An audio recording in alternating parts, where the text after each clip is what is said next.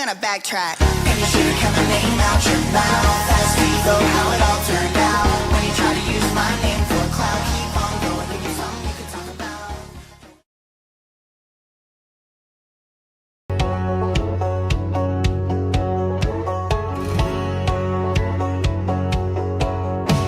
The courtroom's packed, the cameras roll, the lawyers talk, but they're taking a toll. The gavel's heavy, the clock ticks slow. We're all stuck here, ain't nowhere to go. Can we move on, get this show on the road? This trial's dragging, it's a heavy load. We're all tuned in, but it's taking too long. Tell me, y'all, can we move on?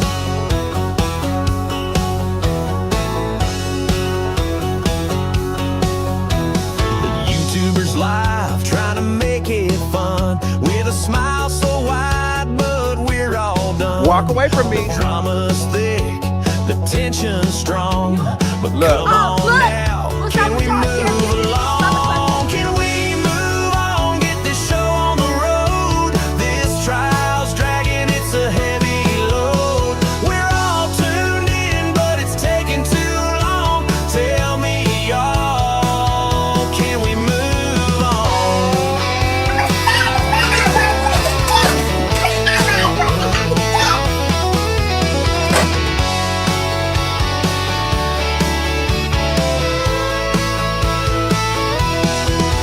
Every sidebar's like another delay. The jury's eyes are begging for a getaway. We're hanging on, but it's wearing thin. Let's wrap it up, let the end begin. Can we move on, get this show on the road? This trial's dragging, it's a heavy load. We're all tuned in, but it's taking too long. Tell me, y'all, can we move on?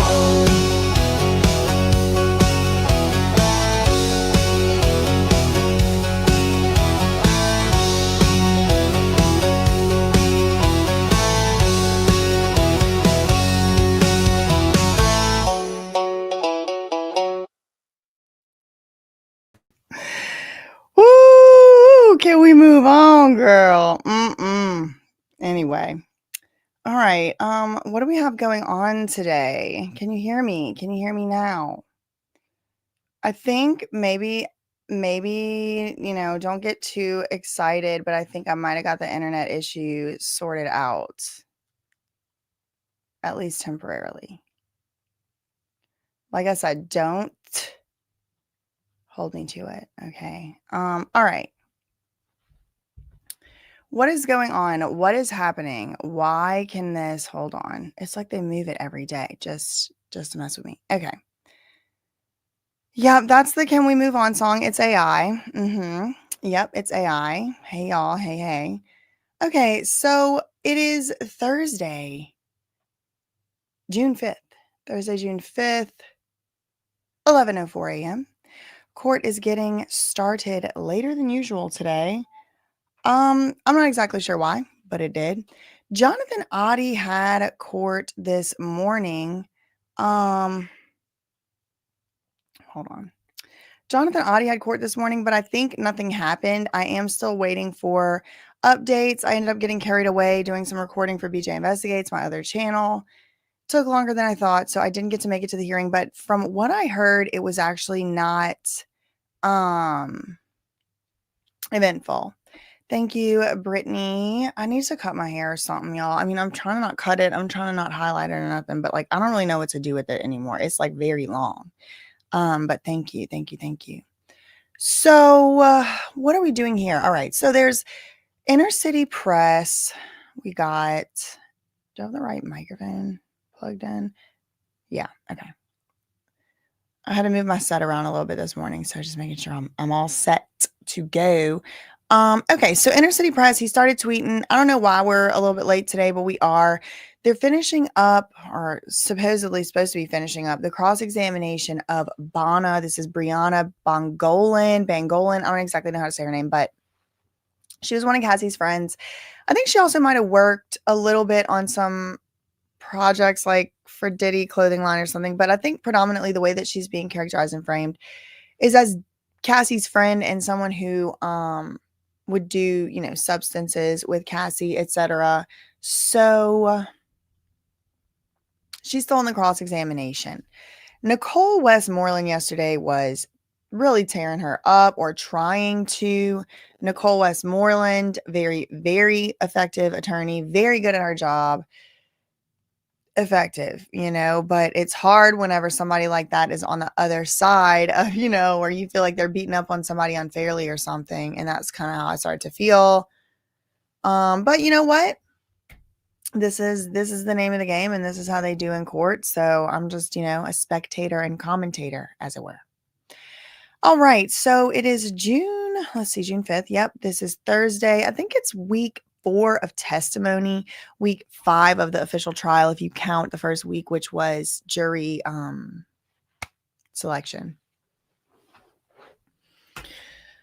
Okay. He says, U.S. versus Sean Combs, day 17. Cross-examination of Bana Bangolin, the victim witness, Jane. Who knows? The texts aren't going to be shown. Maybe they will. Now, I do want to let y'all know there's been an update, okay? There's been a very important filing, at least as far as, right now in the trial. The judge is kind of putting the finishing touches on this anonymity order. Previously, we already had somebody testify under a name that's not their actual name. This was, sorry, I'm just not liking how my stuff is set up right now. We already had somebody testify under a name that's not their real name, Mia. Then we had some vloggers and bloggers and others exposing Mia's like real name or whatever, and her face, and they weren't supposed to do that. There was a court order. So the prosecution is really worried about that happening again, worried about it happening for an upcoming witness whose name is actually going to be going by Jane Doe. This person has been kept a little bit even more so under wraps than Mia, but there have been, of course, speculation and guesses and things going on around out in the world, but they're going back and forth about how to handle the exhibits of this Jane Doe. She's expected to be on the stand for days, up to maybe 5 days on the stand. She's going to be up there for a long time. We're going to be hearing from her. And they're expecting just the cross-examination alone to last 2 days. So this is going to be a person who's up on the stand for a long time, up there with some of the longest time on the stand if you count, Cassie and also Mia. So this is also AKA victim 2. That's Jane Doe. Well, the government is really worried, apparently, about making a mistake again, like they did the first time, and revealing Jane Doe's identity.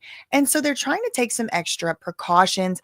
And some of these precautions that have been proposed are like cutting off the overflow room exhibit feed entirely and not letting anyone in the entire gallery of the courtroom see any of the exhibits for Jane Doe. And why is this? Because the government said they don't want to accidentally forget to redact something that somebody could figure out or whatever. And it's like, all right, fair. But at the same time, Diddy's lawyers had already argued this months ago because they were trying to get Jane Doe's identity to be public. Well, the judge decided to keep it private, obviously, or, under seal or whatever. But now the jury does know. The jury will know the identity. All that being said, we don't know. The public doesn't know. We also have a right to know these things. However, sometimes certain other things will override those rights. Like, I don't even want to get into it, but I've discussed this before. So previously, months ago, Diddy's lawyers were saying exactly this. They were saying there's going to be so many text messages, so many exhibits, so many things that we are not going to be able to expend the government resources. Diddy's side, they shouldn't expend the government resources. They shouldn't expend all the time to be doing all of that redacting. They're not even going to have time to do it. There's too many exhibits to get through and properly redact, and we can't We can't do that, Your Honor. So for that reason, we should let Jane Doe just go by her regular name, because it's just impossible that we're going to be able to keep her identity a secret. Plus, the public has rights, Diddy has rights, et cetera, et cetera. All that being said, the judge did not side with Diddy. Well, fast forward to June 4th, yesterday, Wednesday, June 4th, 2025. And that issue came up in court. And the government did finally actually agree with what Diddy's lawyers were saying months ago, which was, we don't trust our own selves enough to redact this accordingly. So, Your Honor, please take away the public's right to see any of the exhibits. Not only the public, but also the media, the press. They have constitutional rights as well. Everybody's the press. Everybody has the right to the press. But like, once you incorporate as a press organization, they have rights to know what's going on in the courts as well, and all that. So they're arguing about this in court. And that brings me to the very important filing, which did just hit the docket yesterday or today. Yesterday, it was June 4th that it hit the docket. And it was all those news organizations, a lot of the same ones. I didn't have time to cross compare exactly the same line for line, organization for organization, but it looked like it definitely was the same lawyer who filed that previous filing. Remember the previous filing that lawyer filed? I think it was Davis Wright Tremaine, and they were saying, Your Honor, the public has the right, the gallery has the right to see redacted freak off tapes should be shown, whatever. Well, like, all those news organizations came together and filed a filing. Well, those similar or maybe even same news organizations came together and filed another filing yesterday of a similar type.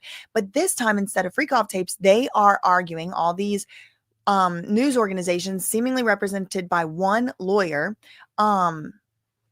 writing to the court yesterday to ask and to say, no, Your Honor, we cannot have the complete and total barring of evidence for 4 days on the screen in the biggest trial that, is in history, or whatever, recent history, whatever they said. They're like, Your Honor, no, the public has a right to see these documents, and redacted, that's fine. If the government hasn't had time to do enough redactions, then we should move the witnesses around and have this witness come back at another time. The government has other people that they could put on the stand. So if they can't redact fast enough, maybe they can move the order of the witnesses around. And this is like a lot of heavy hitting newspaper organizations and news like websites and stuff, all filing under this lawyer to say, Your Honor, no, you need to reconsider that cutting that screens off thing. Because it's one thing to redact. It's one thing to keep some things behind seal, but every single piece of evidence. And then this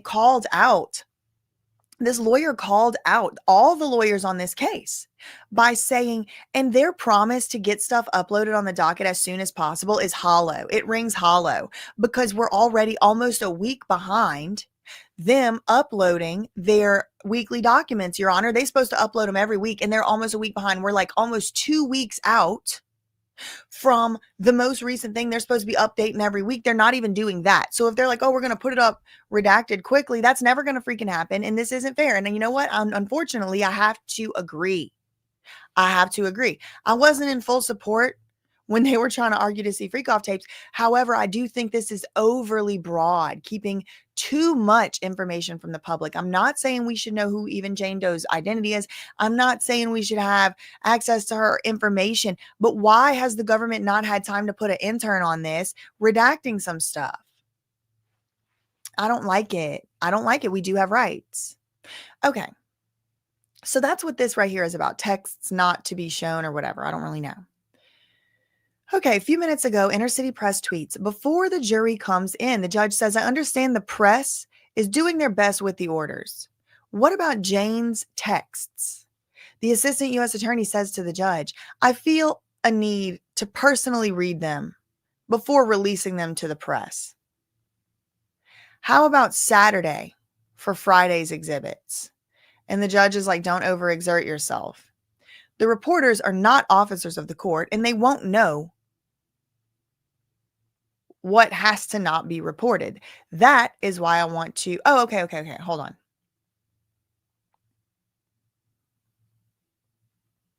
This is strange. Okay, I don't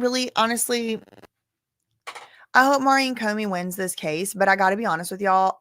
There's a certain stench about this woman that feels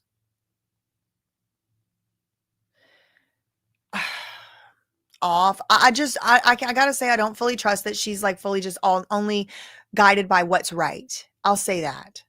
And James Comey, I mean, she comes from one of these nepotism politics families. And here she is saying she wants to personally read Jane's text messages herself before the reporters are able to read them. And they won't know what has to not be reported. It's like the government literally right here saying, I have to read text messages first to let the press know what to report. It almost feels like she's just a little too freaking comfortable forming her small mouth to say something of the sort. If you know what I mean. Like, Your Honor, they're not going to know what not to report. Like, I need to read it first, and then I can tell them what not to report. Like I'm used to being able to do. Like, it's kind of feeling like that. Weirdly, that's why I want to review them myself, she said. I don't think there's a real constitutional issue here, Your Honor. Like, there's absolutely a real constitutional issue here. Maybe she needs to go back to law school, or maybe she's just too comfortable lying. It's very strange to me.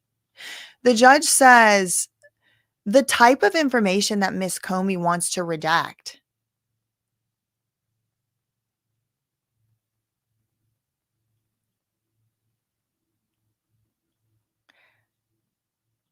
The type of information Maureen Comey wants to redact. Is it just a matter of timing? Should we adjourn for the day? Should we leave for the day and you just go get to redacting, Maureen? But then somebody says, I guess it's the judge, no, I reject that. The First Amendment doesn't require adjourning for the day. The government is making accommodations. What are the accommodations? All this stuff's off the record.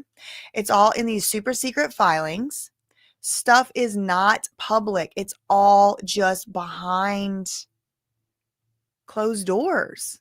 It's all happening behind closed doors. And this is truly seemingly unprecedented.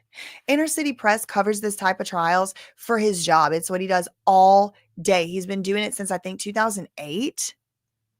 He said he's never seen this before, where they're just filing super secret letters off the docket and you don't have to put them up for a week and a half or two, or whenever you feel like, or maybe never.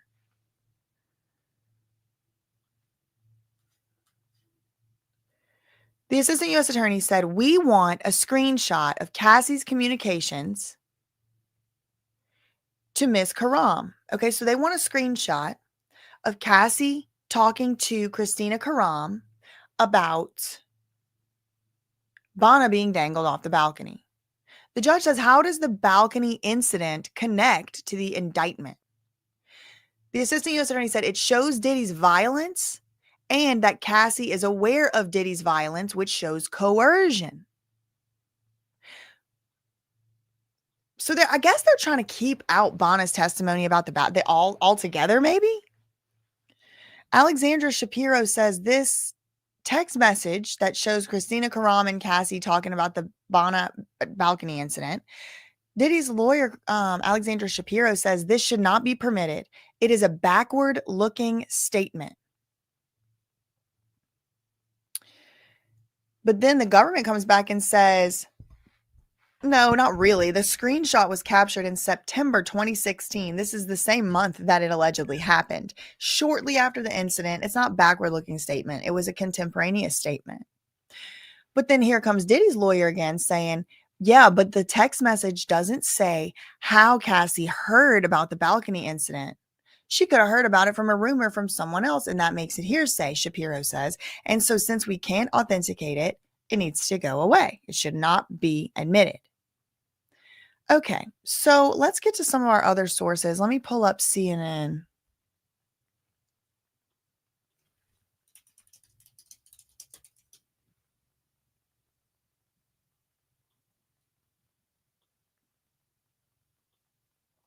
And okay, I already got Washington Post up. Okay.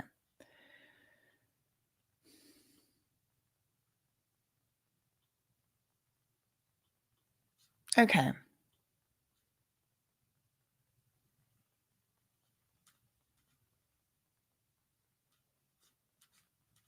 All right. So CNN will start 18 minutes ago. Balcony incident testimony shows mob-like behavior. Prosecutors need to prove, legal expert says. A woman's testimony in Diddy's case that he dangled her over a 17-story balcony demonstrates mob-like behavior that prosecutors need to prove. Their racketeering conspiracy. This is being said by former federal prosecutor Elise Adamson. Bana testified yesterday that Diddy held her over a balcony and threw her onto balcony furniture in September 2016. The incident was previously mentioned in a civil suit by Bana against Diddy last year in November. Okay, so this is what the attorney analyst said. I think it's extremely impactful if the jury ultimately believes the testimony. She said it this morning on CNN. That is mob-like behavior, and that is what prosecutors need to prove the racketeering conspiracy aspect of the case. He needs to be behaving in a pattern of abuse, threats, and violence, and that's the theme. She said it was notable that Bana was not an intimate partner of Diddy. Quote, I think the prosecution scored points eliciting this testimony, but now we're going to see how she holds up on cross-examination. Bana is set to return to the stand today at 11 a.m., which was 22 minutes ago. Diddy has pleaded not guilty to charges that include racketeering, conspiracy, and ST. If convicted, he could face up to life in prison. The lawyer noted it only takes one juror for there to be a hung jury. The defense seems to be extremely strategic in how they are doing things. Sometimes the strategy isn't always, well, let's just get a straight acquittal.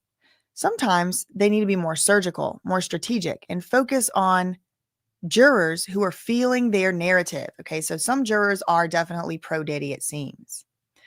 Diddy's accuser is expected to read text messages out loud in court today during her closely watched testimony. This is 4 minutes ago from CNN. Jane, one of Diddy's accusers who's testifying under a pseudonym, will read text message conversations out loud in court when she takes the stand. The prosecutor said this morning. The discussion, so this is not Bono. Now we're talking about Jane. The discussion arose as a group of media outlets argued for access to the exhibits admitted into evidence during Jane's testimony. As of now, the judge has said no exhibits are going to be shown to the public in the courtroom, and the prosecution is going to eventually release the exhibits to the press. But while the judge denied the media application, the assistant U.S. attorney Maureen Comey said she will read the text messages out loud so that they will be heard in open court and captured on the record in the daily transcript. When to expect Jane on the stand? So Bana continued, and then Enrique, Santos, and then it's going to be Jane. But Enrique is supposed to have just a very short time on the stand. Then Jane is going to come up. But then look, 4 minutes ago, the judge is actually questioning the relevance of Bana's entire testimony concerning the balcony incident. The judge asked the prosecution why Bana's balcony incident is relevant to the charges against Diddy in the indictment. The assistant U.S. attorney, Christy Slavic, said that the incident shows the jury how Diddy's violence extended beyond Cassie and to other people close to her. This helps to prove Diddy's alleged coercion of Cassie. Okay, so this update right here, 4 minutes ago, what's the relevance of the balcony incident? This was also questioned here and answered by the legal analyst who said it shows the mob-like mentality. So Bongolan is back on the stand now, less than a minute ago, according to CNN.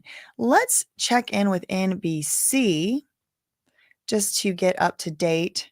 Who's testifying today? We already know it's going to be Bana, then Enrique Santos, and then we're going to get Jane Doe. Diddy, according to Eric Ortiz at NBCnews.com, Diddy closely watched jurors and evidence yesterday. When they first took their seats, the jurors yesterday, Diddy was looking at them and he was closely watching them. Much of yesterday's Much of yesterday was spent looking at security footage and cell phone videos, and Diddy peered at the monitor before him. Okay, let's go to the Washington Post.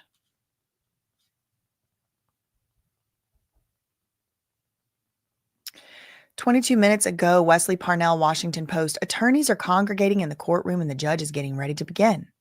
We had a late start at court today, and the crowd outside the courthouse seems to have enjoyed this. There's a line to enter the trial as usual, but the sunny day has brought a host of performance artists outside the courtroom. There are live streamers and vloggers outside, as well as a performer dressed as a nurse in a poofy blonde wig, filming a comedy sketch with the trial scene as a backdrop." Oh my God. All roads leads to clowns. 4 minutes ago, Wesley Parnell, Washington Post, says news outlets are complaining about proposed evidence restrictions. The trial at times has been chaotic. There have been outbursts in court, spectators escorted out of the courtroom, and most concerningly, a social media influencer and a news outlet both revealed the identity of an anonymous witness when she testified under the alias Mia. Before the jury was let into the courtroom today, Thursday morning, the judge was running over some rules that could affect the next few days of trial and how they are covered in the media. Prosecutors have asked the judge not to let reporters or the public see any exhibits that have to do with the next anonymous witness, which is Jane, a single mother who claims Diddy trafficked her for sex after they began a relationship. An attorney who represents some news outlets covering the trial argued Thursday that restrictions on this evidence would enormously burden the press's ability to report on this trial, and it would impede our constitutional rights. The issue has to do with timing. The prosecutors have said that due to the sheer volume of the documents, it could take several days to redact the documents after they are presented in court. The lawyer for the media has asked the judge to delay the testimony and allow the government to redact the evidence beforehand, but the judge denied that request by the media's lawyer, but did ask the government to redact and release the documents as quickly as possible. NBC has another update. 3 minutes ago, testimony from Brianna Bongolan resumes. Jurors entered the court and witness Brianna Bongolan returned to the stand for continued cross-examination by defense lawyer Nicole Westmoreland. With the late start this morning, U.S. District Court Judge Subramanian reminded jurors that the lunch break would come later than usual and would be shorter. Let's go to Inner City Press. Oh, he's here.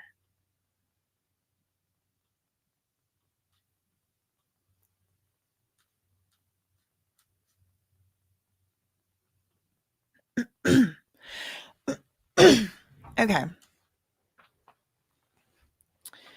So we have just a minute or two ago, another update from Inner City Press. The judge says, bring in the jury. Let me get mine. All rise. The court is now in session. Honorable Judge Aaron Subramanian presiding. This is the United States versus Sean P. Diddy Puff Daddy Combs. The year of our Lord, 2020. Well, it started in 4, but right now it's 5. Okay. So the judge comes in, everybody comes in, jury comes in, everybody comes in. Okay. Jurors, the judge says, we have a lunch coming in for you. We're going to take a shorter break than usual today. Miss Westmoreland, you may continue with your cross-examination. She says, what is this a photo of? Bana said, substances. You sent this photo to Cassie? Bana said, yes.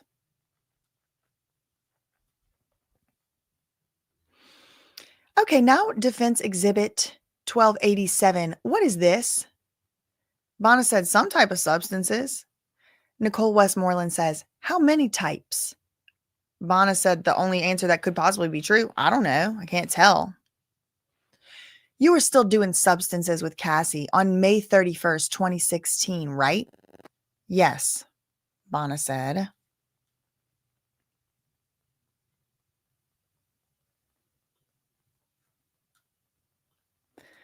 Okay, the Independent. Okay, so hearing is going to start and end later today. Rather than its usual 9 a.m. start, jury testimony is expected to begin at 11 a.m. Proceedings are due to wrap at about 4, an hour later than the typical 3. Okay, so who else is on here? We got Washington Post. Let's try Fox News. They do it sometimes.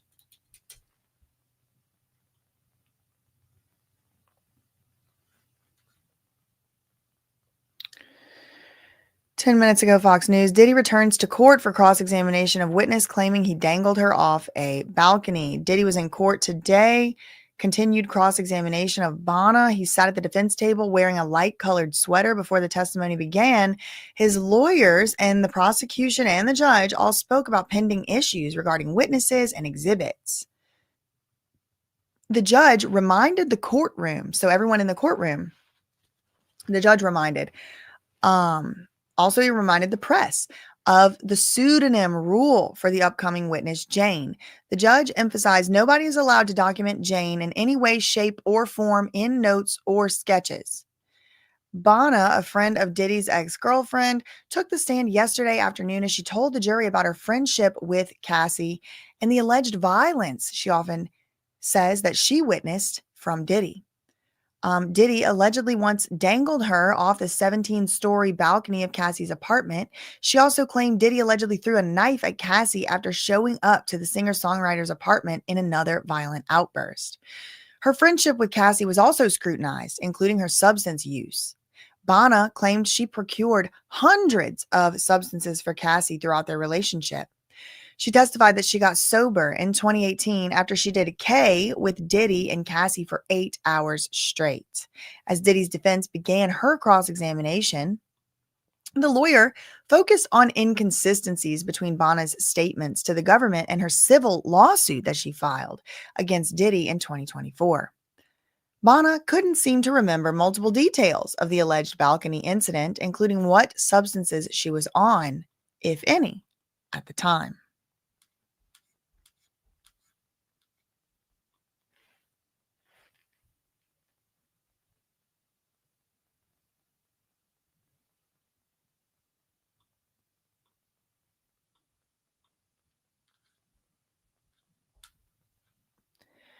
Okay, CNN.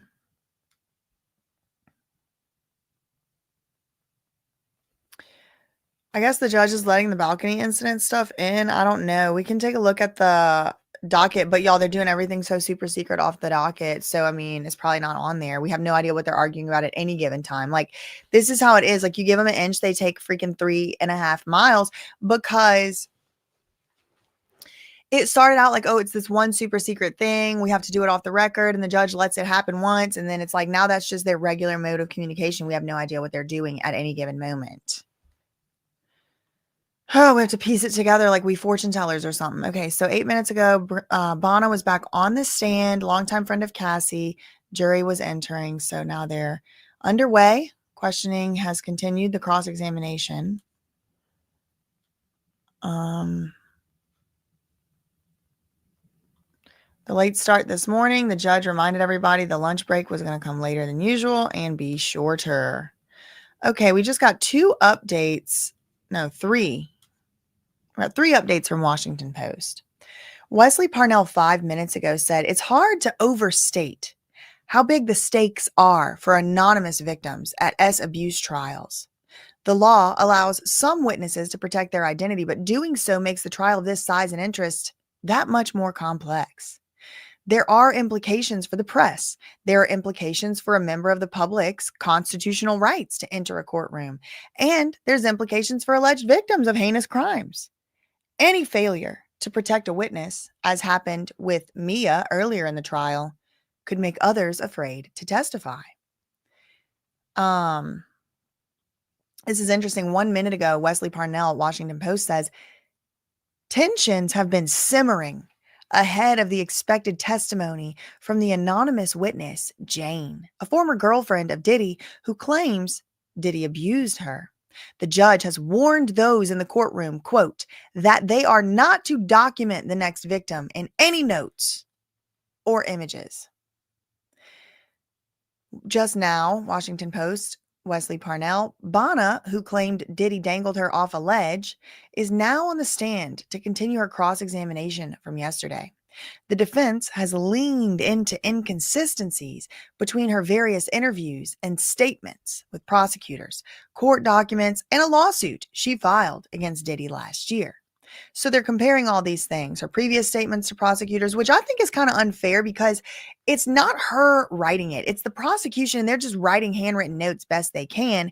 It's not like it's her writing it and signing it and acting like it's just their impressions and their notes. So it's kind of unfair to hold them so close to that. And every witness so far has kind of said, like, I don't know, I said that. I'm not sure that's what I said. Maybe they misunderstood. Maybe not every single witness, but a lot of the witnesses have said that whenever questioned about those prosecutors' notes, they're like, they must have misunderstood because I wouldn't have said that or whatever. Okay, so we're back to Inner City Press, and he says, excuse me, Diddy's lawyer is asking questions, and she says to Bana, just before this, Diddy threatened your life? Bana said, yeah. And remember, what are they talking about? She was still doing substances with Cassie May 31st, 2016. She said, yeah, I still sure was. And just before that, you claimed Diddy had threatened your life? She said, yep. And you weren't scared to continue dealing with Cassie? Bana said, guess not. Okay. And you said Diddy groped your breast? Objection, Your Honor. The judge said, ask the question again. Because Bana says she didn't write that lawsuit. That was Tyrone Blackburn or whatever. Look, Mr. Tyrone said Diddy groped your breast. True? She said some of the things he wrote were not true. Okay, fine. Next question. You fired him and you hired new civil lawyers and they drafted a lawsuit. You reviewed that lawsuit? She said, yeah, to the best of my ability.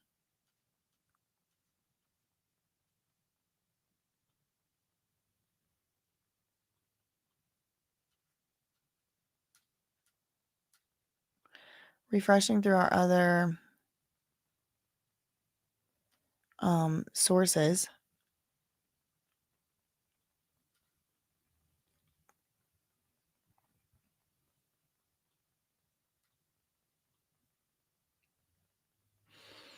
Who are we missing? We got CNN.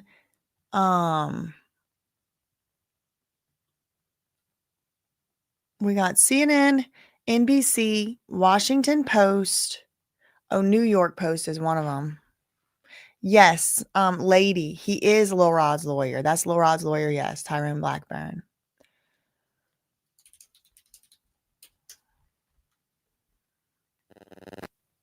Okay, let's see what they've been saying over there. Shout out to my mom nodding in the chat. Okay, hold on. So New York Post just picked up where they left off yesterday. Look, 19 hours ago, and then 12 minutes ago, the friend of Cassie, Bana, started testifying again today around 11:23 a.m. She is still being cross-examined by Diddy's lawyer, Nicole Westmoreland. When she concludes, another alleged victim, Jane, is expected to start her days-long stint on the witness stand. Now, this is not what I'm seeing reported elsewhere. What I'm seeing reported elsewhere is that between Bana and Jane, in the middle of that, we're going to have somebody named Santos, Enrique Santos. We got an update from the New York Post 1 minute ago. Adam Rice, Ying Feng, and Minyavan Burke. Defense questions Bana on drug use with Cassie after Diddy threatened her. Bana testified she continued to do substances and associate with Cassie even after she says she was threatened by Diddy. When asked if she was scared, Bana said, I guess not.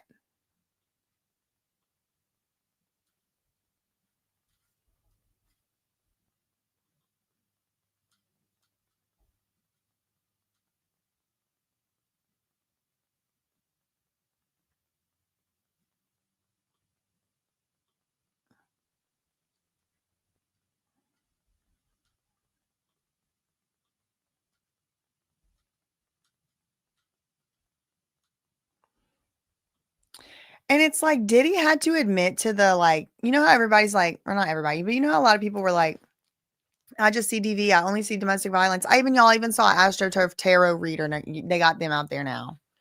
Cause she didn't even do like very much of a tarot reading. She just spent like probably 60% of the video, maybe even 70% of the video, just talking about how all she sees is domestic violence. And she wasn't even doing nothing with the cards. She was just talking. I'm like, okay, they got it out here. They got it out here. I had to unsubscribe quick. But this Bana stuff, like if you think about it, hold on, why did I start that? It's the Diddy Demons.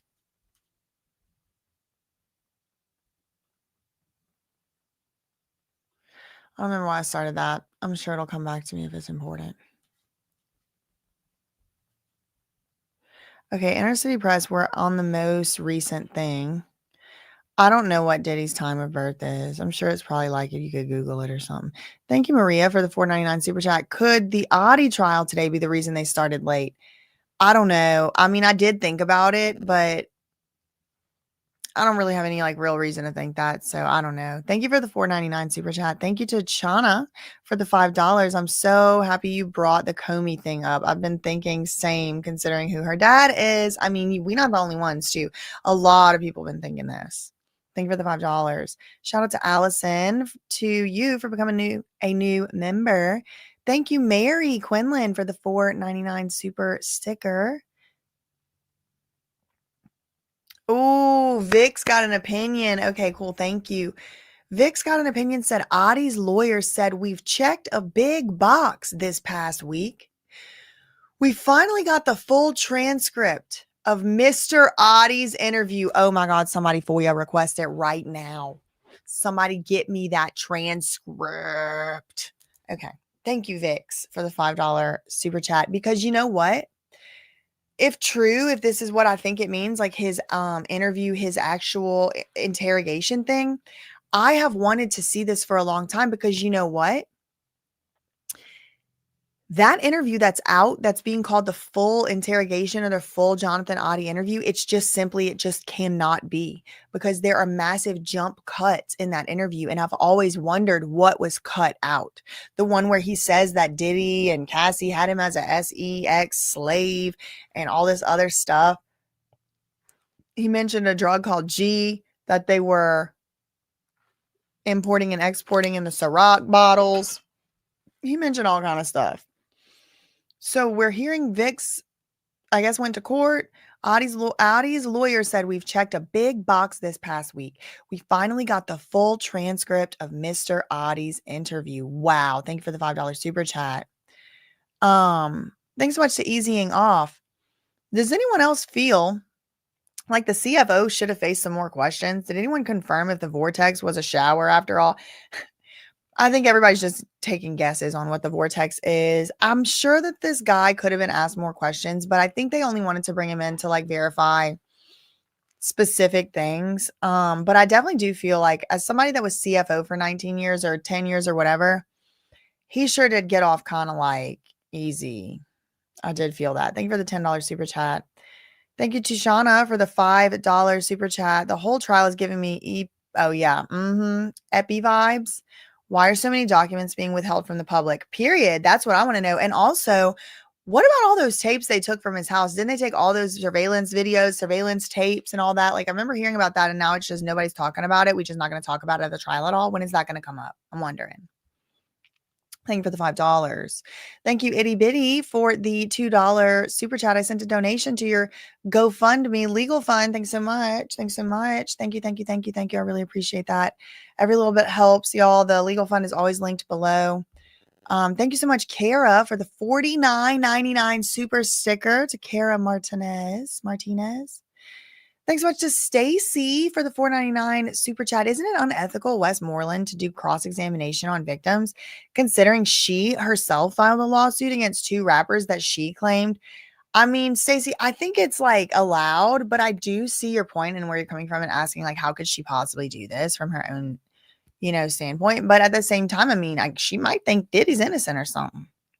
Thanks so much for the $4.99 super chat. Thank you, Audrey, for the so the $4.99 super chat and a similar comment. She says, Westmoreland is a fine one to talk. When she was 19, she filed a lawsuit against Cash Money. She was SA, but not by them. Interesting, interesting, interesting. Shout out to my mom. Thank you so much for the $20 super chat. You looking cute today. Thanks. Did you see I posted a picture of you and dad on my community post and everybody thinks it's so cute? Thank you for the $20. Okay, let's get back to this.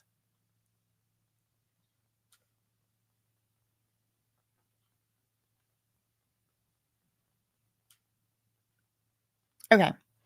Next question. Well, so, okay, this is where we left off. You fired Tyrone Blackburn and then hired new civil lawyers and they drafted a lawsuit. You reviewed that lawsuit though, didn't you? And she was like, yeah, but like, yeah, to the best of my ability. Then the next question. Okay, Diddy's lawyer says, look at this document. Only for the parties. So this isn't shown in to the jury or anything. Hold on.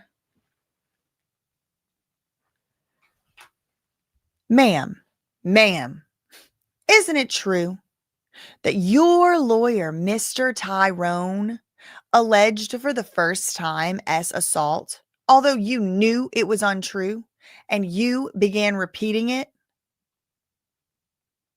Bana said, can you rephrase that? It is kind of questioning.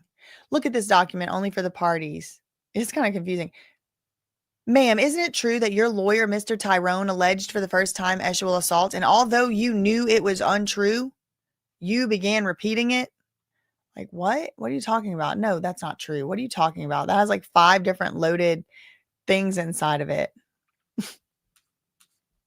The thing is, it's like these lawyers are too good to not know. It's like, I know they're doing it on purpose, which makes me not like them as much because it feels like lying and unethical. But I know they do whatever they got to do for the bag. I know they do. They'll be out here saying anything and doing anything just to take that money home. Anyway, okay.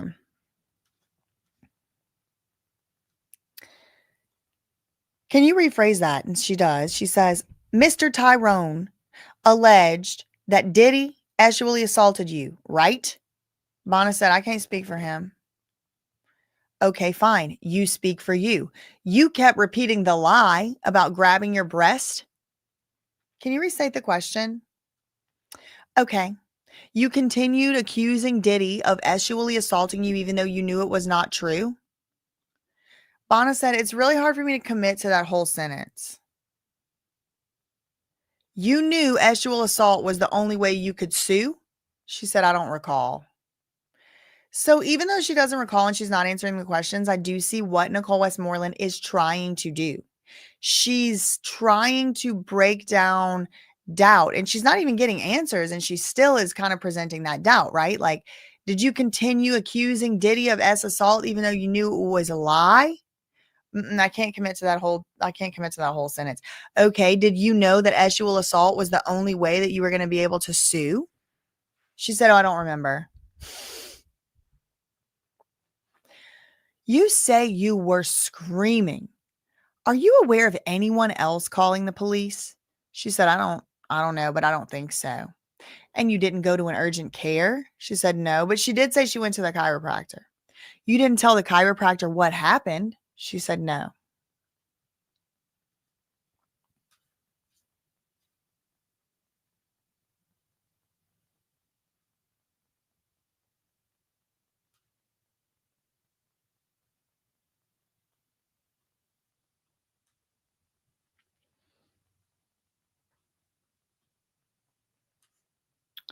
Okay, let's see if there's... Okay. Why didn't you tell the chiropractor what happened? I was scared. Okay, fine. The girlfriend. What's her name? Sarah or Friday? The girlfriend. Sarah, something like that. It was a while ago. Her girlfriend. The girlfriend she was dating. Bana's girlfriend. What was your girlfriend's name? She said Sarah something. I don't know. It was a long time ago.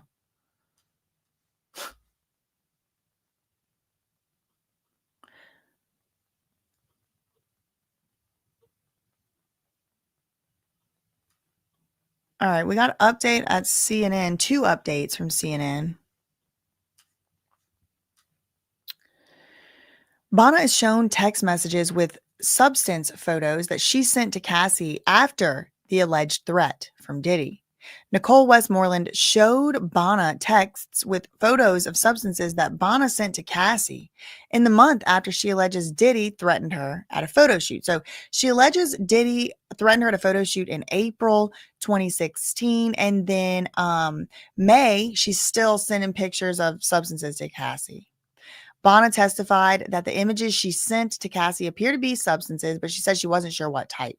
She confirmed that she and Cassie continued their friendship as usual at the time, despite the alleged threats from Diddy. 1 minute ago, in CNN.com, defense presses Bana on whether Cassie actually saw the balcony incident. Nicole Westmoreland asked Bana if her longtime friend, and this is the same line of questioning that Nicole Westmoreland used with Dawn Richard. She said, but did you see the pan flying? Did you see the eggs hit the wall? Did you see the hit? Did you see, or did you just, and she's like, I'm telling you what I saw. I walked up, I saw this, I saw that. It was the same type of, trying to create the same exact type of doubt. Like, did you see it? Did you actually see it? Or are you just lying for money?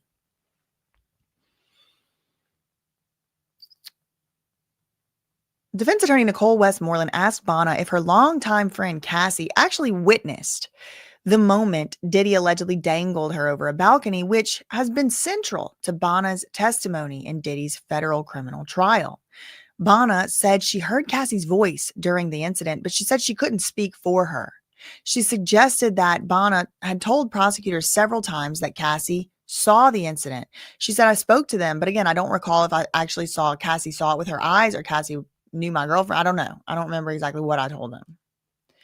Defense questions Bana on her substance use with Cassie after Diddy threatened her. Bana testified that if she continued to do substances she testified that she did continue to do substances and associate with Cassie even after, oh wait, did I already read that? Yeah. Okay, okay, so I read both of those. Let's go to Washington Post. 3 minutes ago, Wesley Parnell. The defense is pressing Bana about why she continued to correspond with Cassie about substances. Well, I mean, this person obviously was Nicole Westmoreland never met nobody addicted to nothing, because people will do stuff that's like very dangerous to their life in order to get the substances. And this lady has admitted that she had an issue. So that explains it to me. I don't need any further explanation. I know why she kept. I mean, that's my opinion. I don't know. I never talked to her. But Nicole Westmoreland is pressing Bana about why she continued to correspond with Cassie about substances in the weeks after Cassie's then boyfriend, Diddy, allegedly dangled Bana over a balcony railing. Quote, you're still doing substances? You know, that part's not quote. You're still doing substances with Cassie or texting her about them? Said Nicole Westmoreland. According to you, Diddy threatened your life a few weeks before that post, right? Weren't you scared to do that? Bana said, I guess not. She said this in a low and steady voice, almost whispering into the microphone. We have a new update from NBC. Bana says some of the claims made by her lawyer against Diddy were incorrect. She said some of the allegations made by her lawyer at the time, Tyrone Blackburn, look, they keep deleting it. Okay, let's go to Inner City Press. So you told the government that she was Friday and that she wouldn't know anything? Bana said, I'm not sure what I told him. So on October 4th, 2016, didn't you attend Diddy's concert? She said, I don't remember the exact date, but yes, I did go to a concert.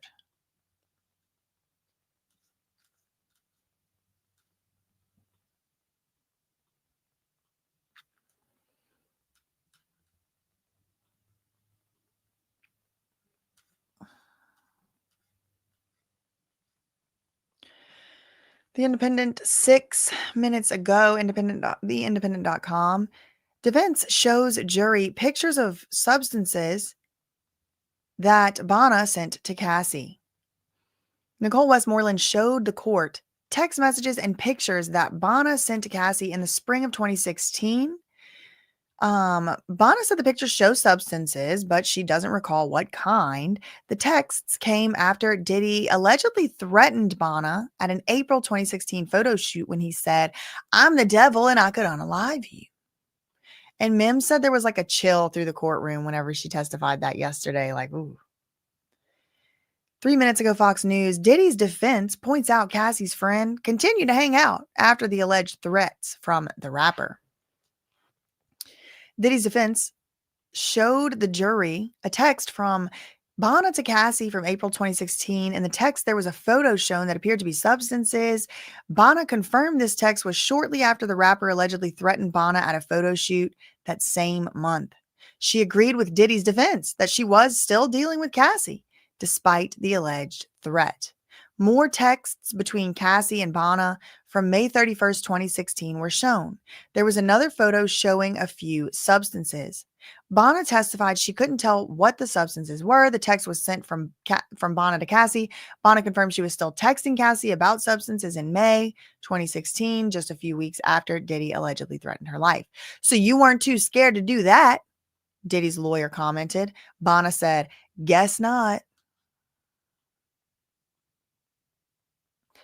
Okay, we can finish reading this now if they leave it up long enough. Bana says some of the claims made by her lawyer were incorrect. She said some of the allegations that Tyrone Blackburn, her former lawyer, made were incorrect, including including a claim that he grabbed her chest so hard that he left bruises.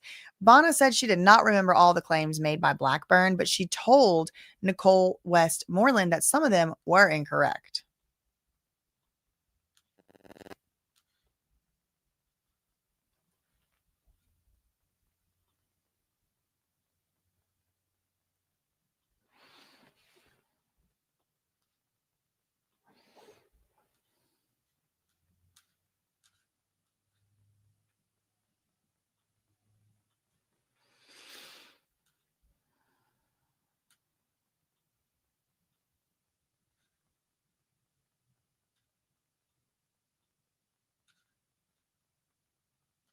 Okay.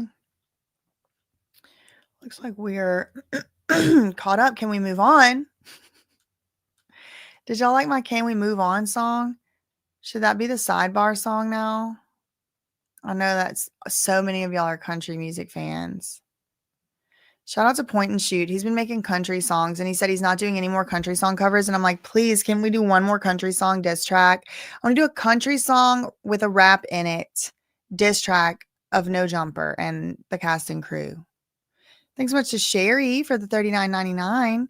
Thank you, 2 Cents Boxing, for the $2. They are protecting people. Diddy is the fall guy. Sometimes I think about that, 2 Cents Boxing. Sometimes I do think about it. Thank you, Kel on Earth. Realtor never answered my email regarding the Stone feature. Thank you, Kel on Earth. And thank you for the $2. Shout out to Chris from New Zealand. Thank you for the $5 New Zealand dollars. Hi from New Zealand. It's 3:50 a.m. here. Yawn. If you ever down this way, hit us up for a free place to stay. Oh, my New Zealand cousins in the chat. Thank you so much for the $5 super chat. Thank you, Maria, for the $1.99. I don't think Jane is Gina because Jane and Gina was supposed to be victim 3. And she's not supposedly not coming. But I mean, anything's possible. Anything is possible. Could be. Could it be? Thanks so much for the $1.99. Did they ever mention or find out if the baby oil was ever confirmed? No, they said the baby oil wasn't. They said the baby oil wasn't. Yeah, activate the swap bots. I know. Get rid of them. Get rid of them.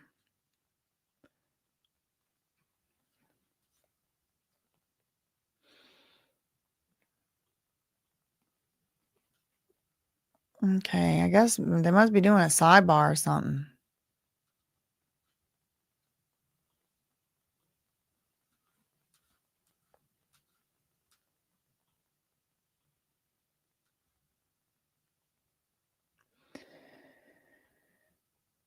Okay, defense continues to question the balcony incident. From September 2016, Westmoreland sought to cast doubt on the story yesterday by asking about inconsistencies in the statements that she made during meetings with prosecutors and also in her legal filings.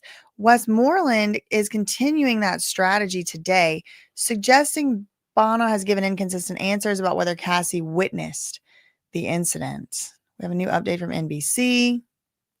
Oh. No, we don't. It's the same thing from we already read.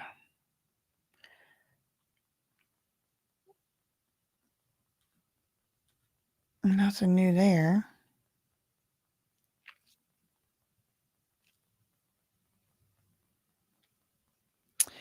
I see some people asking who is Jane Doe or Jane Doe 2. I would request and demand that y'all do not answer or engage with that types of questions in my chat. I'm not saying like, just because someone asked doesn't mean they need to be banned or something, because I do know people are curious, but just for legal reasons and for moral reasons and for this is my channel reasons, we're not going to be doing any revealing of Jane Doe identity because literally the judge said don't do that. So I don't want to smoke with the judge. People are looking at YouTubers. People are watching content creators. I ain't trying to get banned from the whole SDNY courthouse and all that.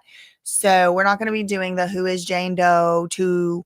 They're obviously going through very, very extreme lengths to keep it from us. So please don't try and figure it out over here. Go figure it out somewhere else if you must. But I don't condone it.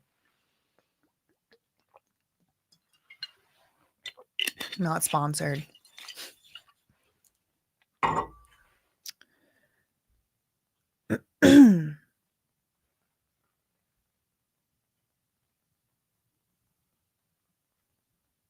No, no one, please no one ask my mom to share photos, private photos with you. That's kind of strange. Please don't do that. And no, mom, don't share photos with people.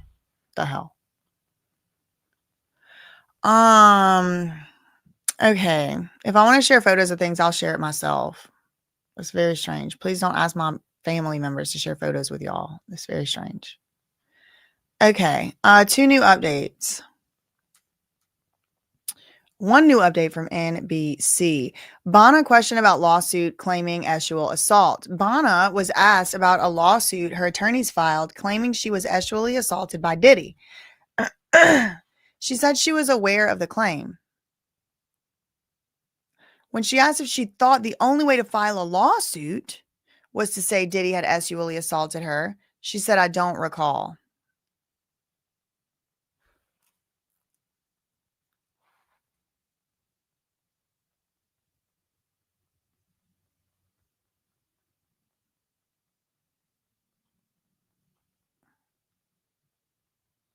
Hold on, I'm doing some management of some things real quick.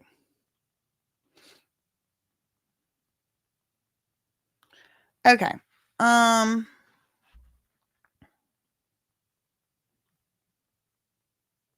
okay, we read that part. Okay, we got a new update from Washington Post. Wesley Parnell, the defense is pressing Bana over what she admits was a false claim in her attempts to sue Diddy over the balcony incident. Bana subsequently hired Tyrone Blackburn, who filed a letter of demand that claimed Diddy grabbed her chest so hard during the attack that it left bruising. Bana has said this detail was false, and she later fired Tyrone Blackburn, the lawyer. But on cross-examination, she was asked why Blackburn continued to represent her in at least one meeting with the government. Your attorney, Tyrone, this is a quote from a question from Nicole Westmoreland. Your attorney, Tyrone, stated that sexual story, but you kept that, even though you knew it was a lie. She said, sorry, it's really hard to commit to the whole sentence because there are parts that are true, but no, not the whole thing. Bana says she kept in contact with Diddy after the balcony dangling. Diddy's defense team returned to a common refrain of cross-examination. reminding witnesses they kept socializing with Diddy, even after claiming they were victimized by him. Bana admitted to the defense lawyer that she did share a 420 cigarette with Diddy following the balcony incident, though Bana insisted she was trying to maintain some distance with Diddy.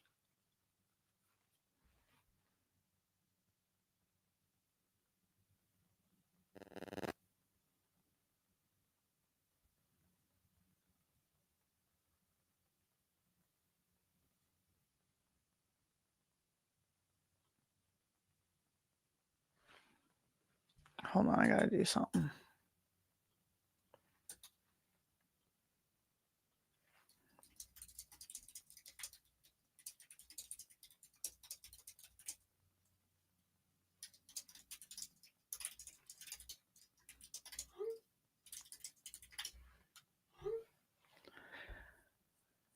Okay,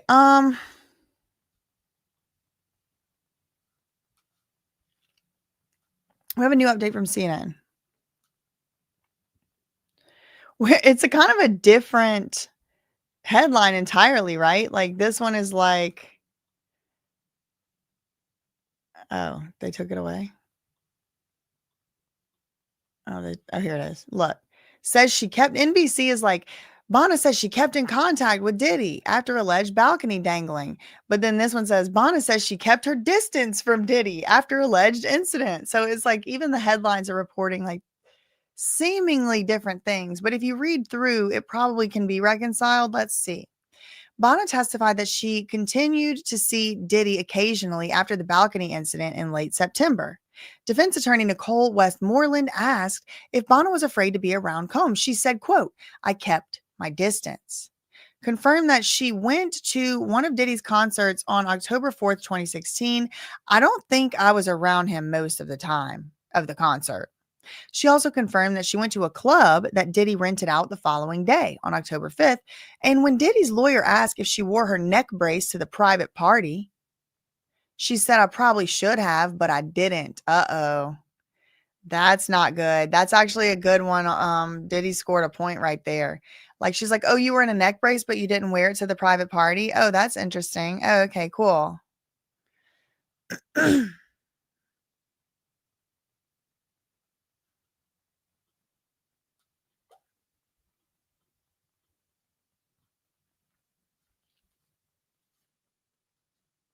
Okay, we have some more tweets.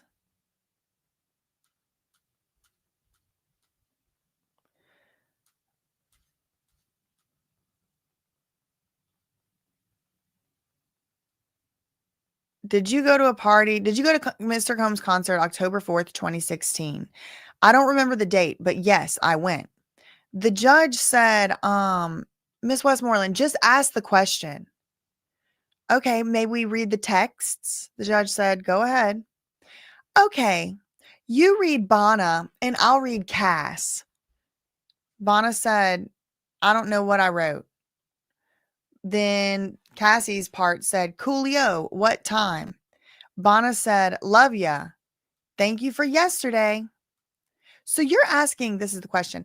You're asking Cassie if Diddy would like a sweatshirt 2 weeks after you allege he held you over a balcony? Bana said, "Yeah, we were trying to be cool. Duh." Repeat that. She said, "We had the FaceTime call and we were trying to be cool."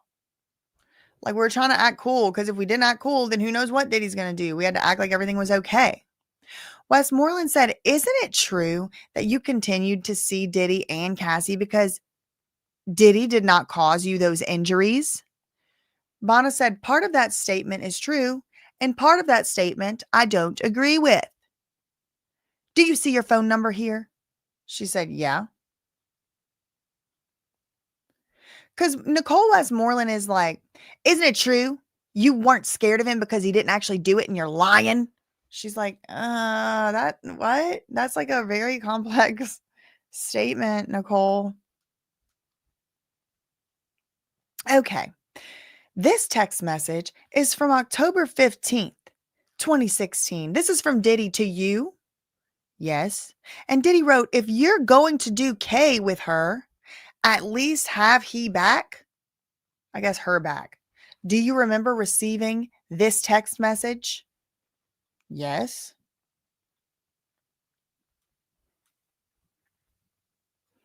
So Diddy texted her and said, if you're going to do K with Cassie, at least I think it's have her back.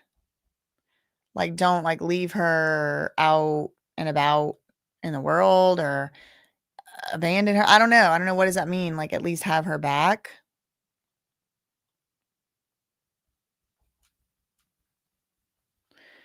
Confusion over claim that Diddy groped woman during balcony incident. This is Washington Post 1 minute ago.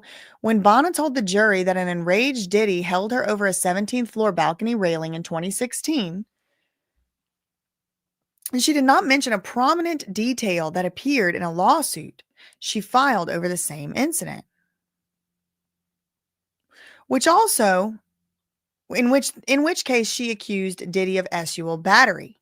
In her lawsuit, Bana claimed that Diddy barged into her apartment, or Cassie's apartment, but she was staying there, and he pursued her out to the balcony. Then he grabbed her, turned her back to his chest, and molested her by groping her chest, and as she yelled to be left alone. Only when Bana struggled did Diddy take his hands off of her, according to the lawsuit. And then only so did, and then only so that he could hoist her over the railing by her armpits. But in her testimony Wednesday, Bana did not mention the groping, even when prosecutors appeared to be prompting her to repeat the claims. What is the first thing he did when he was up behind you on the balcony? She said, he lifted me up and he put me on top of the rail. The prosecutor tried again. Explain what his hands did when he lifted you up. She said, he came up from behind and then into my armpit and then up. Okay, before he lifted you up, did he do anything else with his hands? It just came up on my chest and it came down, the witness testified. A defense lawyer seized on this when she cross-examined Bana later in the day, pressing the witness about the explicit claims of groping that she made in her lawsuit and elsewhere, but not at the trial. Prosecutors objected repeatedly to the questions. Your lawyers on your behalf, are you aware that they accused Diddy of groping you? Yes. You accused Diddy of groping, squeezing your chest so hard that you had bruises on you, the lawyer noted, citing a demand letter sent by Tyrone Blackburn to Diddy.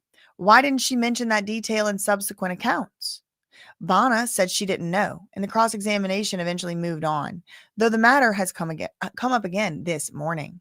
The discrepancies between Bana's testimony at trial and the claims in her lawsuit were not fully resolved, but she testified at another point on yesterday that she fired her first civil lawyer, Tyrone Blackburn, because he included incorrect information in demand letters. Oh my God, I got scared of that clown. Oh my God. There's a picture of Bana doing her reenactment of the balcony incident.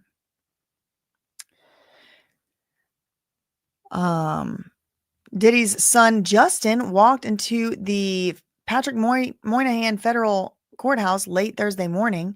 A reporter in the crowd shouted the question, how was his brother Quincy Brown's birthday on Wednesday? Oh, Quincy's birthday was yesterday. It was good, Justin said before striding into the courthouse with a hardcover spiral notebook. Oh my God, poor thing. He doesn't really look like Diddy at all. But apparently they took a paternity test, and that is Diddy's. That's what they were telling me in the chat. I don't know. I didn't look at the results.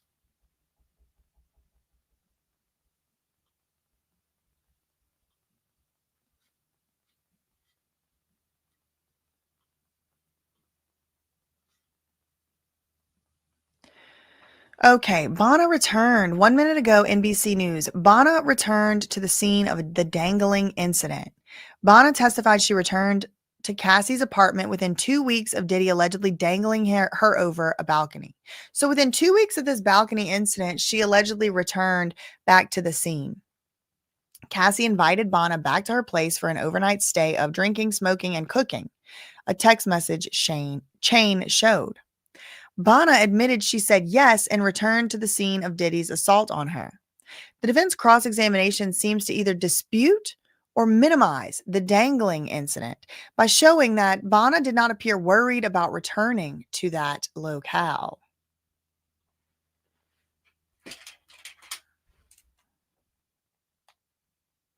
Hold on, I gotta do something.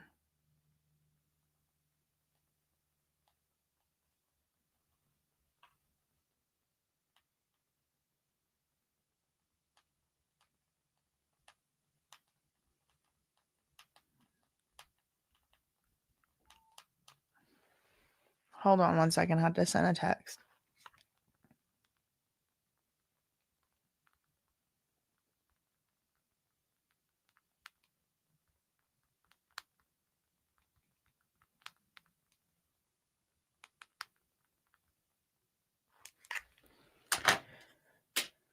Okay, let's see.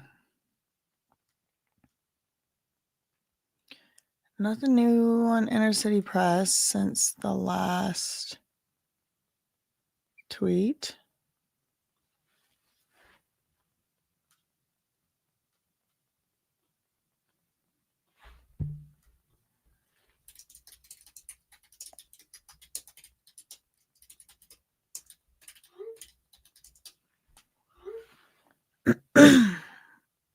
Return to the scene. We read that.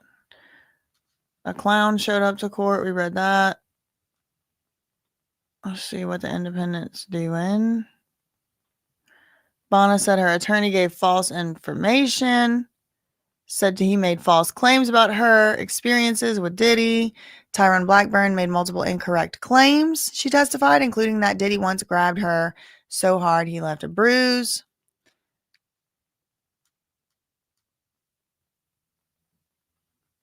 "10 minutes ago, Fox News, Cassie's friend admits some initial details of alleged balcony incident involving Diddy were not true.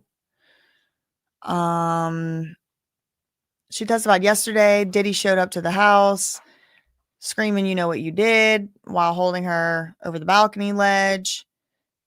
Today, Bana cannot say if Cassie saw the incident. "I can't speak for her," she told the lawyer. She said she doesn't recall if she told the government that Cassie witnessed the incident or not. Bana confirmed she was injured and suffered nightmares. She said she doesn't remember all the context in the demand letter. Westmoreland Diddy's lawyer asked if Diddy squeezed her so hard he left bruises, and she told the court that that was incorrect.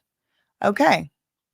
Well, we are nearing up on about the hour mark of Nicole Westmoreland. She did say that she was going to need another 30 minutes or 45 minutes. Some reports were that she needed another hour.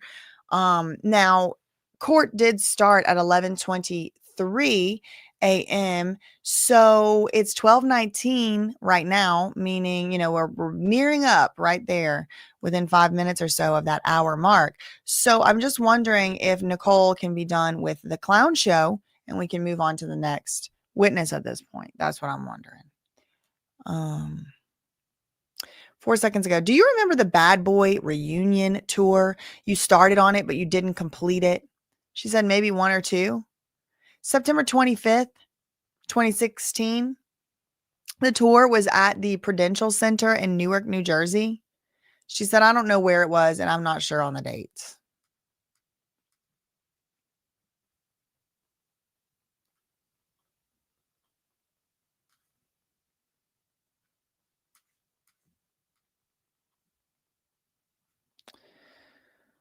Just refreshing other things. It's like she's just, here we go. Can we move on? Can we move on?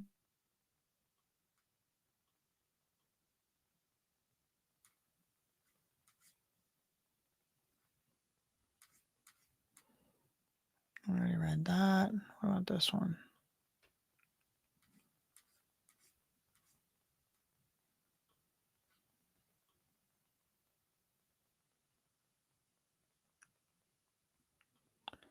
Thanks so much to Phoenix for the $2 super chat. I'm not going to speculate on who it could be. Thank you to Katie for the $10 super chat. Where do you make these AI songs? What app do you use? It's like Sun something videographer and make my own songs. That'd be awesome.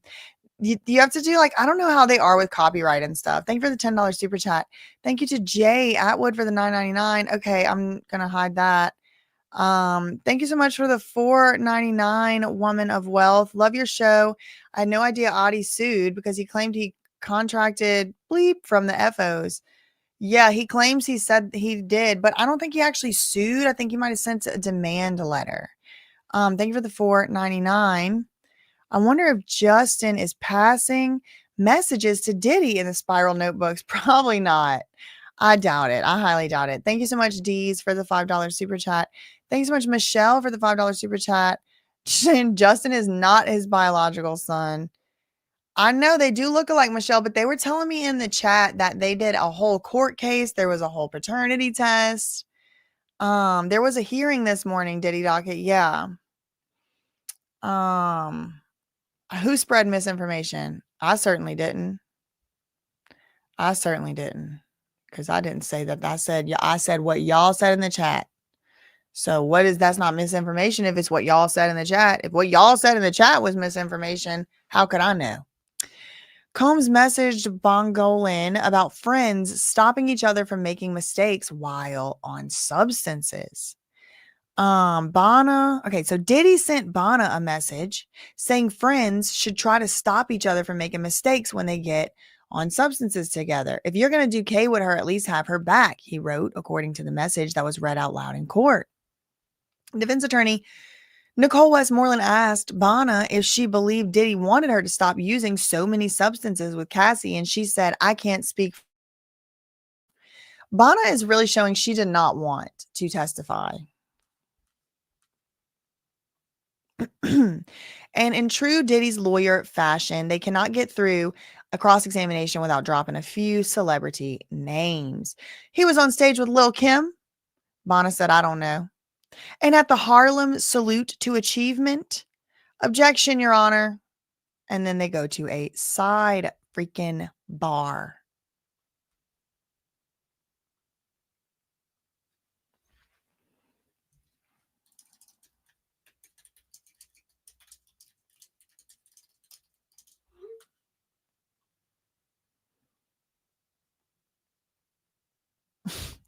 Mimi said she refuses to believe any DNA test that said that Justin is Diddy's biological son.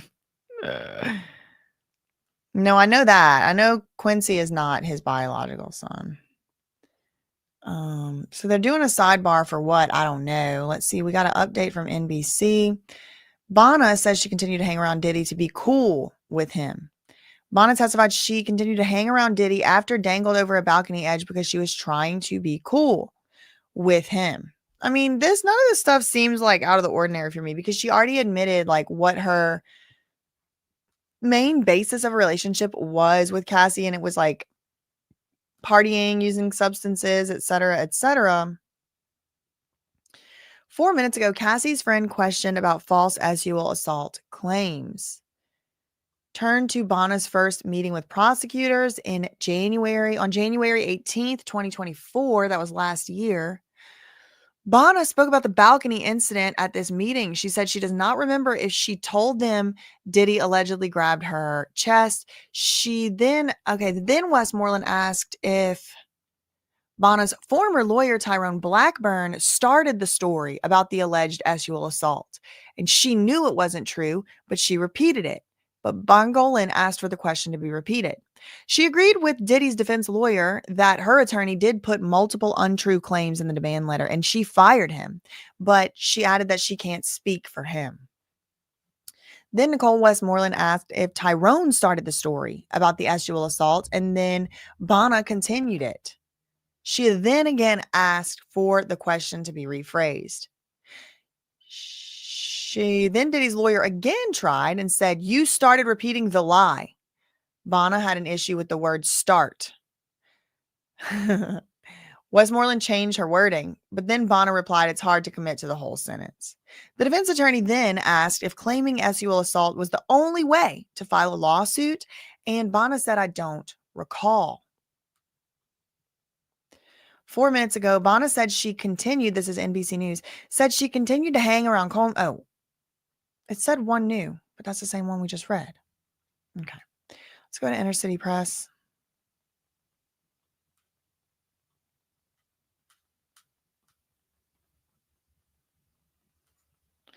They're still sidebarring.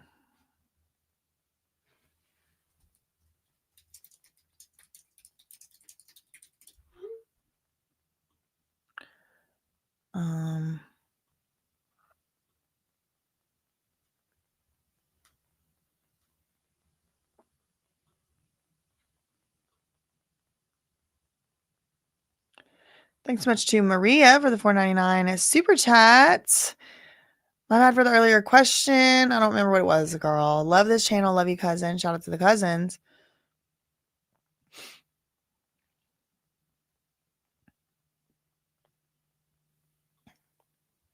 Thank you to Measured Man for the $10 super chat. Tiffany Red said she was there and witnessed the balcony. And remember, she's suing Beyonce. Oh, is she? I didn't know that. Jonathan Hay confirmed the balcony story too. That's interesting. Thank you for the $10 super chat. Rachel said, why are all these questions the same in a way? That's what I want to know.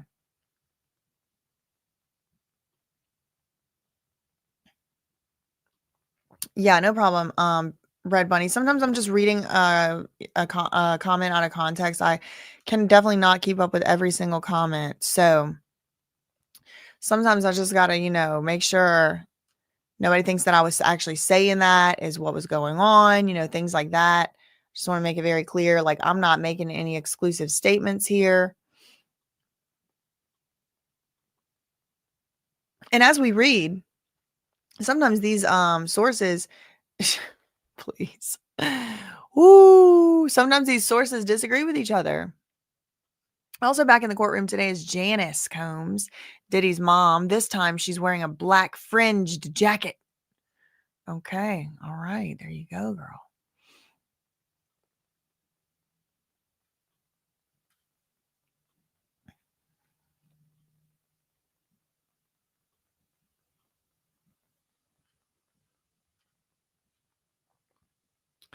So what's this sidebar about? I mean, 7 minutes ago, Diddy's lawyer, Nicole Westmoreland, was questioning Bana about still going to Diddy's concerts, still going to stuff for Diddy, etc. Whenever he had already done stuff to her, a couple things, and she was supposedly scared of him. And she's like, was he on stage with Lil' Kim? Bana said, I don't know. And what about the Harlem salute to achievement? Then there's an objection from the government. Again, y'all, this cross-examination was supposed to be over yesterday. The judge allowed it. The judge even gave the extra hour yesterday. It was not over.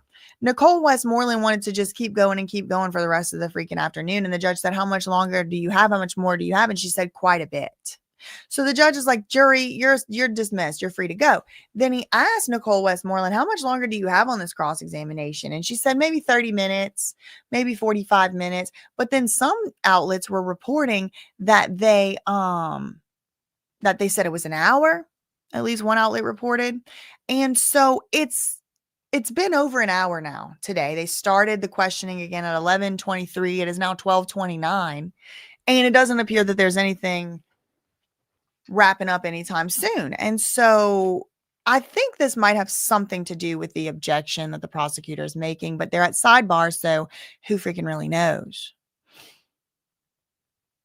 This thing keeps saying they have a new update and then nothing's new.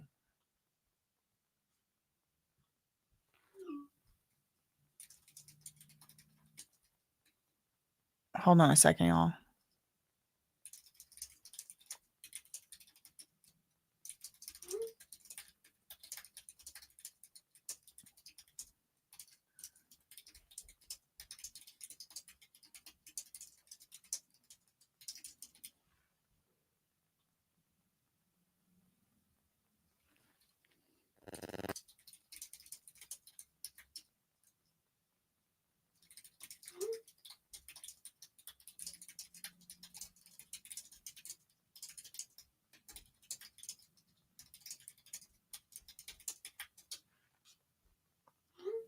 Okay.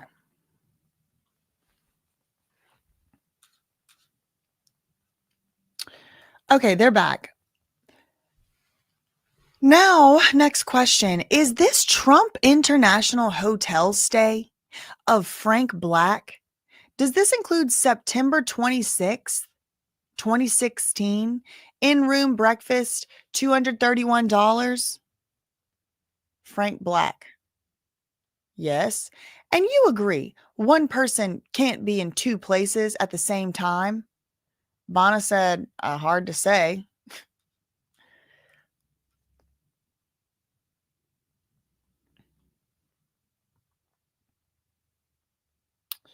No, it's not hard to say. So we have an AstroTurf bot right here saying hard to say, literally impossible, hard to say or literally impossible. It's not, because someone could be at a hotel and then in a whole nother country on the same day. So just because there is a September 26, 2016 in-room breakfast doesn't mean he couldn't have been somewhere else at a later time. Like, you need to know exact coordinates, exact times, exact time zones. So for that, goodbye. Look, they love saying she's a liar, these AstroTurf bots. She's a liar. And sometimes they spell it Lier. They like spelling it like that. You told the jurors Diddy injured you in LA on September 26th, 2016, correct? The assistant U.S. attorney said, "Can we have a sidebar again?" The judge said, "You may." So they're sidebarring again. Where's Diddy Docket with the sidebar tweet? Sidebar.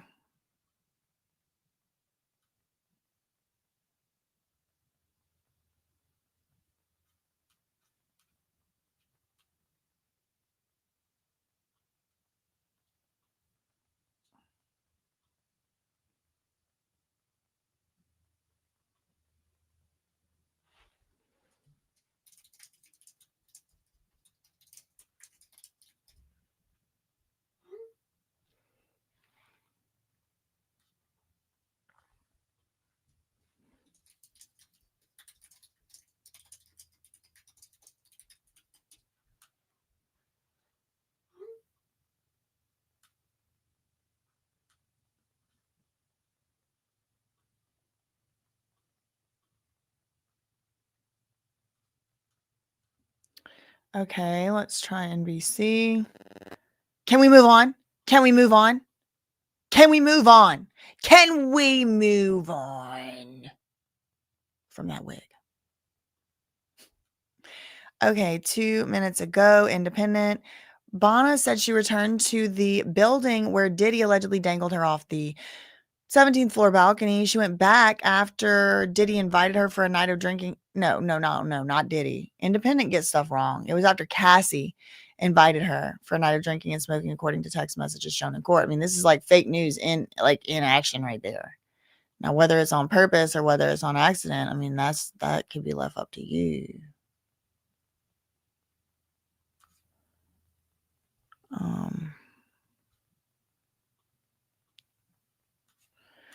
They having a sidebar. I mean, there's just, what are you gonna do?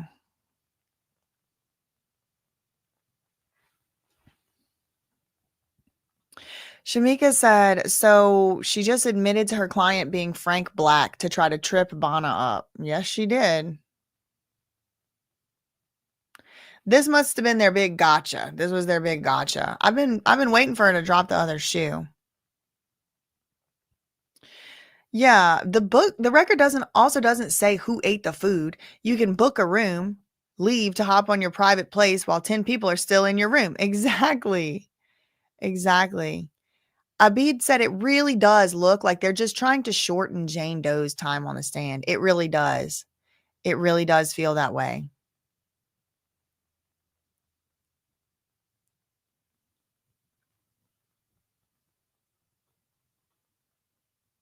We need a "Can we move on" shirt. I know.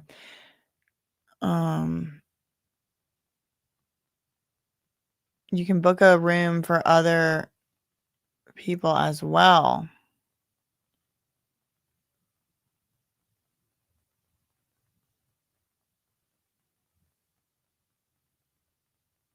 Mink said, I need the video evidence of him being at that exact hotel. Diddy Docket said 100% they are trying to shorten Jane Doe's time on the stand. I know, exactly, Curvy. Lucy, as much as they visit the sidebar, you would think they would have a happy hour special. I'm serious. There was a little snack store in law school that I went to called Sidebar. Thank you, Linda, so much for the $5 super chat. I have watched you for a year, just became a super chatter, and then puts $2. I spelled you wrong. Shout out to you. Thank you, Linda, for the $7 super chat. Thanks so much to Julie for the $4.99 super chat.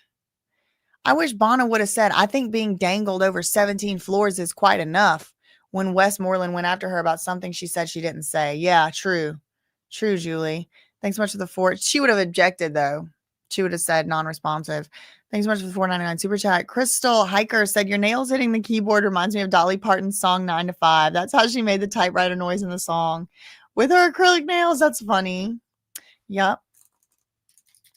Thanks so much for the $5 super chat. And shout out to Dolly Parton. Thank you to Surfing Sunshine 89. Girl, I didn't know who was even asking. Thank you for the $5.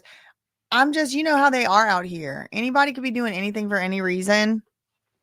And I know like the real ones out here do respect, you know, my privacy. There's a lot of stuff I share with y'all. There's a lot of stuff I don't. There's pictures I share. There's pictures I don't. But like even sometimes if somebody means well and they're saying something because they really love me or like me or doing it for a good purpose, like you just can never be too careful. Like if you've been around, which I think you have, like you see how the gang stalkers be acting. They be showing up to my house. They be driving by it. They be starting businesses with my name. They try to steal my copyrights. They try to steal my intellectual property. So it's just like, you never know who's doing what for why. But yeah, no, I definitely recognize like your name and stuff. So thank you for the $5 super chat. And I also just wanted to make the statement in general for any of the bad faith lurkers in the chat, because you know they in here lurking. They listen to every freaking thing I do. Okay, we got another new tweet. They're back. Shout out to the haters. I wave hi to the haters now that I finally done made it. If you know, you know. 17 seconds ago, they're back. Next question. Diddy did not cause you the injuries in the photo you provided with the metadata saying September 26, 2016. Did he? Bana said, I cannot agree with that.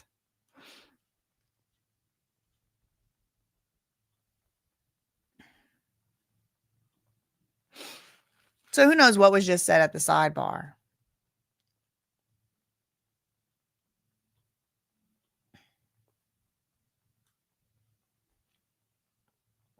I'm just refreshing the other sources. We're on Washington Post right now. We're on the Independent. 7 minutes. We already read that. This is Fox.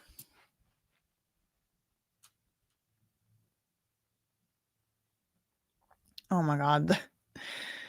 The sketches get like more and more abstract, y'all. Cassie's friend testifies she didn't seek medical help after Diddy allegedly held her off a balcony. Bana confirms she didn't seek medical attention after the balcony incident. She did not make a police report or call the police following the incident. She testified she's unaware if anyone else called the police and she said this during her cross-examination. Bana confirmed she did not go to the hospital or urgent care. But she did go to the chiropractor. But she didn't tell him what happened because she was scared. She said her then girlfriend put on bandages and she was really hurt. She claimed she went to the chiropractor the same day as the incident because she was freaked out. According to her, one of her managers said to go to the chiropractor, and she claimed the chiropractor asked, who did this to you? And she said she didn't tell them. The jury was then shown a photo of Bana's back and neck. There were bandages where the pain was, according to her testimony. She was wearing a neck brace from the chiropractor. Less than a minute ago, CNN.com. Diddy's attorney questions Bana's timeline of alleged balcony incident. Nicole Westmoreland suggested the alleged balcony incident couldn't have happened when Bana says it did because Diddy was traveling on the East Coast to perform in the Bad Boy Family reunion tour, and Cassie was with him. Diddy performed in Newark, New Jersey, September 25th, 2016. Westmoreland said this, and Diddy and Cassie went to an event on the next day, the 26th. But in Bana's testimony, she linked the alleged balcony altercation to a photo of a bruise on her leg that she said was taken hours after the incident. According to metadata from her phone, the photo was taken on the morning of September 26th. She also showed the jury records for Frank Black from the Trump International Hotel in New York City, which included dining receipts for September 25th and 26th, 2016. Records from the Trump Hotel stay showed the check-in date was September 24th. So he was there from September 24th to September 29th, 2016. And they're trying to say he was there the whole entire time. He didn't leave to go and throw Bana over a railing or something. You agree that one person can't be in two places at the same time. Bana responded, in theory, yeah, but I can't answer that one. That'll probably cast some doubt for the jury. A person can't be in LA and New York at the same time. She said, my answer is the same as I already said. No further questions. Do you have a redirect? And then, of course, we're going to go back to another freaking sidebar. Third sidebar. Oh, there's some bingo cards. I got to get my bingo cards up for the next one. 3 different people sent me bingo cards. So we got to start our bingo games. Thank you, Michelle, for the $2 super sticker. Thank you, Julie. I don't understand for the $4.99. Julie says, I don't understand why the KK Cassie Bana text wouldn't be able to be used because Bana and Cassie were there. I don't understand the objection. I don't either. And it's hard to understand what they're objecting to because they're not filing this stuff publicly. They're doing everything super secret in the background. Who even knows what they're doing back there? Thank you to Snowfire for the $5 super chat. Diddy needs CBP records if he wants to prove he was out of the country. His plane could be out of the country, but he could still be in the country. I don't know how that stuff works. Thank you for the $5 super chat. Nicole said, I just don't trust the jurors to actually hold Diddy liable. Jonathan Oddie needs to talk about the Ciroc and the King. Diddy employees, the animals getting sacrificed on Wednesdays. I don't even remember that part of it. That stuff he said was so far-fetched at the time. And then a lot of it turned out to be kind of like, maybe that checks out. Maybe that checks out. Maybe that checks out. Thank you for the $5 super chat. Let's see what's going on with this freaking sidebar. They're back. Did you ever review? This is the government asking these questions. Now, this is the government kind of on the cleanup crew duty. They're trying to come in and fix some of the damage that Nicole, who's a very good lawyer, just came in and tried to cause.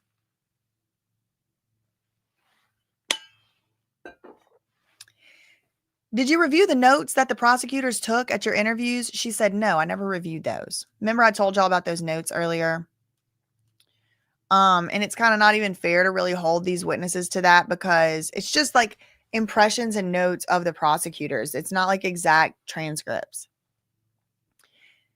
Did you give Cassie permission to put your name in her complaint? Bana said no. After she filed it, I hit her up to tell her of mistakes. Tiffany Red was not there. That is not good for that lawsuit. But Cassie already settled her lawsuit. She ain't got a lawsuit anymore. Defense asks Bana directly if she's lying to the jury before wrapping up cross-examination. Nicole Westmoreland asked Brianna, aka Bana, to confirm that Diddy did not cause the injuries you showed us that we saw on your phone. Bana said, I can't agree with you. In her final question, Westmoreland pressed further and said, quote, you came in here and you lied to the ladies and gentlemen of the jury. Bana said, I can't agree with that one. No, I did not do so. The cross-examination then ended. We have a new update from Washington Post. 4 minutes ago, Anne Brannigan said the defense is continuing to press Bana on her continued association with Diddy and his circle after she claims he viciously attacked her on a high-rise balcony in 2016. You are alleging that Diddy, just 2 weeks prior to this, hung you over a balcony, threw you into furniture, you sustained serious injuries, and now you are asking if he wants a t-shirt? Nicole Westmoreland asked. The question might imply that an assault victim would naturally never want to see their abuser again, a notion victims' advocates generally dispute, and which the government tried to counter when it called forensic psychologist Dawn Hughes to the stand last month. Exposure to repeated acts of violence and sexual assaults results in significant psychological disorders and symptoms, and that makes it difficult for individuals to have higher order planning and leave, Dr. Hughes testified. Nicole Westmoreland was currently pursuing a new line of questioning, casting doubt on whether Diddy was even in LA when Bana said he attacked her. The defense suggested he was on tour around that time. It's like they act like people can't leave a tour on a private plane and go somewhere real quick and then go back.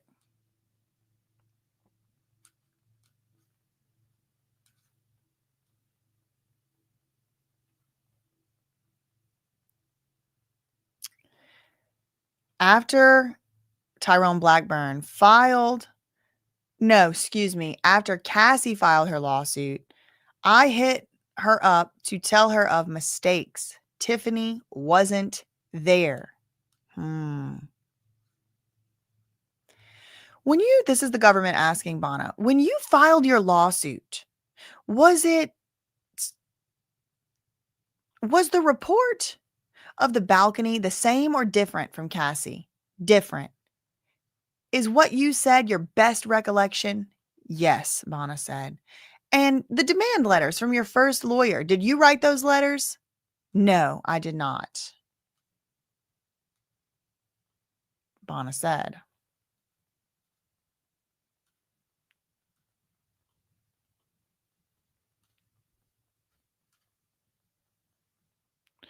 There's Bana right there. She testified she continued to hang around Diddy trying to be cool, and this is her. I don't know who that is. Maybe that's her wife or something. If so, they could have coordinated a little better. Them colors don't go together. Okay, let's see. We already read that. We already read that.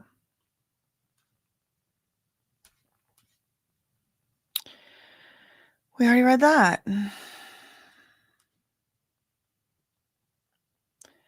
Back to Inner City Press.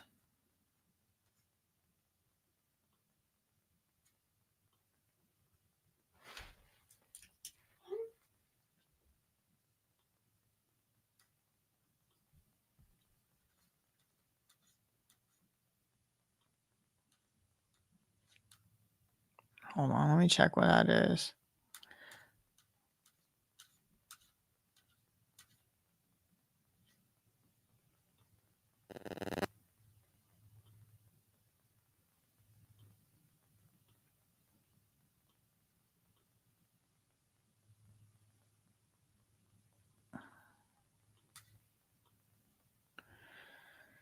All right, we're waiting for another update. It does appear that Bana should be off the stand in the next 5 or 10 minutes. They're just finishing up some last questions. They're finishing up some last questions. Kind of cleaning up some of the mess Nicole Westmoreland was able to make with her cross-examination. The demand letter, 28 seconds ago, the assistant U.S. attorney said, the demand letter that you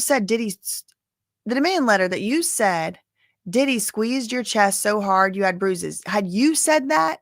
Bana said, no, ma'am. Do you demonstrate with hand motions? And she said, please demonstrate. She said she demonstrates it. And she said, he started at my armpit. So were his fingers on your breast? Yes, she said. So he's picking her up by the armpit. His fingers did touch her, and that could count as a grope, but that's not necessarily the same as sexual assault. And maybe that's why Bana didn't use those terms. That could make her actually seem more credible. by not continuing to use those terms, because she didn't say on the stand that Diddy sexually assaulted her, but she did say his fingers touched her. That could be argued that it's sexual assault, but he was really grabbing her under the armpit, and then his fingers ended up touching her on the chest part.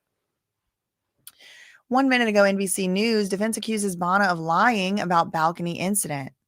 Insisted that Diddy was in New York. Defense insisted Diddy was in New York City on the day that Bana claimed she was dangled over a balcony in LA. Diddy's attorney showed a hotel receipt that appeared to show her client was at the Trump International Hotel and Tower in Manhattan between September 24th and September 29th in 2016. Bana claimed she suffered injuries when Diddy dangled her over the balcony of Cassie's LA apartment on or around September 26th. And in a dramatic showdown, Westmoreland said, "You came in here and lied to the jury. Isn't that true?" And Bana said, "I can't agree with that." Less than a minute ago, CNN.com. Bana says Cassie asked to name her in a lawsuit before filing. Bana testified that she and Cassie had only one conversation about Cassie's lawsuit before it was filed. Cassie asked if she could name her in the complaint and in connection with this balcony incident, according to Bana. Bana said she did not know what information would be included in Cassie's suit. She said at some point after Cassie's lawsuit was filed, she told Cassie some of the details about the balcony incident were incorrect. She testified, Bana did, that during that conversation, she told Cassie exactly what happened to her. We have an update on CNN 2 minutes ago. "I will never forget him holding me on that balcony," Bana testifies.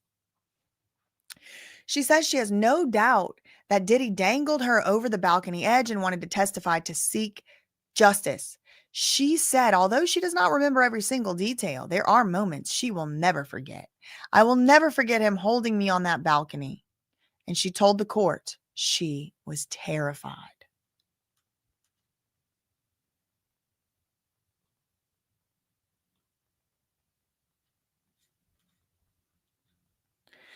"Do you yourself know the exact date of the balcony incident?" the government asked Tamana, and she said no. "Why not?" "Because it was a long time ago." "Do you have any doubt that Diddy held you off the balcony?" "No doubt whatsoever." "Nothing further, Your Honor." Recross, Combs Westmoreland. "Yes, please." In a follow-up interview with the government, you gave them pictures of your leg injury with metadata. Isn't that true? She said, "I gave them pictures." "Okay. And when you sued Mr. Combs, you weren't rich, were you?" Bana said, "I was not."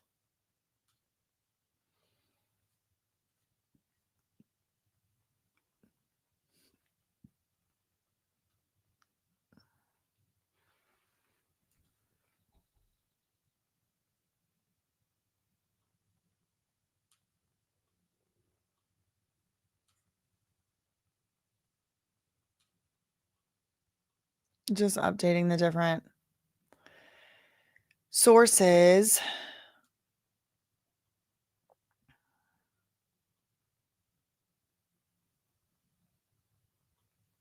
Took the photo hours after the attack. But Frank Black was at a hotel at that time.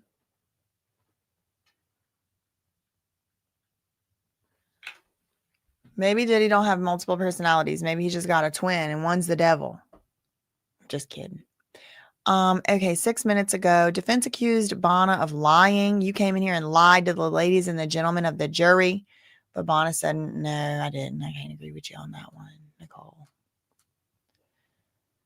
Diddy's defense questions Cassie's pal on why she would spend time around the rapper despite violence. Now, this is 4 minutes ago, Fox News.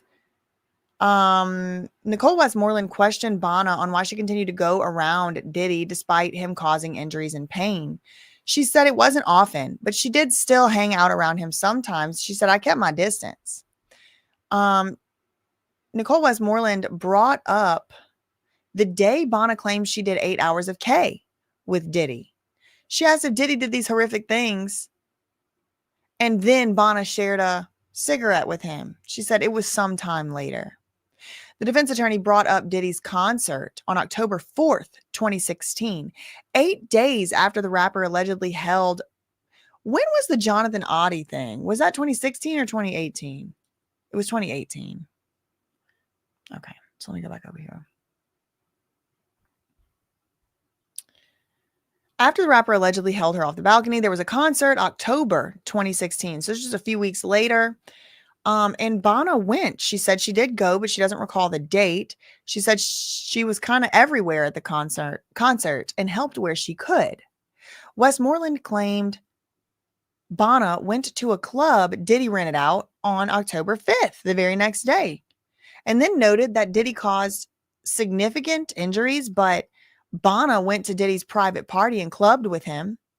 Bana confirmed that she did attend the club. Westmoreland asked if she was fearful. Bana said, I know I always had a feeling inside, but yeah, I did go. She said, I probably should have worn the neck brace, but I did not wear it.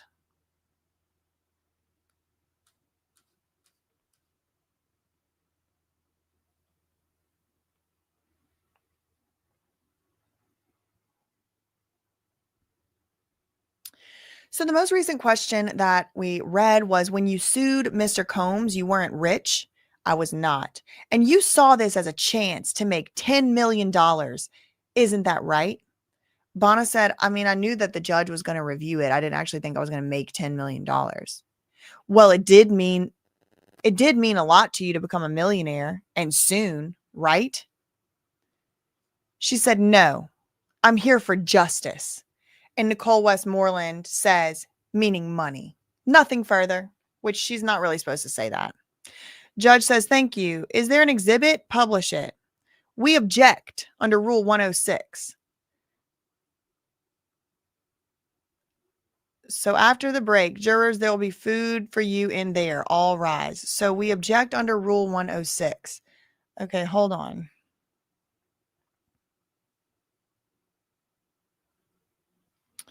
Rule 106 is relevance. Remainder of or related writings, recorded statements. If a party introduces all or part of a statement, an adverse party may require the introduction of any other statement that in fairness ought to be considered at the same time. Okay, so Rule 106 is a little bit more niche. This is where it's like, it wouldn't be fair. Diddy's lawyers are saying you can't show that. Whatever the government is trying to show, they can't show it. And you want to know why? Because it wouldn't be fair to Diddy, because if they let that in, then they're going to have to let Diddy say something that they already said that Diddy wasn't allowed to say. This is an expression of the rule of completeness. The rule is based on two considerations. The first is the misleading impression created by taking matters out of context. The second is the inadequacy of repair when delayed to a point later in the trial. New update less than a minute ago. Bana testifies she is certain that Diddy held her on a balcony. Assistant U.S. Attorney asked Bana if she had testified truthfully to the best of her recollection about the alleged incident with Diddy. She said yes, and acknowledged she doesn't remember every single detail, but she will never forget some parts of the altercation. She said she was terrified in that moment, and she said, I will never forget him holding me on that balcony. The next question that the government asked was, do you yourself know the exact date of when the balcony incident occurred? No. So why do you not know the exact date? And Bana said, because it was a while ago. In closing the redirect examination, the prosecutor asked Bana, regardless of the exact date, do you have any doubt that Diddy held you up on that balcony on the 17th floor? She said, I have no doubt.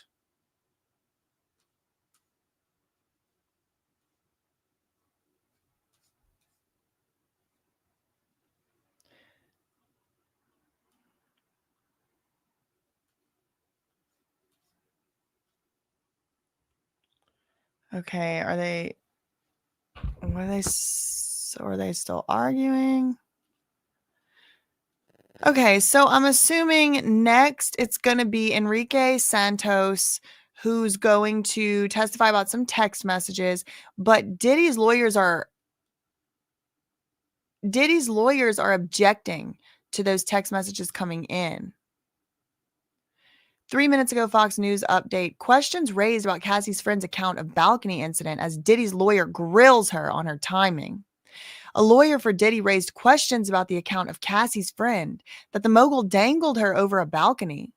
Bana claimed in September 2016 that Diddy suspended her over a 17-story balcony before tossing her onto patio furniture and leaving her with a bruise on her leg. Diddy's lawyer, Nicole Westmoreland, tried to call into question the veracity of, that's not how you spell veracity, of the claim. The alleged attack left her bruised by homing. Okay, so calling into question the veracity of the claim that the attack left her bruised by homing in on the date of the photo she took of the bruise on her leg. Bana said she believes she took the photo the same day of the incident, but Nicole Westmoreland brought up receipts showing that Diddy stayed at the Trump Hotel in Manhattan from September 25th through 27th. But Bana maintained the incident did occur, even if she might have had her dates mixed up.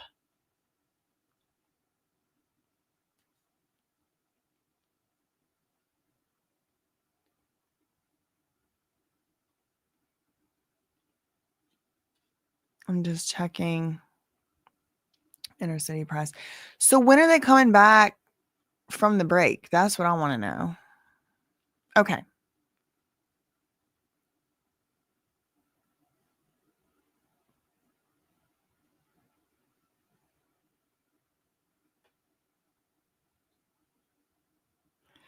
So Diddy Docket said, how rich were you, Nicole, when you sued Cash Money affiliates for alleged R? You saw a chance to become a millionaire. You failed. Now you take Diddy's money to shame alleged victims like yourself. So about these text message chains, the judge says, the assistant U.S. attorney said these are screenshots of messages between Cassie and Christina Karam. It first involved Cassie saying her phone was thrown off the balcony. Then about Bana. The defense wants more in. Okay, so the defense wants more stuff in. That's that Rule 106. Diddy's lawyer, Alexandra Shapiro, is arguing these text messages can't come in. And if they do come in, they need to be more. They need to be allowed to put in further things of the text message chain. Now, I do wonder if this is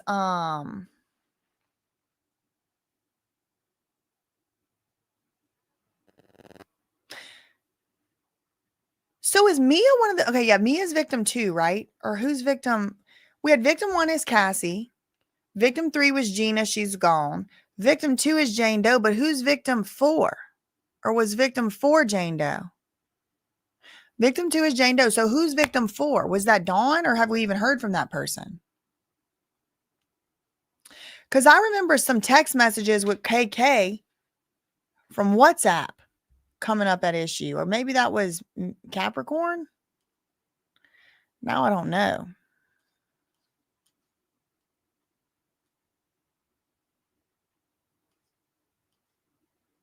Maybe there was more than one balcony incident. But they're in court still right now arguing over text message chains.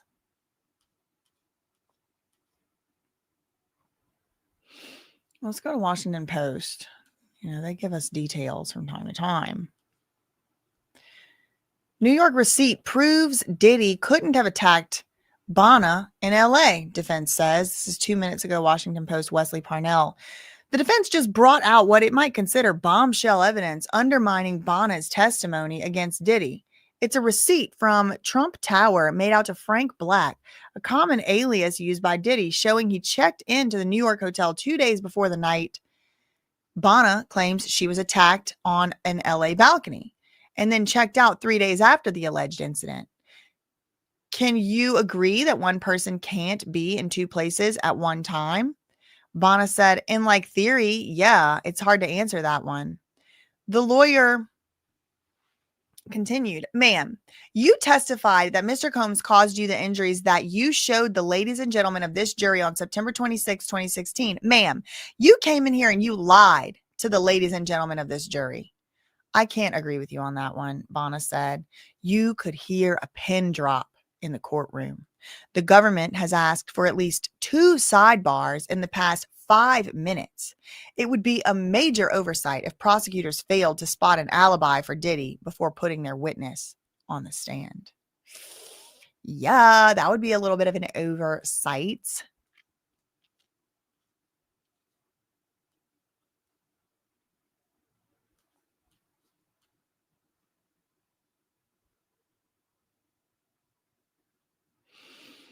I'm just trying to figure out when they're coming back.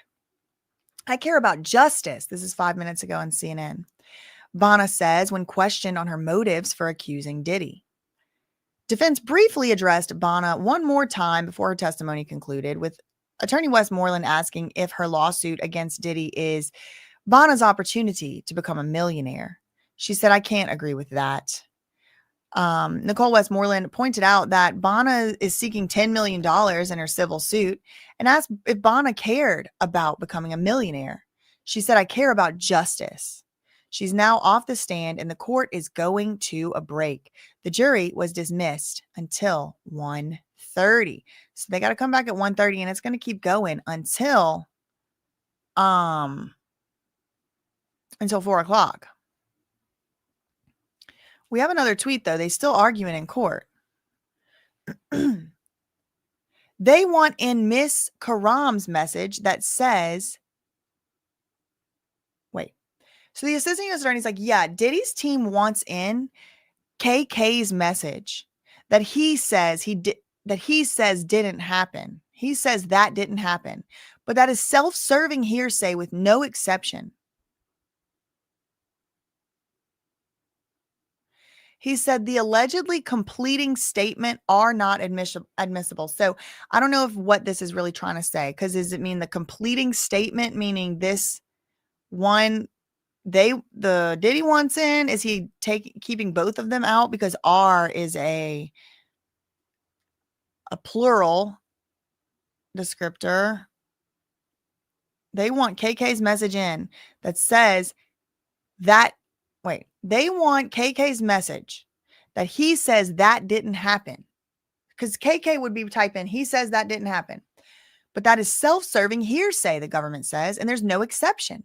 The judge says the allegedly completing statement are not admissible. So I don't know if that means the allegedly competing statements. I don't know if they're both not allowed.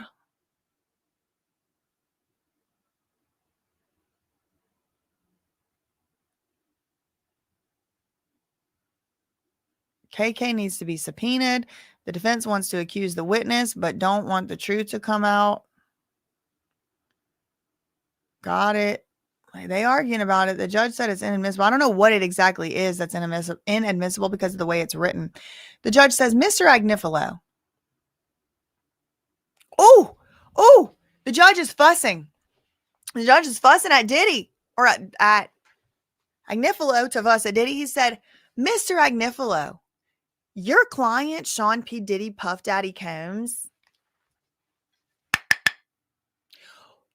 was looking at jurors and nodding vigorously. This cannot continue, or I am going to give a limiting instruction you won't like, or other measures, including barring your client from this courtroom. Do you understand? Agnifilo said, yes, Your Honor. The judge has just threatened, seconds ago it's being reported, to have Diddy removed from the courtroom if he keeps trying to influence the jury. Breaking news. Judge admonishes Diddy for nodding vigorously at jurors, influencing them, threatens If Diddy continues doing these shenanigans, he could be barred from the courtroom. Oh my God. Diddy trial. Hashtag. Oh my gosh. That is a big one, y'all. I'm glad the judge is going to start reining that in because it's getting out of freaking control. That overflow room, that's the reason I ain't going, because the judge doesn't have it under control over there.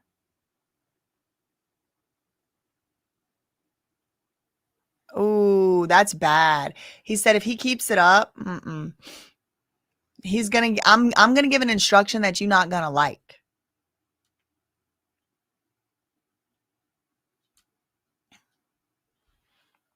That's bad. That's bad. That is not good. 2 updates from New York Post.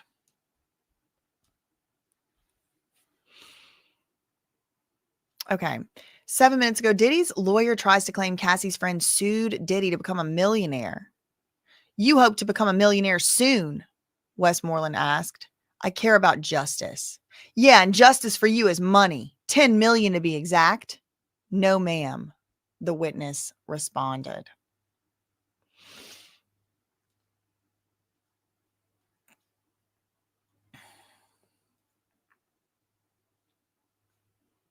I'm waiting for them to actually adjourn. I mean, they're supposed to be coming back at 1:30 and it's already 1:12. And the judge is fussing.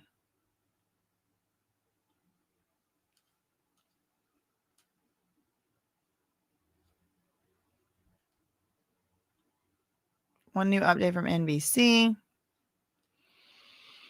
Bana leaves the witness stand following late fireworks. Cassie's friend finished her testimony in the wake of Diddy's side, accusing her of lying. The defense implied in questions that Bana couldn't have been dangled over an LA balcony in 2016 because Diddy was in New York City at the time. Diddy's lawyer also accused Bana of suing Diddy because it was her opportunity to become a millionaire. But Bana held firm on the stand, saying she was telling the truth. I care about justice. She left the witness stand and the judge declared the court to be in recess until 1:30. But they're still in here arguing.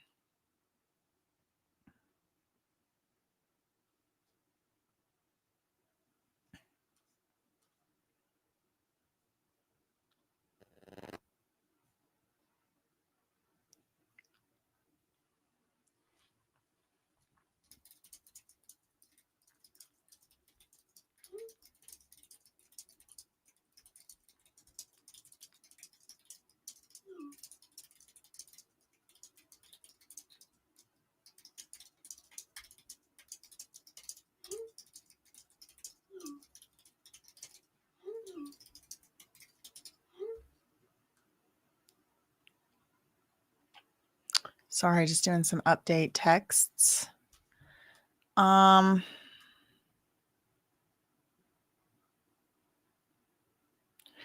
Diddy trying to influence or intimidate jurors. Look, this is Diddy. This is Diddy in the POV. Big prosecution win. Boom. He's looking at media reporters and nodding too. Armand Wiggins shared this in one of his 2 videos about Mia. Yet the defense wants to cry about the media not favoring him. He's trying to persuade jurors and the media reporters in the courtroom. This should be concerning everybody. He's probably talked to some of them and offered incentive. Rotten Mango apparently said he looked over to her and mouthed, I know who you are.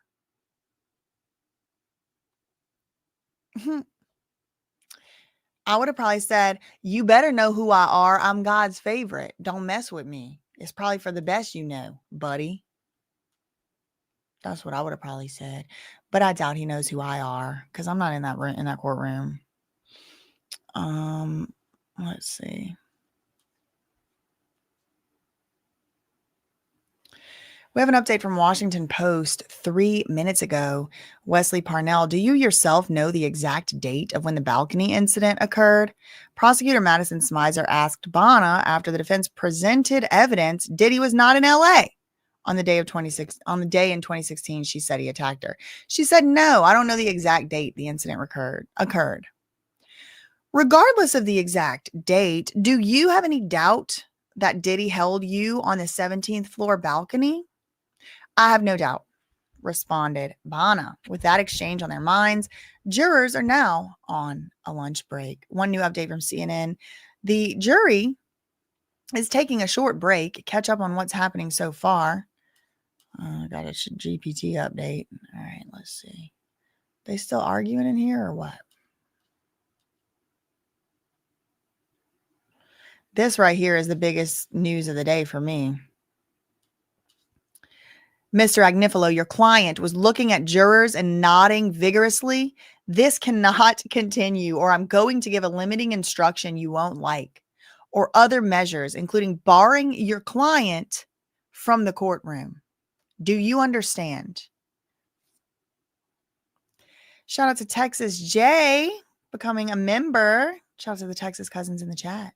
Thank you, Joel David Chevalier, for the $9.99 super chat. Thank you, Texas J, for the $3 super sticker. Thank you, Michelle, for the $5 super sticker. They really expect people to remember from years ago and then accuse them of lying when they forget details, which is totally natural. People actually do forget stuff. Yeah, due to trauma and also just because they forget. Thank you, Tiffany. Thank you, Tiffany R, for the $19.99 super sticker. Thank you, MF, for the $4.99. Thank you for not please moving on. I actually learned something on the Cocoa Puffs. Thank you, Tom, for the £5 super chat. Closed docs could be text of Bana saying SA was a lie with other people or lawyer and she knew it. I doubt it. Thank you so much, Jennifer, for the £2. So what? He owns a plane. Could be both in the same, could be two places in the same day. I know. I don't know if he owned one then, though. Thank you, Allison, for the $2 super chat. You know, Diddy is just sitting there fuming. You know he is. Thank you for the $2 super chat. Thank you, Alice, for the $2 super chat. Isn't Westmoreland technically badgering?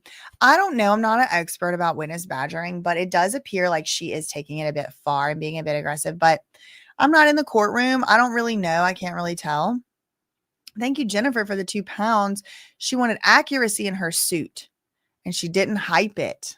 Yes, that is what she testified.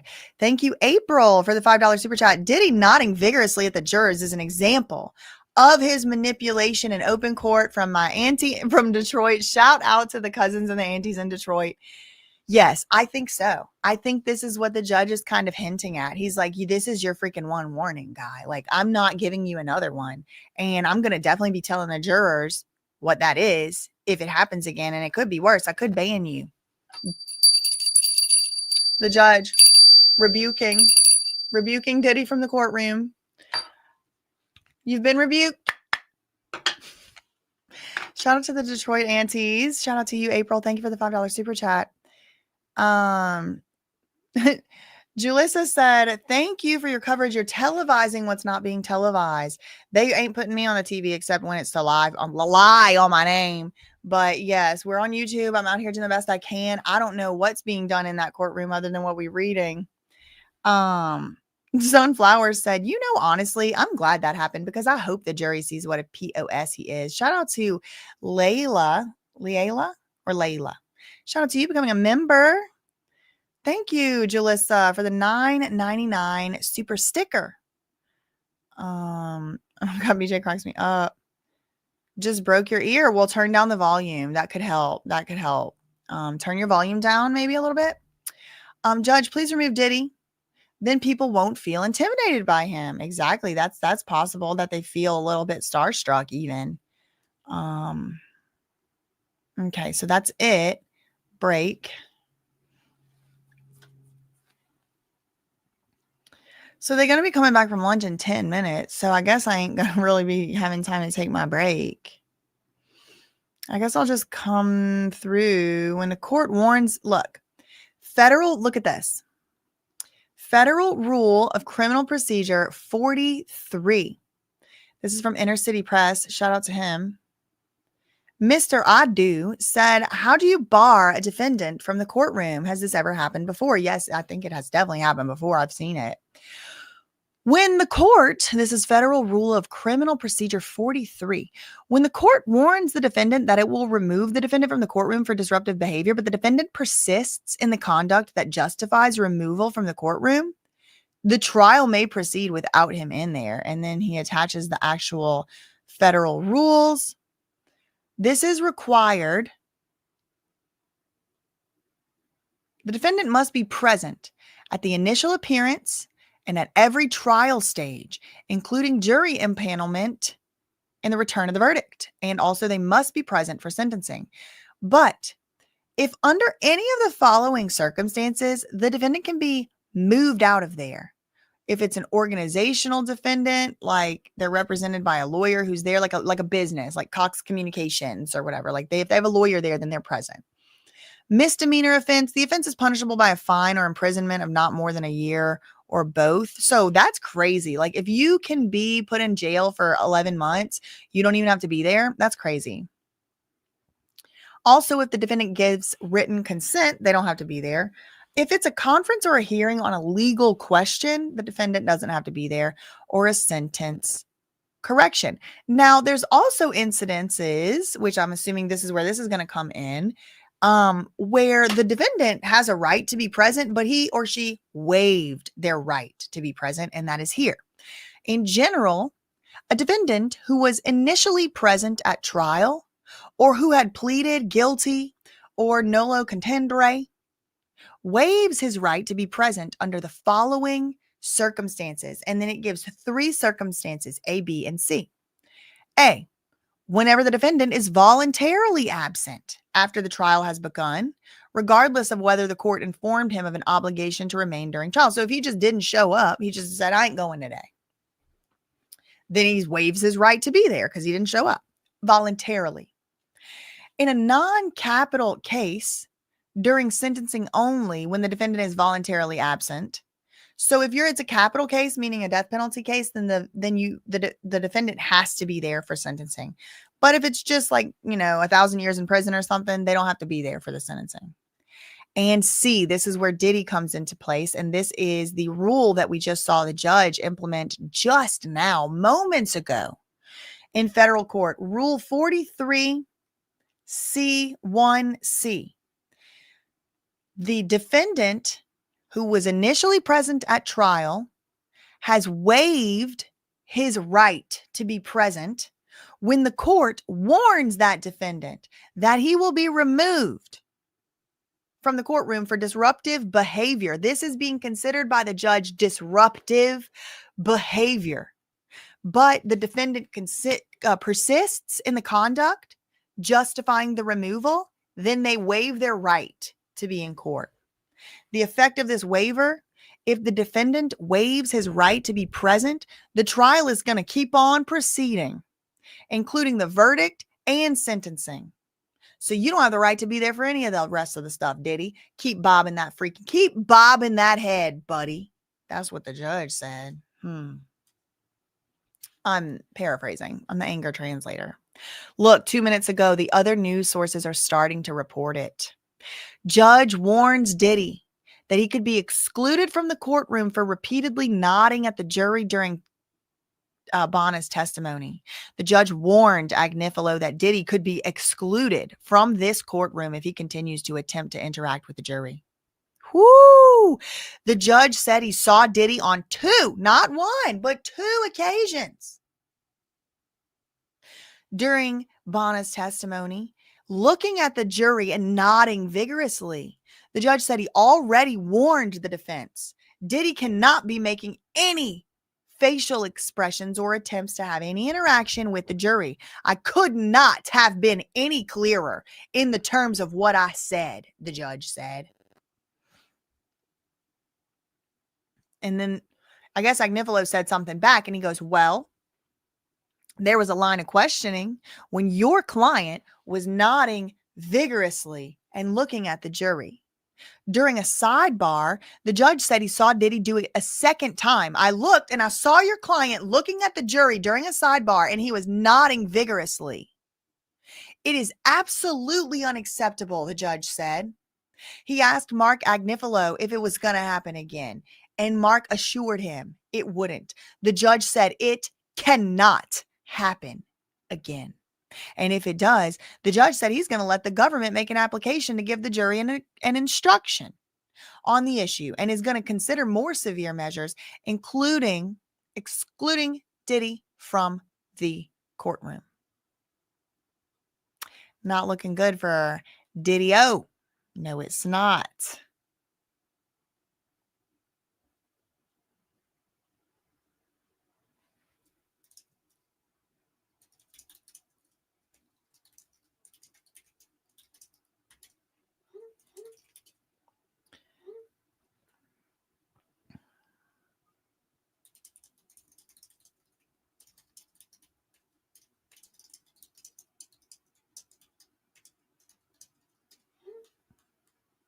All right, let's see what else is going on. I want to actually Google like judge warns Diddy jury, because that CNN just gave us like basically a transcript.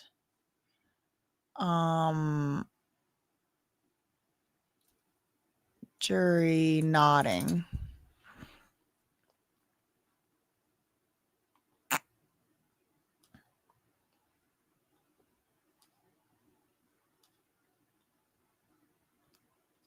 There's an update from the New York Post. Let's see if that's anything about that. Oh my God, look. Oh my God. Well, they're calling her. Okay, girl. All right. 5 minutes ago, woman dragged out of Diddy trial for causing a ruckus, identified. She was vowing that she will return to the courtroom today. The woman who caused a ruckus and was escorted out of court Tuesday morning for going on a profane rant before the trial even began, she's been identified and she's vowed to return to the courtroom. Jacqueline Williams, presumably a Diddy fan, railed against the system from the gallery Tuesday before the judge had her removed. Court marshals were heard warning her, don't do it, prior to the commotion. So before she did it, the court marshals are going, don't you do it. Don't do it. Quote, Diddy, these MFers are laughing at you, she screamed as testimony was set to kick off for day 14 of the high-profile federal ST and racketeering conspiracy trial. Diddy turned around and stared at Williams as she ranted. The jury was not in the room yet. Williams wasn't allowed inside the Manhattan federal courthouse the next day, but she claimed to reporters outside that she was going to be back in court today. This is her Wednesday doing interviews with Inside Edition. The trial is broken. This is 19 minutes ago. Trial is broken for lunch ahead of testimony of another alleged victim. 30-minute lunch break ahead of Jane taking the stand to testify about allegedly being forced by Diddy to have relations with male escorts without wearing protection. She's also slated to tell jurors about a time where the Bad Boy Records founder brutally beat her. The trial is set to resume at 1:30 p.m. Okay, so that is in 1 minute. And this, we're getting a little more info on what Jane Doe is expected to testify to. Now, interestingly, again, we have another outlet saying that the next person to testify is going to be Jane. Now, maybe the reason is because they don't need Santos anymore because the judge excluded the text messages. Maybe they're going to argue about the text messages. Hard to know. Hopefully we get some more updates as things roll in. One new update, judge threatens. Look, NBC is now finally on the beat, and who knows if it'll be deleted. You know, they take stuff down, so hopefully I'll be able to get through it. Judge threatens to remove Diddy from the court for interacting with jurors. I need to take a picture of this. This is like historical for my little scrapbook.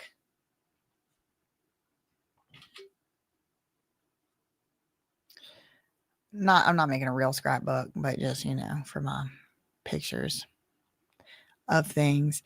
The judge threatened to kick Diddy out of court for allegedly flashing facial expressions at jurors. Diddy was nodding and looking at the panel during a recent testimony, which is absolutely unacceptable. The judge asked Mark Agnifilo if this would happen again. No, Your Honor, it's not going to happen again. And remember what CNN had already said. Look, they said, the judge said, well, there was a line of questioning when your client was nodding vigorously and looking at the jury. The judge warned the defense. He said he saw it on 2 different occasions. He said he already warned Diddy. He can't be making any facial expressions or attempts to have any interaction with or influence on the jury. I could not, this is a quote, I could not have been any clearer in terms of what I said, the judge allegedly said. Thank you, Jalissa, for the $9.99 super sticker. Thank you, Julia. 100% believe. Diddy dangled that lady. I recall rumors Diddy dangled somebody off a balcony before the Cassie lawsuit, and I instantly thought of Suge Knight dangling Vanilla Ice. I have a video on that. on BJ Investigates. Let me just show y'all what it looks like since we're still on the break. The jurors should be filing back in any moment. Oh my God, the podcast with Soul is in there saying the Diddy balcony story is a lie. Look at these. I haven't seen these like Diddy pro Diddy's, but look, here's one right here. Shout out to Rabbit. Oh Lord, what in the heck is that? For instance, when she went. Let's go say hey to Rabbit.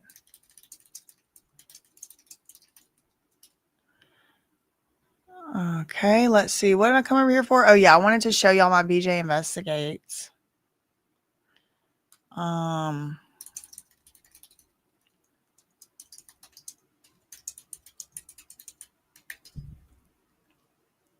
This is it right here. It's called BJ Investigates Vanilla Ice and Suge Knight on the balcony. Rumors of dangling. Okay, so I just made that one 5 months ago, December. I made that one. So let me put that link in the chat so y'all can save that to your watch later. Thank you for the $9.99 super chat, Julia. Thank you to Velisi for the £9.99. Thank you for all your fabulous coverage, locking in every day in the UK. Shout out to the UK in the chat. Can fund access to plane and hotel his tracks? Maybe. Thank you, Jennifer, for the £2. Thank you, Linda. Shout out to Linda. Thank you for the $2, Linda Gorman. Hey there. I'm one of those from Detroit family. Shout out to the Detroit family in the chat. Thank you, Julie Jam, for the $4.99 super chat. Jay-Z holding Rihanna. That's another balcony incident. It's true. He apparently held her for hours in a hotel room and made her sign a contract and forced her, said, you can leave through the door or the balcony window. And it was a balcony, 23rd or 28th floor or something. Wow. Thank you for the $4.99 super chat. Thank you, Allison, for the $2 super chat. Let that clown who yelled out be alone with Diddy.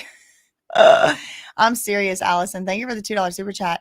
Thank you to Mila Me for the $1.99 super chat. Listen to the end of last night. He self-incriminated. They always call him the last night singer. And then, of course, there was the Liam Payne balcony incident, and that was now ruled a homicide, which I have no reason, other than maybe the Nicole Scherzinger connection. I think Diddy was involved, but I mean, who knows? Thank you, Empowered Wendy. Shout out to you. Thanks so much. Oh, Sarah, that is wild. I'll pin that. I'm not going to read it, but y'all can pause and pin what Sarah just said. That was cray. Let's see. All right, so that's that video. They should be coming back. The judge said that their lunch break ended at 1:30. It is 1:35 right now. That's the reason I didn't even take a lunch break.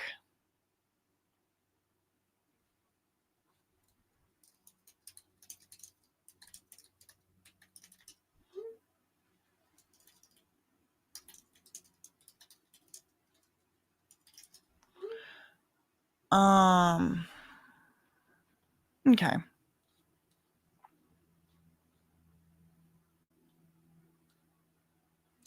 Did you read the CNN one? Yeah. Diddy could be excluded from courtroom for repeatedly nodding at jury. They give us a lot of details here.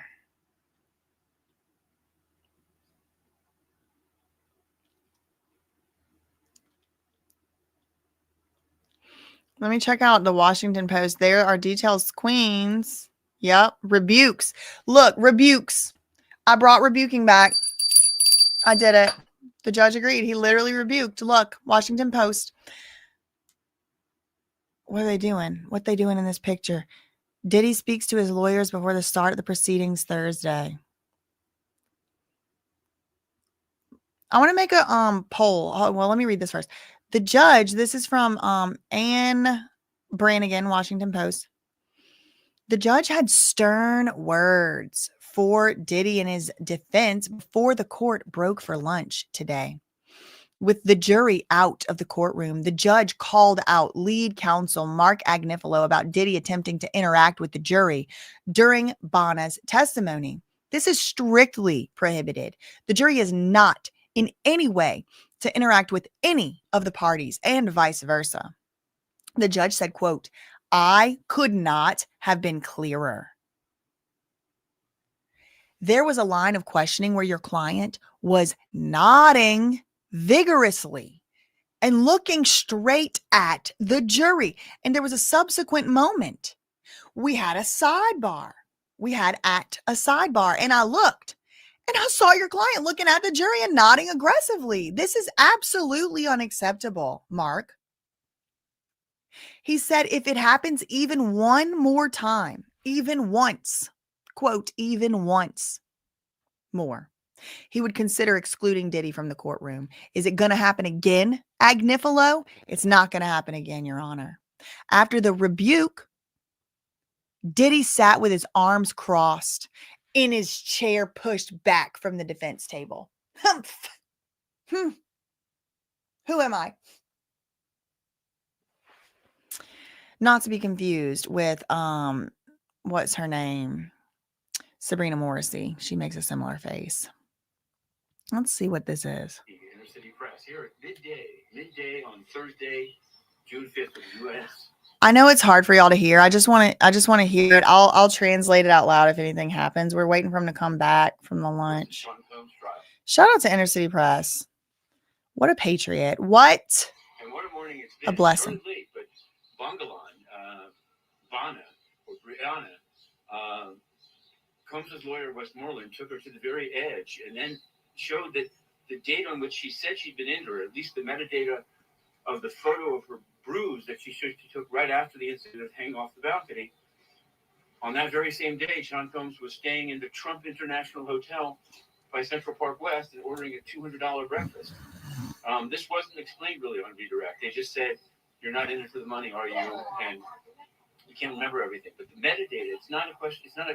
I mean, she's only one witness. So what I want to get to in the brief time we have before it restarts is during the break, after the jurors were out, Judge Subramanian told Agnifilo, "Your client has been smiling." Okay, we're getting more details from Inner City Press. He said, Judge Subramanian looked at Mark Agnifilo and said, "Your client has been smiling And nodding jurors, and it can't continue. at jurors, and it can't continue. Your client has been smiling and nodding at jurors, and it can't continue." And if it does, I'll give a limiting instruction, which you won't like. I'll give a limiting. It cannot continue. And if it does, I'm going to give a limiting instruction that you're not going to like, Mark. Meaning the judge is going to tell the jury any nodding, it should be taken as something he wasn't allowed to do or whatever. I don't know what the limiting instruction could possibly be. Or I'll have your client Removed from the courtroom. Is it that possible? It is. There's a rule. Criminal rule. And people, probably AstroTurf bots, are asking, how is that possible? And Inner City Press said, yeah, it is, because there's a rule. Federal rule of criminal federal procedure. Anyway, of RCP 43 says that it can be once a warning has been given and reasons are put on the record, and the trial can. Once warnings have been given and the reasons have been put on the record, and the trial can continue without that person in there, they continue the behavior. We read the rule together, also cited by Inner City Press. Proceed.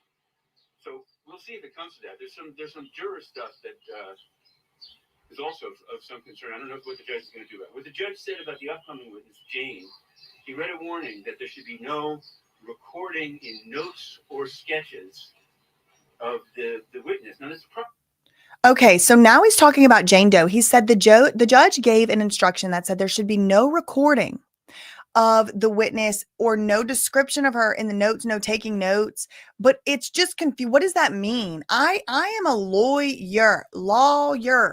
I'm not an attorney. I don't have the license to practice law. I took the bar. I had the license to practice law. I gave it up so I could do this unencumbered. However, even to me, it's unclear what this judge is even saying.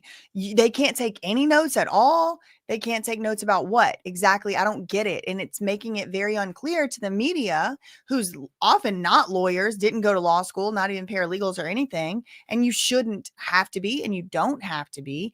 It makes it confusing what this instruction even is. the witness. Now, this is a problem. Let me rewind. Recording in notes or what the judge said about the upcoming. What the judge said about the upcoming witness. I need to figure out like how to make the video run through the thing. I know that it's not loud enough. I need to get a speaker hooked up or something. Jane, he read a warning that there should be no. He read a warning that there should be no recording in notes, no recording in notes or sketches of the witness. Now, Inner City Press has an analysis. Let's see what he has to say. I'm sorry to say it, but the notes mean written notes? Because that's the whole point.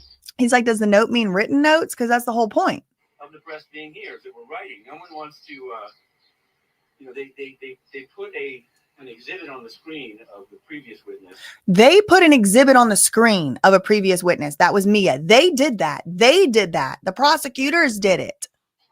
Apparently by mistake, but there was no way to know it was a mistake.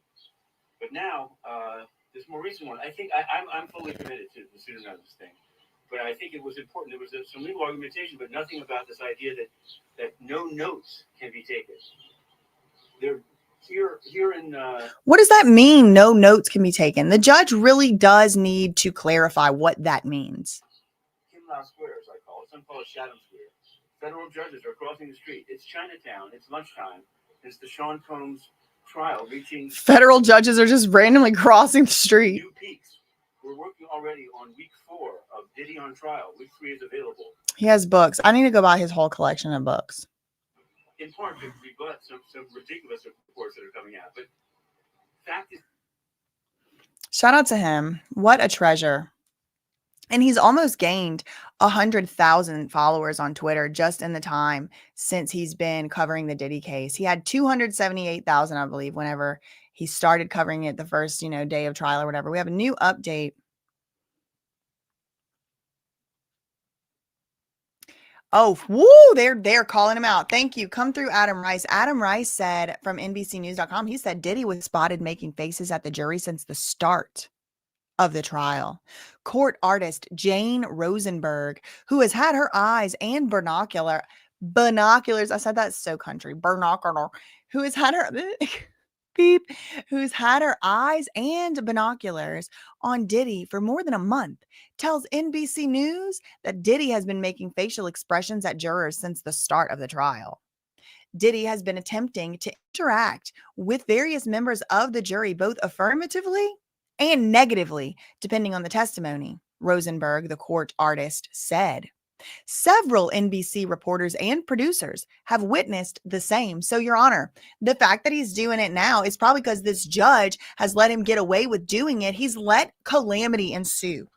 This judge needs to really rein this courtroom in. He needs to rein him in. He needs to rein in the people in the overflow room as well. He just has to, because it's a freaking circus. It's a circus. But it seems like he is. Look, he rebuked. He rebuked.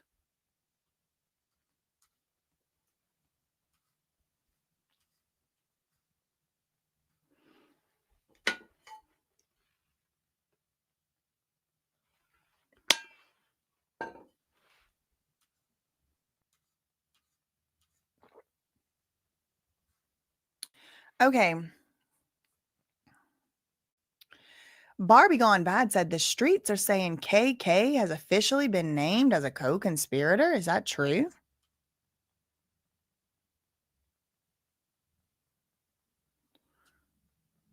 Let's see.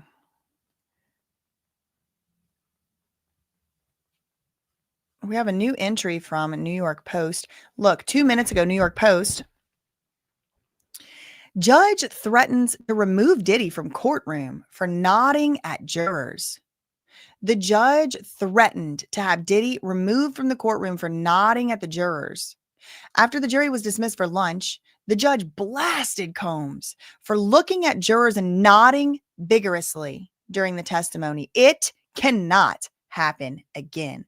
The judge also warned Diddy's lawyer, Mark Agnifilo, that he would consider removing Diddy from the courtroom if he continued. He said it can't even happen once more, not even once more. It cannot happen not one single more another time.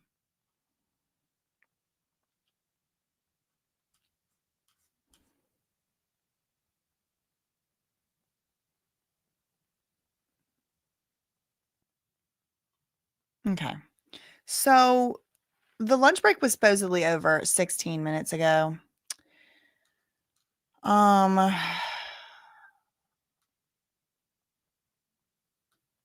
Let's check the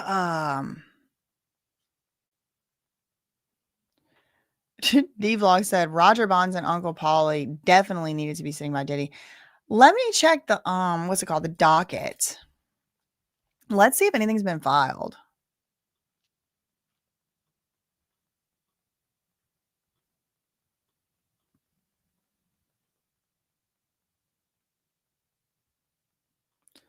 Okay, it's taking its time. Hold on, let me do an internet speed test.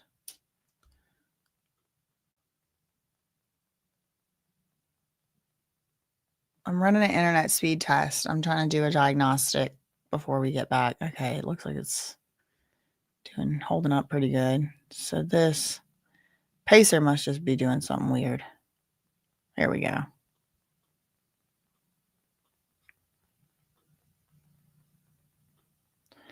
All right. Let me pull this docket up. Should I cover the Big U trial? Should I cover the Big U trial? It's coming up after the Baldoni Lively dispute, which I do plan to cover. Similarly, it's also in the New York, Southern District of New York, at least as of right now. And they don't have cameras in there, so it'll have to be kind of like live coverage like this. Okay.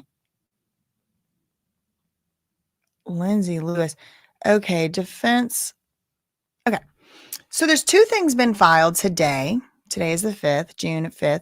Order as to Diddy on June 4th. Defense counsel represented to the court that Diddy is unable to make calls from the NDC. This has prevented him from conferring with his legal counsel. He's currently allotted 300 minutes per month in social calls. The MDC has represented to both defense counsel and the court that Diddy's phone use is well below this limit. So to the extent that he is unable to place calls from the MDC, that appears to be a technical issue. The MDC is hereby ordered to investigate any technical issue that may exist and to confirm to the court, but by tomorrow, that after an investigation, there's no technical issue preventing Diddy from using his minutes to confer with his attorneys. We also get this letter, docket number 380, and it came out today. From Lindsay Lewis and Joshua Dratel. This letter is submitted on behalf of my client, who has been granted the right to proceed at the above captioned trial. That's the Diddy, United States versus Diddy. And we oppose, and so does Jane, the letter on the behalf of a collection of news organizations requesting that the government change the order of its witnesses or delay Jane's testimony to allow for a pre-redaction of exhibits to be introduced during Jane's testimony. The news organization's First Amendment and common law right to trial access, namely to trial exhibits, would not be infringed by the government government's rolling release of correctly redacted evidence to the public, particularly given that the contents of the exhibits at issue will nonetheless be conveyed to the press and the public in the courtroom in real time through the witness's testimony, and will be provided to the press and public as soon as it is practicable. Now, according to who? Because they're not really doing much lately. They just kind of sitting on their behinds, if you ask me, as far as getting stuff out. They're already in violation of the court's orders. The court already ordered them to do certain things that they have not done, like get stuff out within a week of whenever it comes through the super secret emails. They're not putting them out. So it's like, as soon as practicable, according to what? According to whom? That's what I'm wondering. It is well established. There's a qualified First Amendment right to trial information. So that's basically it. I mean, these people represent Lindsay Lewis. Lindsay A. Lewis represents this Jane Doe, and she is opposing those media, those news organizations that have asked the judge if Jane Doe exhibits can be shown in the courtroom. Okay, the judge is back.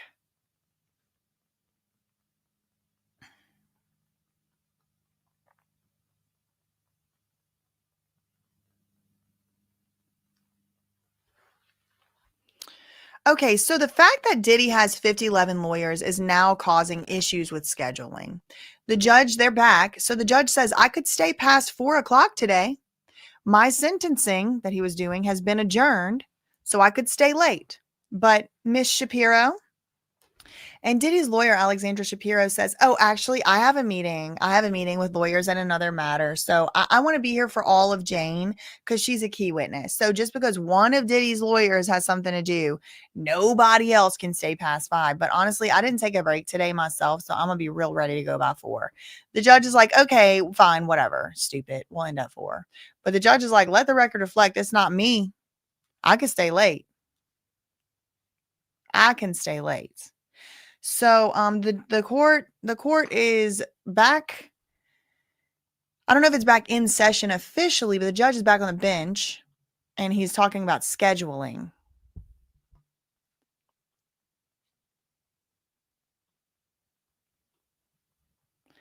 So let me just run through here and see updates from any others. Yep, 27 minutes ago, they're rebuking. 7 minutes ago from the Independent, judge threatens to kick Diddy out. Judge threatened to kick Diddy out of courtroom, nodding vigorously.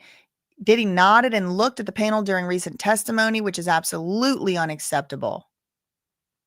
I want to see if anyone's ever been like barred. No, I don't think the judge had a talk with the jury. No, I don't even think he's allowed to do that without everybody being present.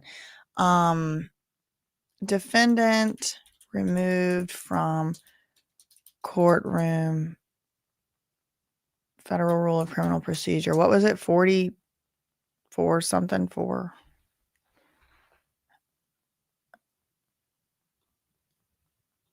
Look, the AI said a defendant in a courtroom may be removed if their conduct is so disruptive that the proceedings cannot continue with them present. This is generally a matter of judicial discretion, meaning it's up to the judge's discretion, and the court must warn the defendant before the removal. Additionally, a defendant may be removed if they are voluntarily absent after the trial has begun, or if they waive their right to be present. The judge is back on the bench. The jury is entering now. Assistant U.S. Attorney Maureen Comey said they intend to call Enrique Santos to the stand. She said this before the jury was dismissed for a short break. D said defense just wants Jane past Thursday. Yep. It seems like that to me. It seems like they're just trying to keep her here for a whole week on the stand. All right, let's see if NBC, nope. Washington Post, a new. Thank you to Denise for the $2 super chat. Look into Avicii unaliving connections to Diddy. Okay. Would you have a where should I start? Is there a video or something already? Thank you so much for the $2. Thank you for the £2, Jennifer. They should train an internal camera on him in court. They should, but they're not going to let it. Thank you to Tatum. Is this Tatum from Louisiana or different Tatum? Thank you to Tatum for the $19.99 super chat. Thank you. Thank you, Be Nice, for the $4.99. The SDNY error was giving Mia's job title, date, and description, exposed her in her question. Yeah, that's what Inner City Press was saying, that they put stuff up on the screen. Thank you, Brittany, for the $1.99 super chat. And thank you, Daphne, for the $2. Daphne says, is that considered trying to influence the jury? I don't know if it is considered that or not. It seems like the judge might be considering it that. Thank you for the $2. Thank you, Biddles Bean, for the $5 super chat. Remember Darrell Brooks, who was continually, yes, I do, removed from a Wisconsin court for his continued disruptions and outrageous behavior toward the judge? Yes, I do. Yes, I do. Thank you for the $5. Thank you, Orion Macmillan. Oh, I'm related to the Macmillans. You might be my cousin. Thank you for the $2 super sticker. Thank you, Alex. Shout out to you for being a member for 1 month. Can we move on? Hurry up and wait. Exactly. Darrell Brooks. Yes. Thank you, Biddles Bean, for the $2. Thank you, Unnamed and Unindicted, for the $2 super chat. Brooks was moved to another room during trial. Yes, he was. Thank you for that $2. Thank you to XOX Men for the $3.99 Australian super sticker. Thank you. Thank you. And we got another chef. Everybody got another chef in the chat. Chef She. Thanks so much for the $2 super chat. Thank you. Thank you. Thank you. They're stalling. Scrubbalina said they are stalling because they want the Diddy sleuth sympathizers to feed them any and all information that they can dig up on Jane to use against her. I could see that being the case. Thank you, Lucinda R, for the $19.99. Regarding traditional media, no more word of the men and minor. Yeah, no, I never heard anything about any alleged male victims and no minors. Nope. Thank you for the $19.99. Thank you. There was a problem. Bootleg Critic said there was a problem with one of the jurors in the 90s. Interesting. Now, we do have those backup jurors. Remember, we had the alternates. So if they are going to find any issues with any jurors, they could get traded out. Court is back from lunch. The judge is on the bench. Okay, this was a minute ago. We already read that. Let's get back to Inner City Press. He's usually the fastest. Okay, jury entering. All rise. First, a stipulation, a seizure at a Miami airport of Christina Karam's cell phone. These are true exhibits. Publish the exhibit. And these are text messages with Cassie and Christina Karam. Now, where are these text messages coming from? They are allegedly coming from Christina Karam's cell phone, which was seized from a Miami airport. Inner City Press is able to see these exhibits. These are text bubbles with Cassie and Christina Karam. Something about dangles over ledge, OMG. The assistant U.S. attorney said the metadata shows September 30th. 2016. Okay, so now we're bringing a witness in to testify on these matters.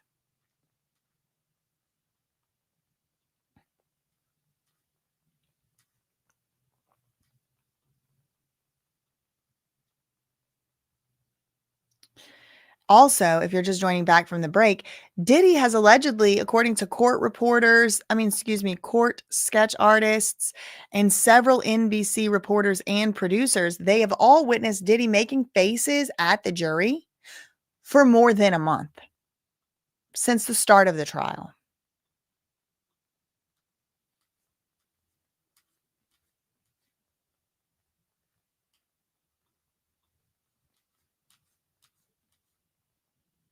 I wonder if the judge has been getting any updates from people saying like the jurors have been making faces and passing notes. I have heard reporting of that the jurors have been making faces to each other, passing notes, saying, I told you, that's what I said, and doing all kinds of shenanigans. And the judge has not stopped them. And so maybe the judge realizes that that has gotten out into the public. And maybe it, is embarrassing or something. So I guess they're swearing in what this guy, Enrique Santos. Okay, so we get an update from CNN.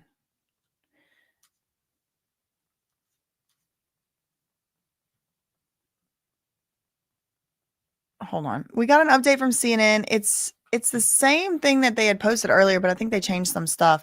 They give some more details on Enrique Santos, an analyst at the Southern District of New York who performs forensic examinations of electronic devices. Okay.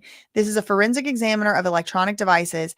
And he's going to come in and testify about some text messages between Cassie and Christina Karam about somebody getting dangled. Okay. Maybe over the balcony. I don't know. It just says dangling. Look. Text bubbles with Cassie. Dangles over ledge. OMG. An update from NBC. Government calls investigative analyst to the stand. Enrique Santos, an investigative analyst for the U.S. Attorney's Office, was called to the witness stand. He's an expert at pulling data from cell phones, tablets, and other devices with GPS technology.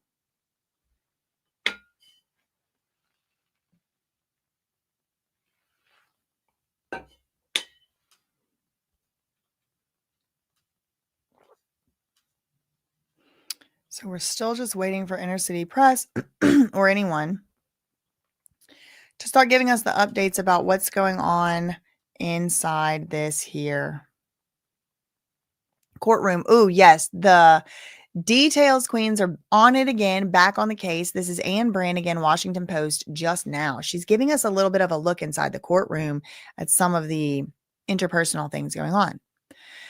As defense attorneys milled around waiting for court to resume, Diddy and his attorney, Nicole Westmoreland, were engrossed in an animated conversation at the defense table. Westmoreland sat in a chair with her legs crossed and her chin in her hand, chatting with her client. Soon after, her co-counsel, Xavier Donaldson, ambled over and joined in. Despite being rebuked, we got more rebuking, by the judge for his interactions with the jury minutes earlier, Diddy appeared in good spirits after Westmoreland spent the morning picking apart the account of a government witness. So, Diddy was happy. He was happy that they're abusing these witnesses on the stand. It is basically what he hired them to do. So he's happy about it, it seems. Okay, so still nothing new from Inner City Press. Most recent tweet was a full 7 minutes ago. First, a stipulation, a seizure at a Miami airport of Christina Karam's cell phone. These are true excerpts. Published the exhibit. It's text messages with Cassie dangling over the ledge. So I guess those are being allowed in, but Christina Karam's are not being allowed in, where she says, Diddy says that didn't happen. The government argued they shouldn't come in. Diddy's lawyers argued there was text messages that say Christina Karam texted back and said, Diddy said that didn't happen, which is like totally just hearsay.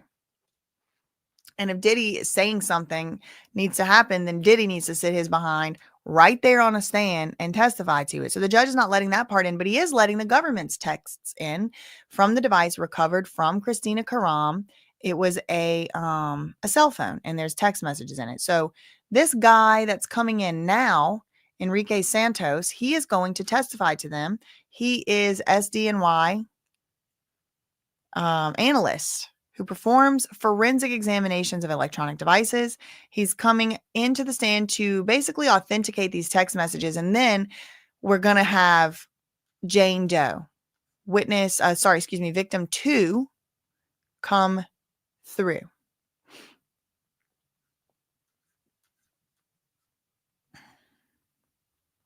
2 minutes ago, Anne Brannigan from Washington Post gives us another update. The government has called its next witness to the stand, Enrique Santos. His questioning is not expected to take long. Prosecutors have said he will help jurors understand aspects of Jane's upcoming testimony, particularly scores of text messages expected to be shown to the jury.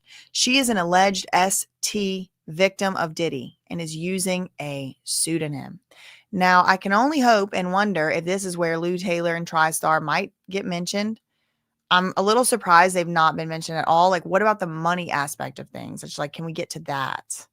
On the stand 41 seconds ago, Enrique Santos said he's worked at the Southern District New York Prosecutor's Office for 17 years, and he's done 3,000 cell phone extractions. These are iPhones. Whose were they? He said they were Cassie Ventura's. One had a changed IMEI number. He said he had it fixed. I don't know what a changed IMEI number is. Maybe he'll explain.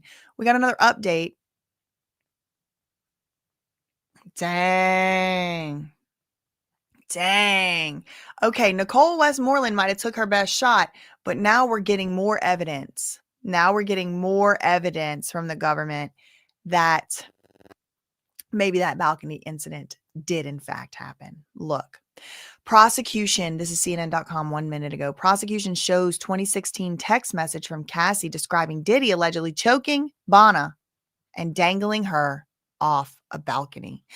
Before calling Enrique Santos to the stand, Assistant U.S. Attorney Christy Slavic reviewed a screenshot of a text message thread between Christina Karam, former chief of staff for Diddy, and Cassie. So KK and Cassie texts. According to the metadata, the photo was taken September 30th, 2016. Cassie texted KK, "I just found some crazy beep. He came into my house while my friends were here, and we were all sleeping, and they woke me up because he was ringing the bell crazy at 3 a.m. And when he came in, I went to my room, and he went at Bana, choked her, and then dangled her feet off the balcony. This is crazy." Cassie then said, "I have to stay away." The screenshot was recovered from KK's phone, which was seized at a Florida airport about a little over a year ago, March 25th, 2024. Enrique is now on the stand.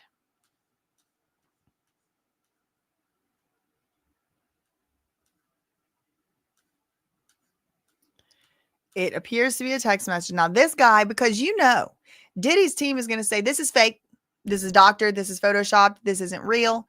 So here come the forensic examiner to say, oh, yes, it is. Thanks much to Onyx Sunflower for $4.99 super chat. Ray J is posting online he's leaving the country and he's on the way to Antigua. That's interesting because Brittany, like one of her first rehabs was Antigua, and it was owned by Brittany stands in the chat. Who was it that owned that? Lenny Kravitz or something, one of them? Ray J was brought up yesterday, y'all, and nobody reported on it until all the YouTubers got out of court. I made a BJ Investigates about it, but yesterday Nicole Westmoreland asked Bana if she remembered the names of the substance dealers that they dealt with, and she said, I don't know if I could remember all of them. I was messed up or whatever. And tell me why Nicole Westmoreland asked Bana. She said, was one of them dealers' names Ray J? And remember, Bana had an immunity deal. So she had to tell the truth or else she could be prosecuted. So she sat out there and she was like, I don't remember if one of them's name was Ray J, apparently. I heard all this from Mims, but other YouTubers reported on it. And I do have a BJ Investigates coming out on it, but Ray J is coming up. That's interesting to me. He got mentioned yesterday. Now he's talking about he's leaving the country. Thanks so much for the $4.99. Thank you to Casdra for the $5 super chat. Thanks for your fun and intelligent commentary. Hope you're feeling better. I am starting to feel better. Thanks much to Tatum for the $4.99 super chat. I guess I'll have to change my name to be accepted No, I mean, I accepted you. Thanks so much for the $4.99 super chat. Super chat's totally worth it regardless because I love you anyway. Shout out to you. Thank you, thank you, thank you. Thank you, Lori, for the $4.99 super chat. Demons can't stand bells. Oh, they can't? Rebuke. Rebuke. Thank you, Lori, for the $4.99. Thank you to Victoria for the $4.99 super chat. Thank you, thank you, thank you, thank you. Let's see if we have anything new from Inner City Press. Looks like no.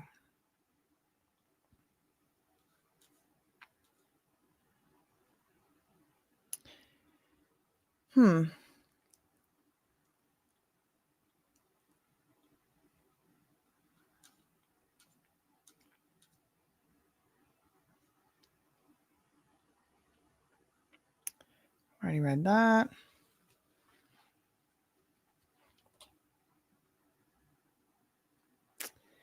Already read that.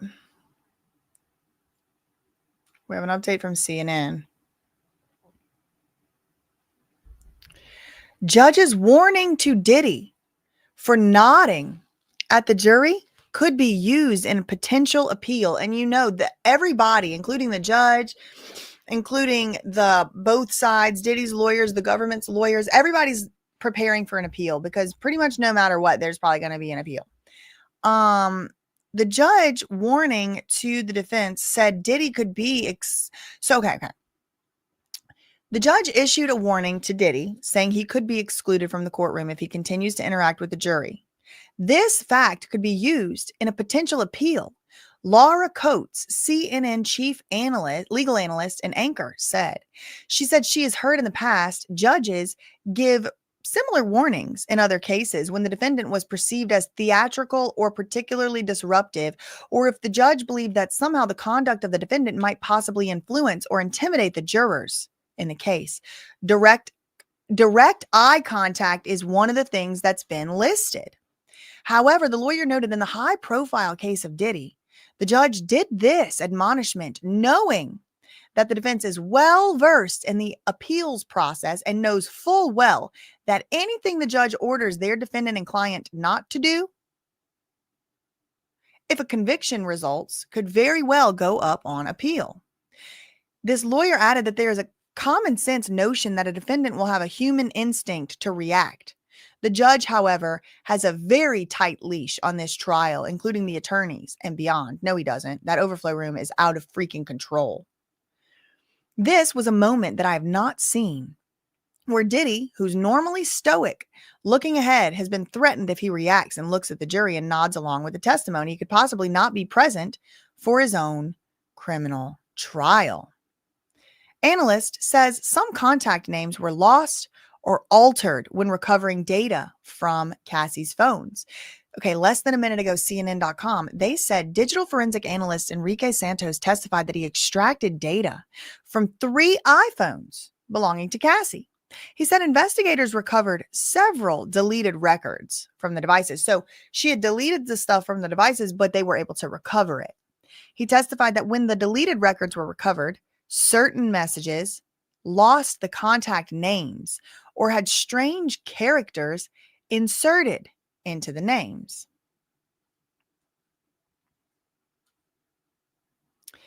Okay, next question. If a user takes a screenshot, what is the metadata? Santos said the creation date, the modified data, and where it is stored. So if you take a screenshot, this is what the creation date of the screenshot, where it is stored, and any modified data. This exhibit, is this another extraction? Yes. No further questions. Okay, so then Diddy's lawyer gets up and says, so some messages remain. Hold on, let me find it. I lost the spot. These little Twitter threads are jumpy. Diddy's lawyer, some deleted messages do remain. The expert said, yes, some of the deleted messages do remain. So the government's already done with their first round of questions. I mean, it was literally a tweet. Analyst says some contact names were lost or altered when recovering data from Cassie's phone. He said he extracted data from 3 of Cassie's phones.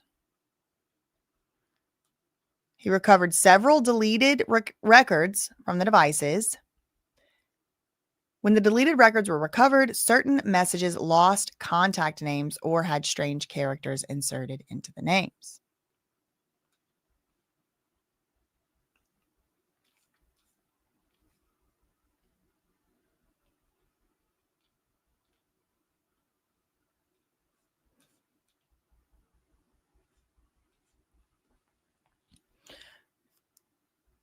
Full story. Judge lashes out at Diddy and threatens to boot him from the courtroom for nodding vigorously at jurors. Read the full story. Tech analyst takes the stand. 10 minutes ago, theindependent.com, Enrique Santos, an investigative analyst with the United States Attorney's Office, is now on the stand. 5 minutes ago, prosecution reveals text messages about balcony incident. Prosecutors showed the jury text messages from Cassie on September 26, 2016. I think it was 30th, they said. Bana testified yesterday that Diddy dangled her over a 17th floor balcony around that same exact date. Quote, he came into my house while my friends were here. We were all sleeping. They woke me up because he was ringing the bell crazy at 3 a.m. When he came in, I went to my room. And this was Ventura. This is her text. Quote, he came to my house while my friends were here. We were all sleeping. They woke me up. He was ringing the bell crazy at 3 a.m. When he came in, I went to my room and he went at Bana, choked her, then dangled her feet off the balcony. Cassie's text reads, earlier today, Diddy's attorney claimed Bana lied after she testified about the incident. 1 minute ago, defense is cross-examining Santos. Direct examination is finished. Defense attorney Teeny Garagos is now beginning cross-examination.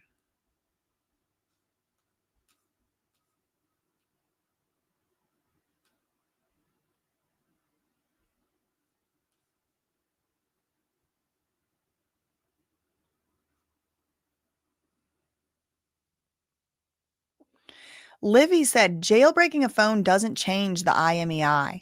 Changing the IMEI of a phone is illegal and it is not easily done. I've jailbroken phones. It doesn't change the IMEI. Interesting.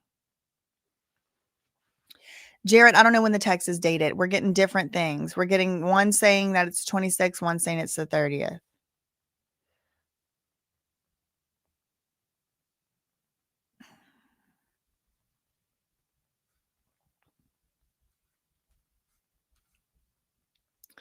Seven seconds ago. September 30th is the capture date of the screenshot, correct? Yes. Thank you. Next witness. First, some sealed exhibits under the pseudonym order and because sexually explicit. 1503. At this time, we'll call her Jane. Okay. Enrique Santos was on there 2 minutes. I mean, he really didn't last long up there on that stand. However, that being said, they were supposedly came back from lunch like 45 minutes ago. So it really has been quite a while. It's 2:19. They were supposed to be back from lunch at 1:30. But he's leaving the stand and we're getting Jane Doe coming up to the stand. Enrique Santos came in and left out. It was quick. It was fast. They were in a hurry and they are trying. Look, 18 minutes ago, NBC reported that the investigative analyst was called to the stand and boom, he's already off the stand within 18 minutes. Look, they didn't barely even tweet about it over here, Washington Post, before it was over.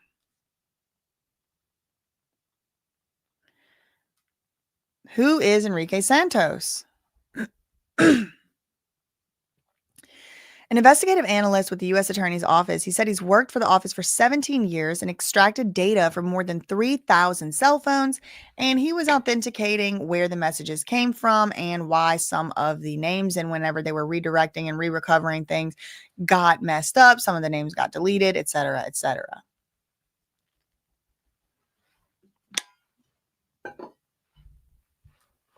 We have an update from CNN. What to expect to hear from Jane based on opening statements. Jane, a single mother, began dating Diddy in 2020. The assistant U.S. attorney said in her opening statements, Diddy promised that if they did freak offs, they would spend quality time together. But it was a lie, the assistant U.S. attorney said. Instead, Diddy allegedly forced her to take substances and stay awake for days at a time. Now remember, Cassie also testified. Diddy physically and sexually abused her and used violence and blackmail to make her participate in drug-fueled sex parties known as freak-offs for over more than a decade. About a year ago, Diddy and Jane had a physical fight at her home. She tried to run out the front door, but he grabbed her in a chokehold, lifted her by the neck, and kicked her to the ground, Attorney Johnson said. Later that night, he forced her into a freak-off. In contrast, the defense is saying, and they said in their opening statement, Jane was a willing participant to all of those sexual encounters, and they also argued that the fight last year featured mutual violence. Jane's allegations are key to the racketeering charge. One count of ST and one count of transportation to engage in prostitution.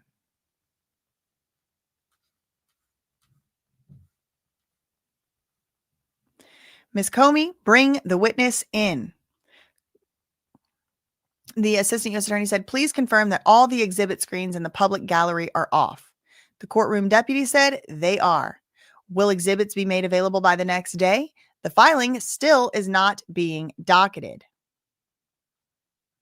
I'm aggravated about it too, Matthew Russell Lee. Believe you me. Let's go to Washington Post. They do have a new update. Okay, 1 minute ago, Wesley Parnell, Washington Post. Prosecutors showed the jury evidence that they say helps to shore up Bana's disputed account of being dangled over a ledge by Diddy. It's a September 30th, 2016 text message chain between Cassie and Christina Karam, Diddy's chief of staff at the time of the incident. Quote, he came into my house while my friends were here. We were all sleeping. They woke me up because he was ringing the bell crazy at 3 a.m., she wrote in one message.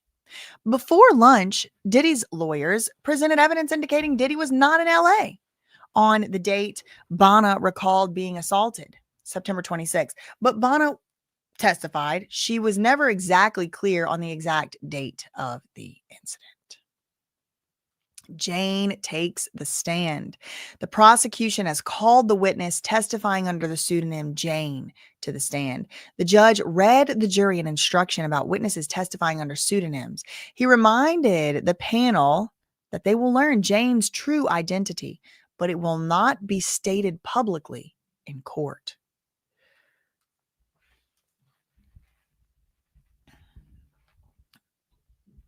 Jane takes the stand. Inner city press is not describing her physical appearance. Where did you grow up? California.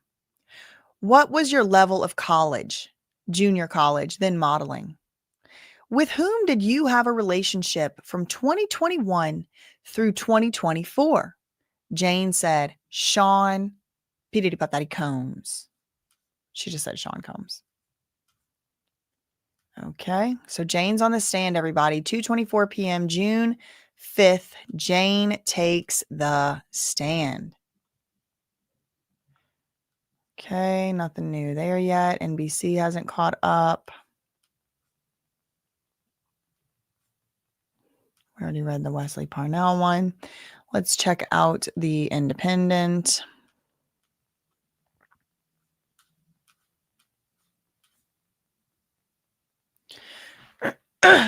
Seven minutes ago, Fox News said Cassie Ventura text about alleged balcony incident entered as evidence in Diddy trial. No witnesses are... Oh, wait, hold on. Jurors were read a number of texts between Cassie and Christina Karam, Diddy's former chief of staff. No witnesses were on the stand at the time.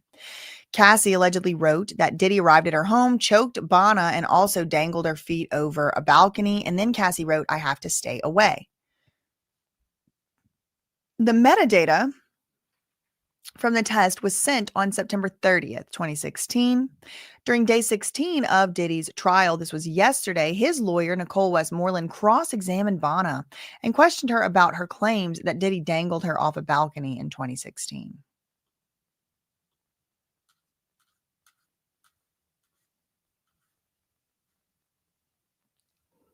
So Jane dated Diddy from 2021 through 2024.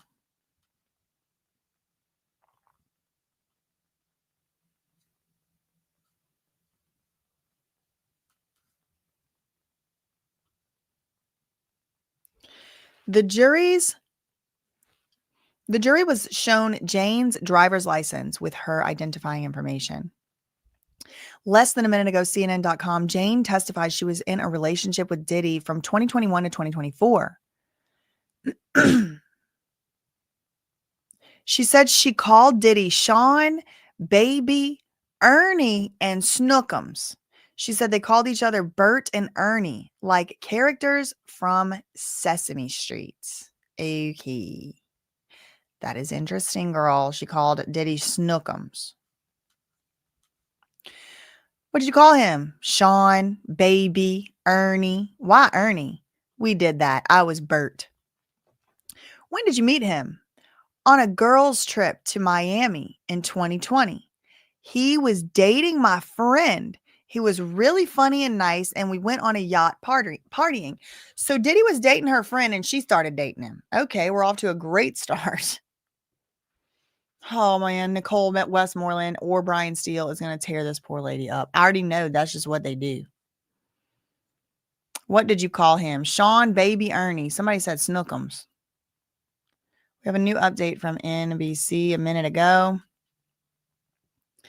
1 minute ago, NBCnews.com, if they let it stay up, Cassie let Diddy aide know about the dangling incident. And I think they're going to be this Diddy aide, Christina Karam, I think she's going to be brought up as a co-conspirator. That's what the word on the street's been saying. Santos only testified briefly about extracting data from cell phones, including deleted messages he got. In one such message from Cassie's phone, Cassie informed Combs Enterprises Chief of Staff, Christina Karam, about the 2016 balcony incident when he allegedly dangled a woman over the balcony.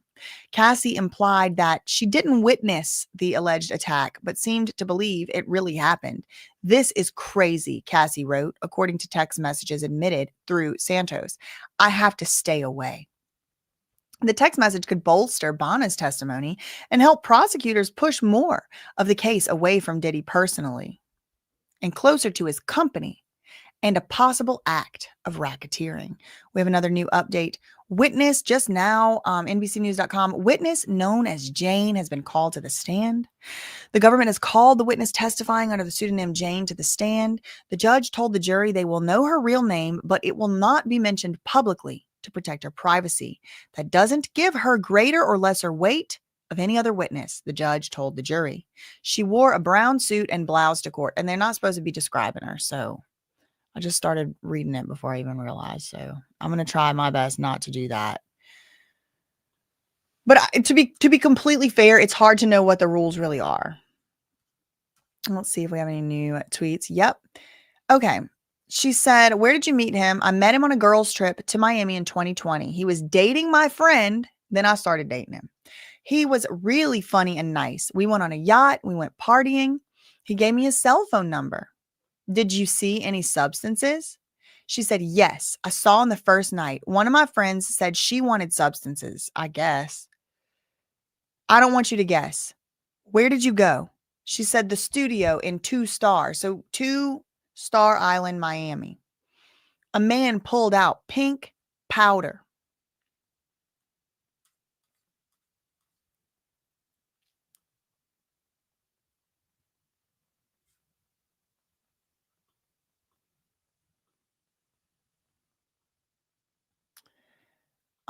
Give me 1 second, y'all. I just got to run out of my room and grab something real quick.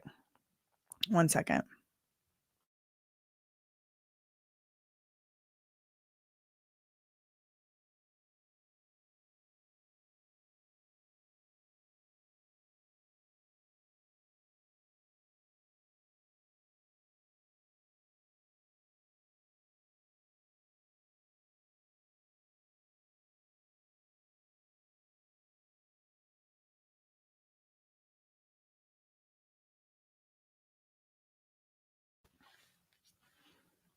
Okay, I'm back. Yeah, Cassandra, tell them. If anybody is guessing, please stop guessing. We're under court order not to advertise who this Jane Doe is. Thank you very much. We're not doing guesses. This is Jane Doe, all right?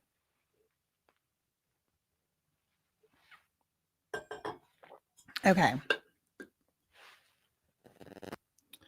Yes, thank you. Thank you, Diamond.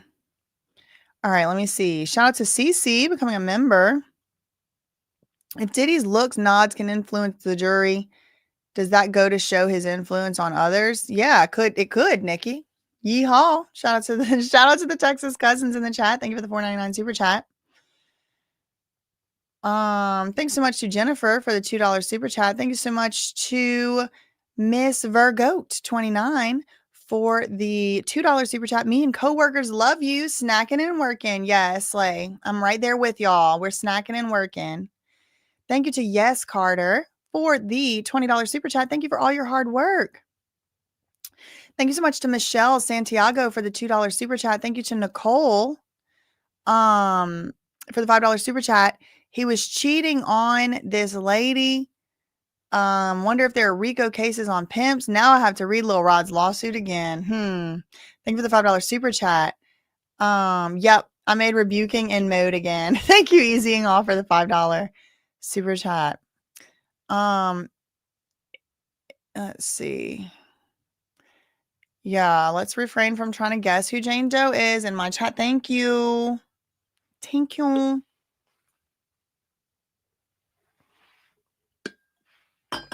Okay.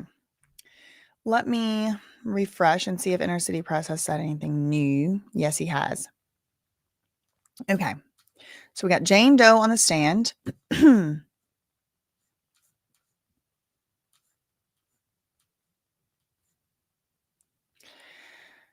Okay. I went to the studio in Two-Star Island in Miami. A man pulled out some pink powder. My girlfriend was upset. So this person is like calling her friend that's a girl. My friend was upset. She thought I was getting, okay, my girlfriend who was dating Diddy was upset. She thought I was getting with Diddy. So we left abruptly. What about the next day? She said we had drinks by the pool and then a movie night in the theater in his residence. He texted me, I'd like to take you out. I replied that I felt complicated. Because remember, it's like, my act, that make it all feel complicated. Yeah. I think that song came out in 2020. Is that true? Did I make that up? Maybe 2021. So Diddy gave her his cell phone number. Did you use substances? Yes, I did. It was in the studio at Two-Star. A man pulled out some pink powder and all that. But my friend was upset because she thought that I was trying to get with Diddy. So we left. And the next day, we were having drinks by the pool, then a movie night in his theater in his residence. And he texted me that he wanted to take me out. But I replied that felt complicated because he's dating my friend. Where were you living then? She said the East Coast. Did Diddy contact you? Yes. He was flirtatious. He invited me to Miami. And then they showed some text messages to her, but we are not going to see it.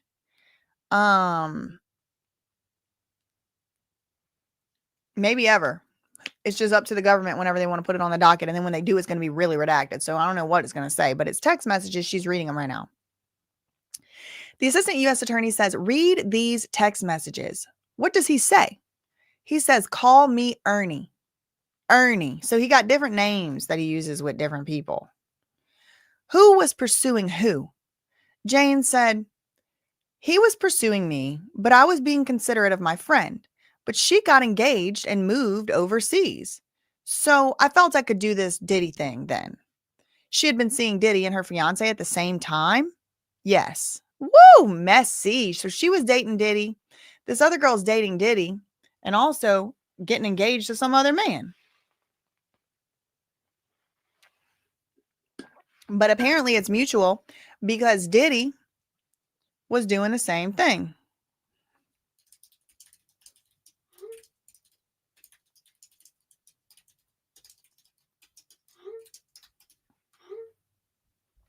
Okay. It's getting messy. Okay. I went to Miami in 2021. He got me a hotel room. Okay, question. Where did you have your first date? The hotel balcony. How long did your first date last? 5 days. What? Where did you have your first date? The hotel balcony. How long did you have your first date? 5 days. She was on the hotel balcony for 5 days. What did you tell him about your past? That I dated someone that he knew.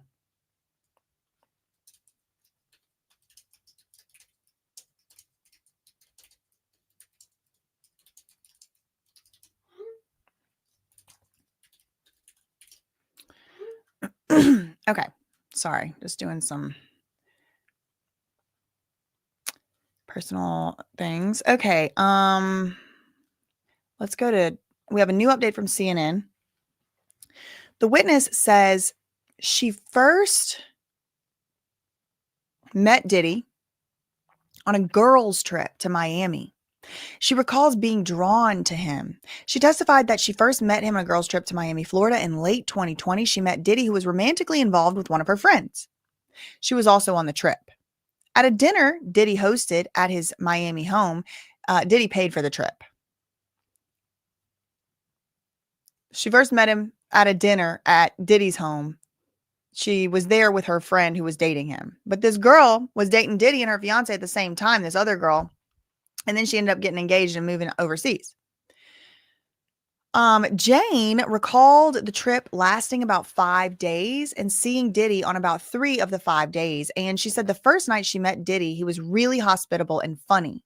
Quote, he was really charming, really nice, and I was already drawn to him pretty instantly. The group started at Diddy's Miami home and then went on to party. So they started at Diddy's house and then they went on to party on a yacht. There was a little bit of flirting going on, Jane testified about the early encounters she had with Diddy. We already read that.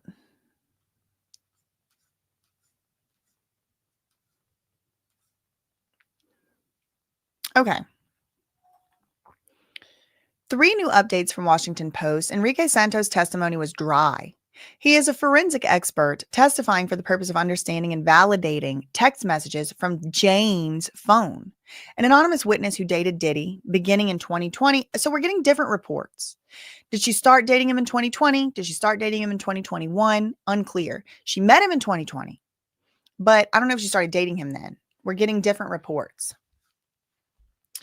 Anyway, she's testifying about her accusations of prolonged abuse. Santos, the expert that came on right before her, explained how he extracted and recovered emojis, how WhatsApp stores data, and at what point a cell phone deletes underlying data. At least 2/3 of the messages on Jane's phone had been deleted, but most of it was recovered. Okay, this is news. Enrique Santos is testifying that most of the text messages have been recovered, including emojis, but like 2/3 of her messages were deleted. 9 minutes ago, the government has called its next witness to the stand, Diddy's ex-girlfriend, testifying under the alias Jane to protect her privacy. Her testimony is considered some of the most important testimony of the trial, and she's expected to be on the stand for several days as she lays out details of the case against Diddy. 5 minutes ago, Washington Post, Wesley Parnell, Jane said she met Diddy on a trip to Miami in 2020. At the time, Diddy was dating one of Jane's friends and paid for Jane to come along. When the trip ended, Jane said Diddy offered her his phone number. Jane is using a pseudonym in court. She testified that they subsequently texted each other under different pet names. She often called him Ernie from Sesame Street and Schnookums.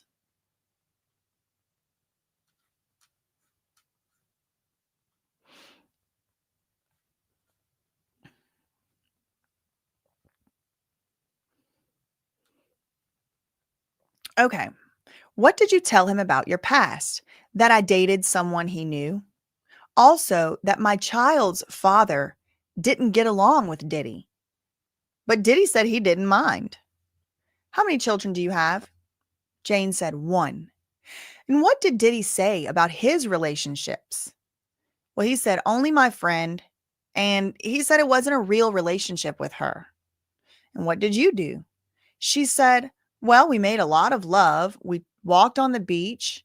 Later, we went on a proper first date, dressed up, a restaurant, and I was head over heels.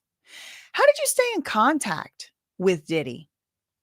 Jane said, through text messages. Question, did you ever travel with him? Jane said, yes, to Turks and Caicos. So this is bringing in that RICO, the international aspect of things, kind of gives it across state lines. That's one of the things that has to happen. It has to be across state lines. International, of course, is across state lines. Jane and Diddy gave each other the code names of Bert and Ernie. When Jane first met and flirted with Diddy, they came up with code names for each other. We exchanged numbers, and that's when we said we should have a nickname. He said Bert, and I said Ernie. The text message exchange between the two was later introduced, where they said, hi, Bert, and hi, Ernie. Bert and Ernie are, of course, best friends from Sesame Street.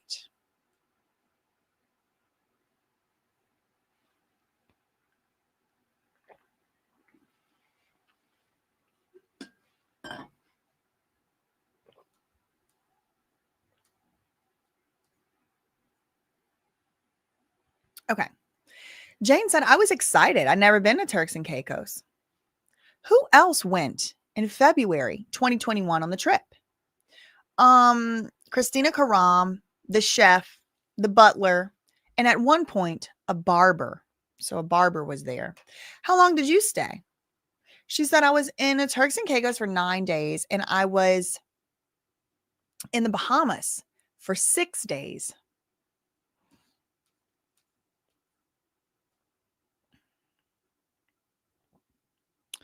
We're going to play a video not shown in the gallery, and then they played loud music. So there's a secret private video we don't get to watch. Jane said, I took the video. Okay, question, what do we see in the video? This is the government asking. The villa, the vibe. So I guess this is Turks and Caicos or the Bahamas or one vacation or whatever. But Jane is saying she took the video. What did you tell Diddy? She said, I told him I was a single mother. On social media, I called myself a content creator. She called herself a content creator on social media. But what was your work? She said it was advertising brands on my social media. What did Diddy give you? He gave me a love bracelet. He said he would give me money too because he had taken me many days away. And I really appreciated that. How much money did he give you?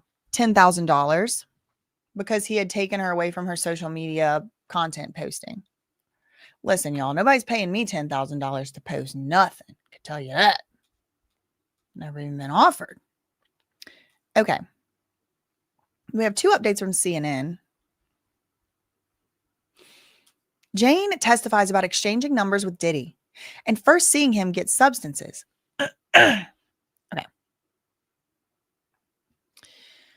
Jane testifies about exchanging. Okay. Diddy asked Jane, one of his accusers using a pseudonym, to exchange numbers as they talked at a 2020 yacht party in Miami. She said they chose the nicknames Bert and Ernie to put as each other's contact. Later that night, Jane said the group went back to Diddy's home and used the pool. Jane went with Diddy to his studio to get a pink powder substance after one of the other girls asked for substances. She recalled a man in the studio building. She recalled a man in the studio building gave Diddy the pink powder. I wonder if it was one stop. Is he still around? Jane asked them if the substance was safe and recalled they looked at her like, yeah, it is the best. Okay, so she was like, what's this pink powder? Is it safe? We're getting more details. She's like, is this safe? What is this? And they were like, oh yeah, this is the best. Jane's group left the house party abruptly after that because her friend who was seeing Diddy at the time also suspected that there was something going on between Jane and Diddy. And that friend might have been onto something because they did eventually hook up and date for years. 2 minutes ago, CNN.com, Jane says Diddy pursued her after the Miami trip. She testified the next day that Diddy hosted a pool party for them on their last day in Miami, and they all watched a movie together. She said Diddy was texting her during the movie, asking if he could take her out. She testified that she told him they could be in touch. After Jane left Miami, she said Diddy texted her and called her, but she remember she was living on the East Coast. She said, quote, "I remember he was flirtatious. He was inviting me back to Miami." She said she said she was hesitant at first. Jane was, because her friend still had feelings for Diddy. But after her friend got engaged, she felt she could consider the possibility of being with Diddy.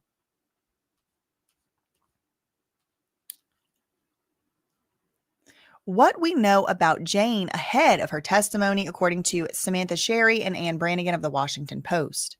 A woman who pseudonymously, I don't ever know how to say this, pseudonymously known as Jane, took the stand today to begin what is expected to be multiple days of testimony in support of the government's ST allegations against Diddy.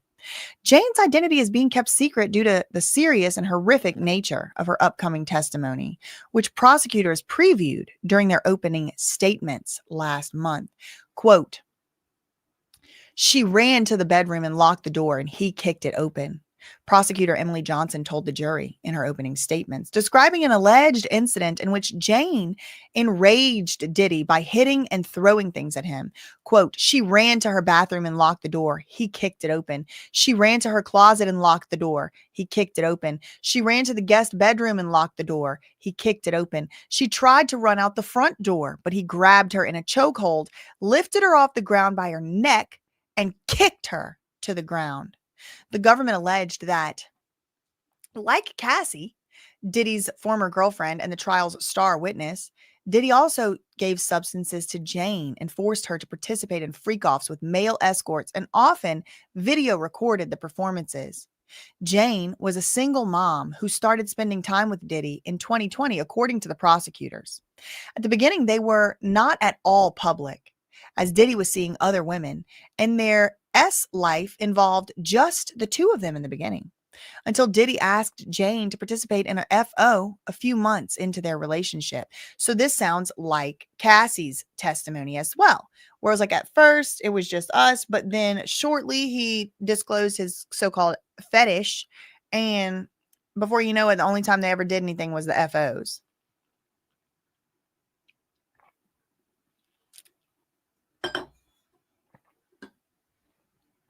To make Diddy happy, Jane agreed. She thought the freak-off would be a one-time thing, prosecutors said, but Diddy continued to ask for freak-offs, promising Jane the quality time, dates, and trips that she had wanted to take with him more than anything. Diddy never delivered. Jane is expected to testify about the freak-offs, including how Diddy denied her request to have the escorts wear protection and how Diddy didn't listen to her displeasure with the incidents. Prosecutors also said that Diddy took over Jane's finances. Okay. I remember in the Lil Rod lawsuit that Lil Rod said that Diddy would use Robin Greenhill to provide the cash payments to these S workers. I don't know if that's true or not, but that's Lou Taylor's friend over there at TriStar Sports and Entertainment. Prosecutors said Diddy took over Jane's finances, as he allegedly did with Cassie, viciously attacked and blackmailed her with videos of her having relations with escorts. They also planned to play phone recordings that show Diddy trying to manipulate Jane into saying she wanted to have freak-offs and making thinly veiled references to continuing to pay for her home in exchange for her silence. Also similar to what happened with Cassie, the defense has argued Jane was a willing participant in everything she and Diddy did together, describing Jane's first freak-off as a consensual threesome. In her opening statements, this was Diddy's lawyer, Teeny Garagos, the one that's so proud. She's so proud to represent him. And it just makes me wonder, is she so proud because she don't see anything wrong with it because she's been doing it too? I mean, that's the only way I could see somebody just being so proud. That means they doing it too. Because otherwise, how could you be proud to represent this man? I mean, it's her honor, whatever she said.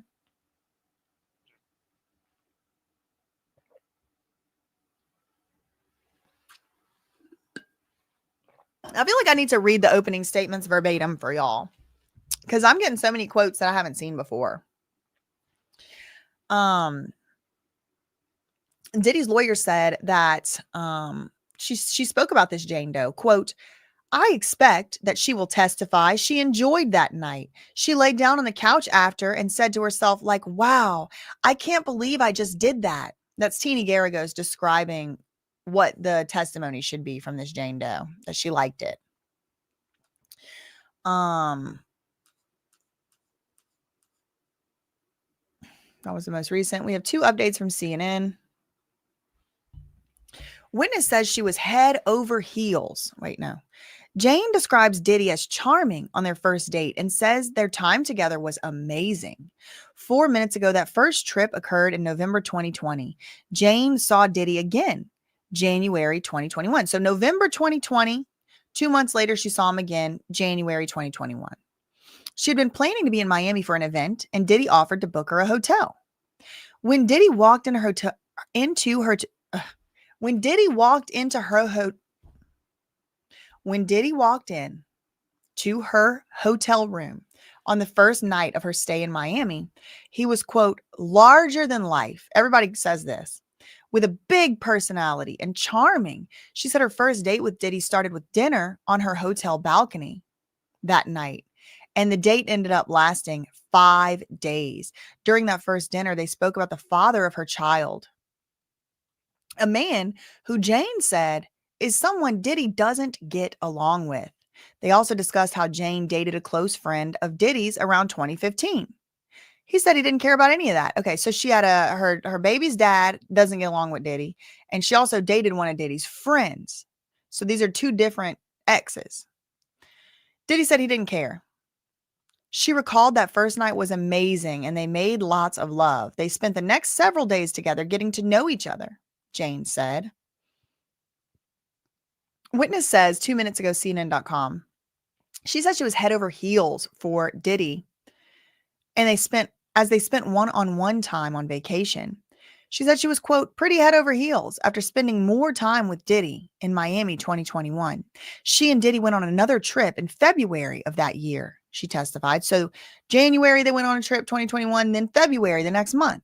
I told him that my birthday was coming up and he was super excited and said we should go on an island getaway. She and Diddy went to Turks and Caicos and then the Bahamas. She said his assistant, KK, was there, and so was a chef, a photographer, a butler, and a barber. They spent about 15 days on the trip.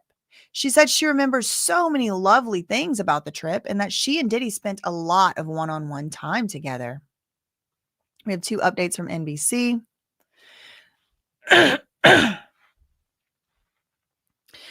Jane testifies that Diddy gave girls a pink powdery substance on a Miami trip, during a Miami trip in 2020. One of the girls requested substances and somebody brought the substances. Jane then said she walked with Diddy to a studio where they encountered another man and she saw substances. Jane said she asked if the substances were safe. And this is a quote, and I remember both of them looking at me like, kind of just gave me this look like, yeah, it's the best. Jane said Diddy took the pink powder back to the pool and gave it to the girls. Jane, 2 minutes ago, NBC News, fell head over heels for Diddy in Miami.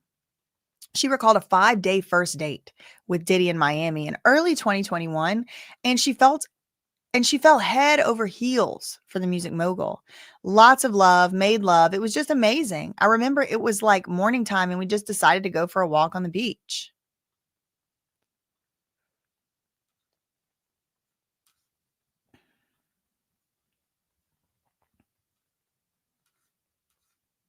Okay. What substances, hold on. So he gave me money because he had taken many days away from me posting on social media. I really appreciated that. How much money did he give you? $10,000. So this is trying to prove ST and also prostitution because he flew her out there for the purpose of having relations with her and gave her $10,000. That's the commercial purpose that has to be proven. I'm assuming that's why they brought that up.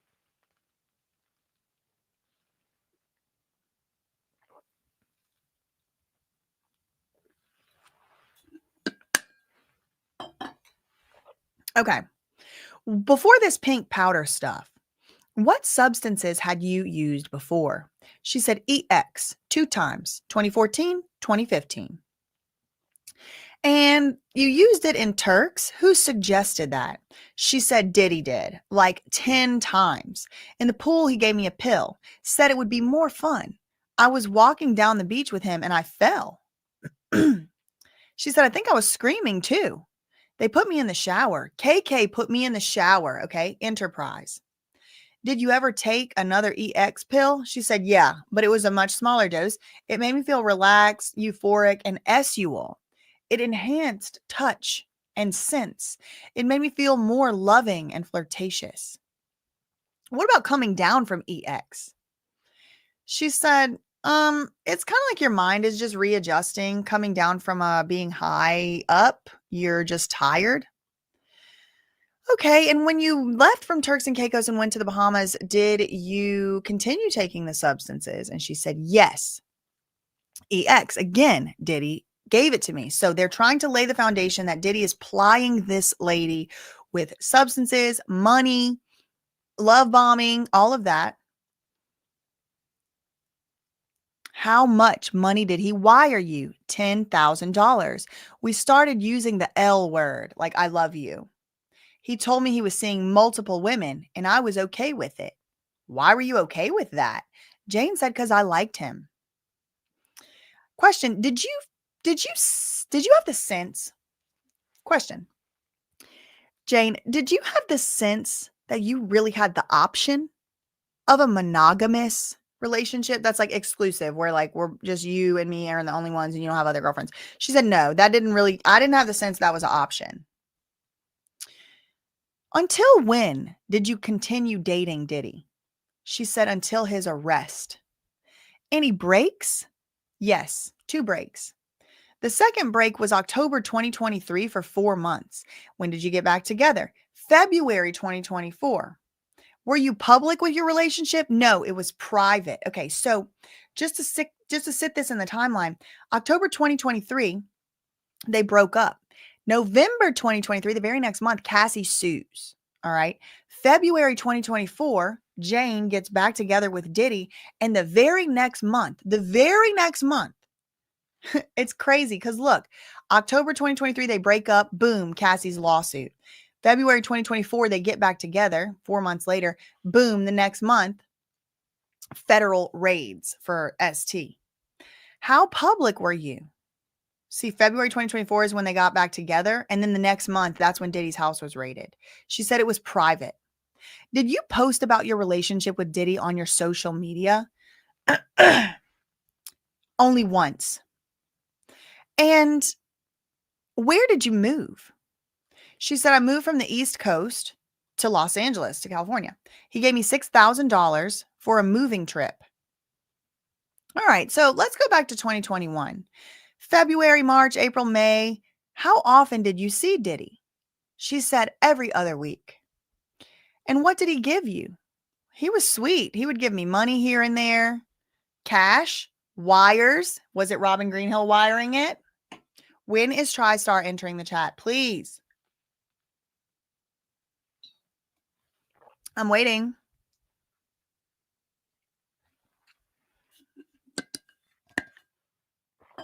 Okay.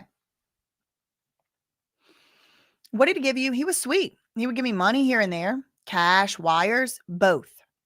How often did you use substances? Jane said every time I saw him.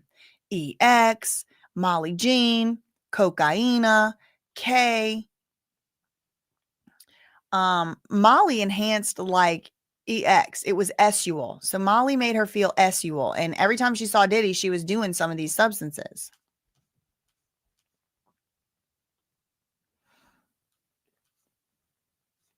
Uh-oh. The stilettos are entering the chat, everybody. She said horny. Cocaine made me feel alert. I did not like K. The walls were closing in. In what context did Diddy give you substances? And this Jane said when we were having relations. What did you learn? Uh-oh. Jane said, I learned so many things, girl, like how he liked to have pornography playing. He liked me in lingerie with high-end stripper shoes. I was to put baby oil all over my body and his. Okay, question. What type of rooms? She said, in his bedroom. And how was it lit? She said, we would have red lights on. How did you feel about the lights? She said, oh, I loved the lights. Okay, so May 2021, what happened? She said, I remembered that when we would watch pornography, okay, so now they're trying to lay down foundation for like a grooming type behavior, right? Like little by little. At first, it's great. We're going on trips. He's giving me $10,000. He's giving me these substances I never had before, and it made me feel so good and happy and sensual, and all that seemed nice. And she said, then little by little, it's like we have these red lights, high heels. He loved me to be in the lingerie, the stripper shoes. He liked to have the pornography playing. And then May 2021, remember, she met him in the end of 2020. They start hanging out January. So just a few months after they meet, what happened? She said, I remember when we would watch pornography, we would have like a lot more fantasy conversation, and her voice cracked. Do you need a break, Jane? Jane said, no. We would search things on these websites, and he wanted me to fantasize. Okay, so in May 2025, was there objection, Your Honor? Oh, sorry. Yeah, right. Sorry. May 2021. Right. We're back there. We're 4 years ago. May 2021. So sorry. Okay. Were you watching the pornography? She said, where were you watching the pornography? She said, Mia. Hold on. Mia? Oh, Miami, maybe. In May 2021, so a few months. Okay, let me just start with the previous tweet because it's gotten her, because she said the wrong year, it got it kind of confused. May 2021, what happened? Jane says, and she's trying to get this out and her voice cracks. She says, I remember when we would watch pornography, we would have a lot more fantasy conversation. Her voice cracks. She said, we would search things on these websites. He wanted me to fantasize. Okay, question. Were you watching the pornography? She said, I had been awake for 15 hours, maybe 24 hours. What substances? Jane said, ecstasy, Molly. He said, meaning Diddy. Diddy apparently said, I can make it happen. I don't know what exactly she's talking about. What did you say? Okay. She said, I thought I was playing into the fantasy, but when I came out of the bathroom, he was staring into his phone really serious. And he said, it can happen tonight. Okay. So so I guess this is where, inner city press, I think, is so decent. He's such a decent man. I don't think he always puts like all the most nastiest stuff on his tweets, which I don't blame him, but sometimes it's kind of like, maybe there's something was said here.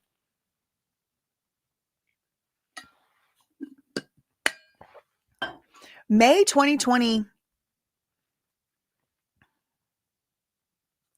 a few months after they start dating.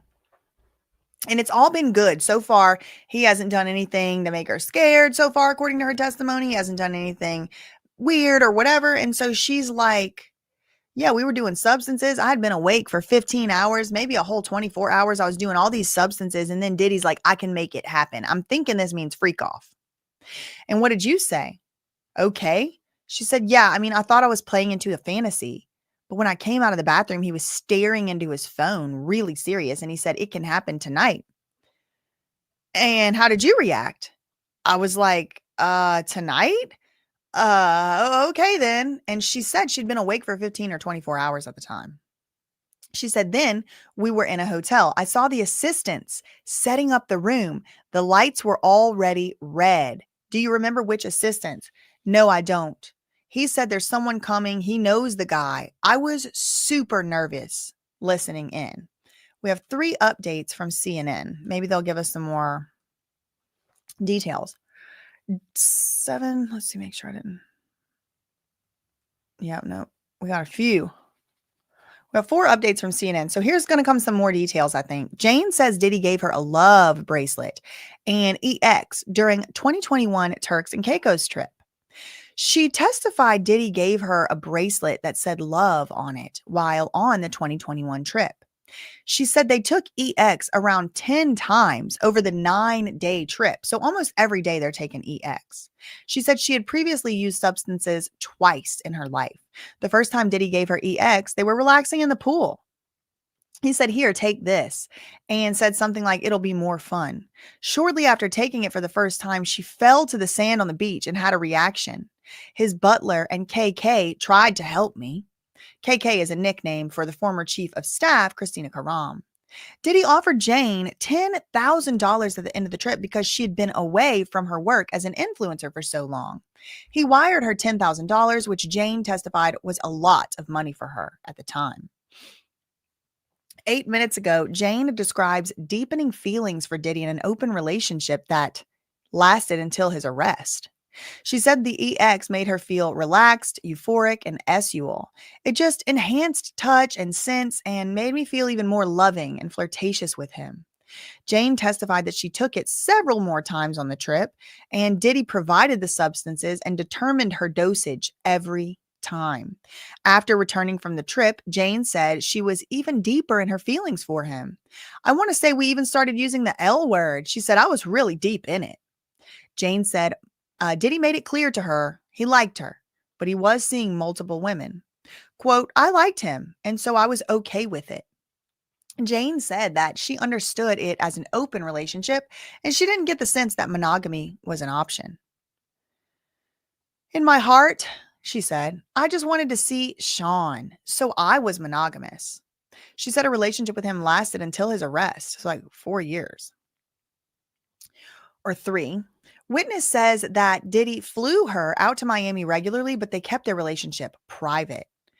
She said the two were private about their relationship. She might have only posted on social media about Diddy one time, she testified. She lived on the East Coast when they first met, but relocated to California in June 2021. So she moved all the way over there to be his girlfriend. Diddy gave her money, including $6,000 for a moving truck, and periodically transferred her money just because throughout their relationship. From February through May of 2021, she would see Diddy every other week when he would fly her to see him in Miami. Jane describes 3 minutes ago, CNN.com. Jane describes an intense, affectionate relationship with Diddy. She said that between February and May 2021, she did substances every time she saw Diddy, and he offered them when they had relations, SUL. They took EX, Molly Jean, cocaine, and horse tranquilizer. In that time frame, Jane said she learned a lot about how Diddy preferred to have relations. "I learned how he liked to have pornography playing. I learned how he preferred me to dress. I just learned the things that he liked, sexually." She said he preferred her to wear provocative lingerie and really high stripper shoes and to put baby oil on her body and his. She said they would have relations in his bedroom lit with red lights, and they would do these relations for 12 to 24 hours. She testified she loved those sessions during this period. "I really love my partner, and I was just making love with my partner the whole time. Lots of affection and kissing. It was more like love making. It felt like Diddy was really passionate, and he brought out a lot of passion out of me too. And the way he would compliment me and just be so into me and just really like enjoying one another," she said.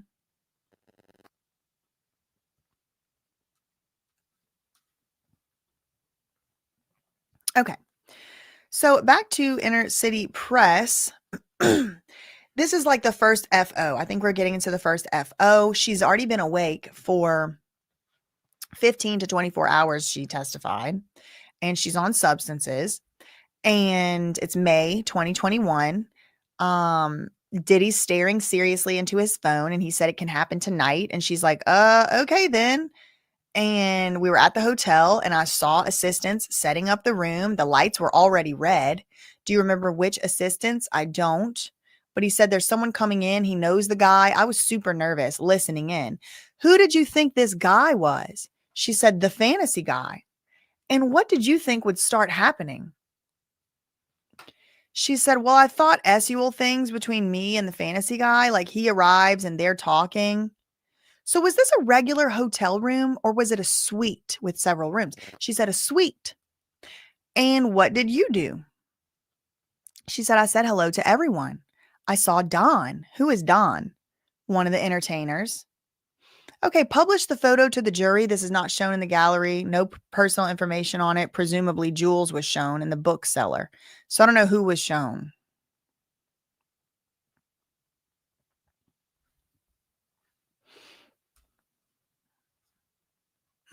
All right, what next? She said, well, I was on the couch with my robe on. My legs were crossed. I was nervous. What happened next?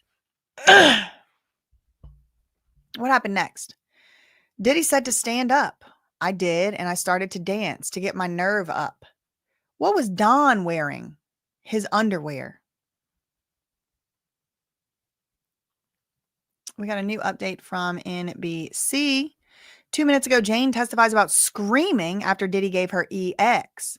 She testified to using substances with Diddy while on a trip to Turks and Caicos in February 2021. It was her first trip together in celebration of her birthday. We were at the pool and he said, here, take this. I took the whole pill. I was walking down the beach with him and it just hit me and I fell to the sand. My body was just convulsing and I was screaming and I said, help me. Oh my God. She said, Diddy took her back to the shower to calm her down. Now, this is another pattern because this is what Cassie testified to, that when she would get a little too much with the substances, Diddy put her in the shower too.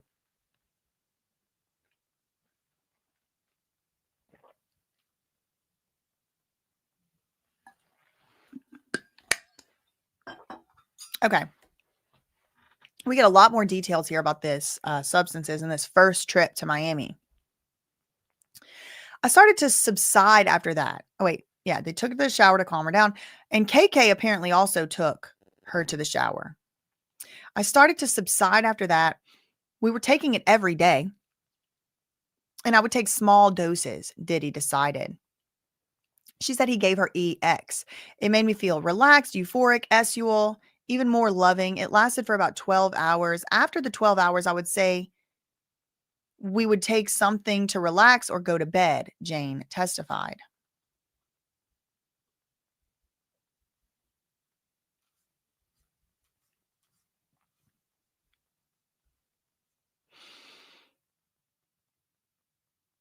Hold on. I gotta hide some AstroTurf stuff.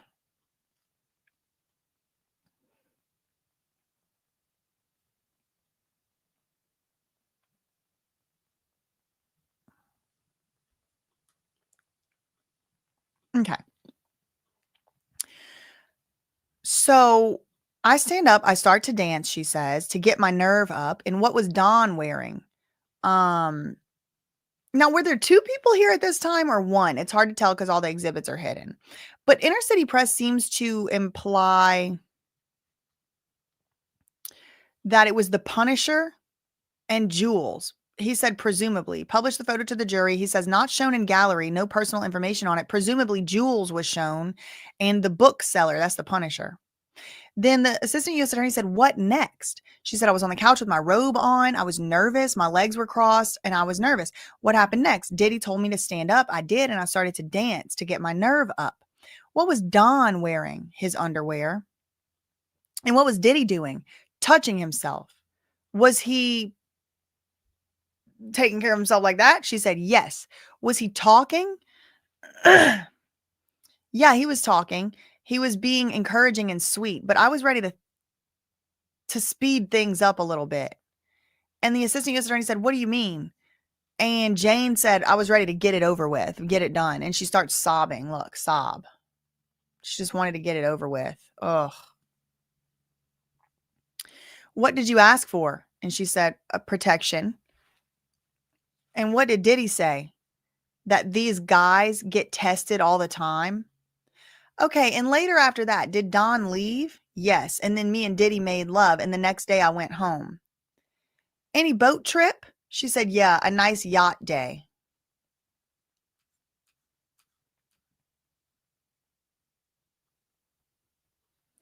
So he's rewarding with the yacht trips as a payment or what? We got a new update from NBC. Jane says substances, including horse tranquilizer, were a constant in her sex life with Diddy. She said she did substances, including EX, cocaine, and K, every time she saw Diddy in February and May of 2021. She said she enjoyed her sex life with Diddy in 12 or 24-hour long romps that often included baby oil. Diddy kept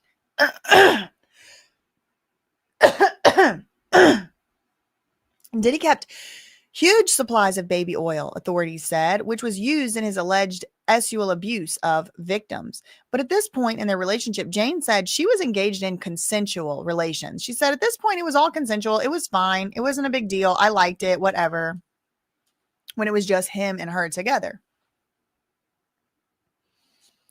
15 minutes ago, Washington Post Wesley Parnell. Jane said she flew to Miami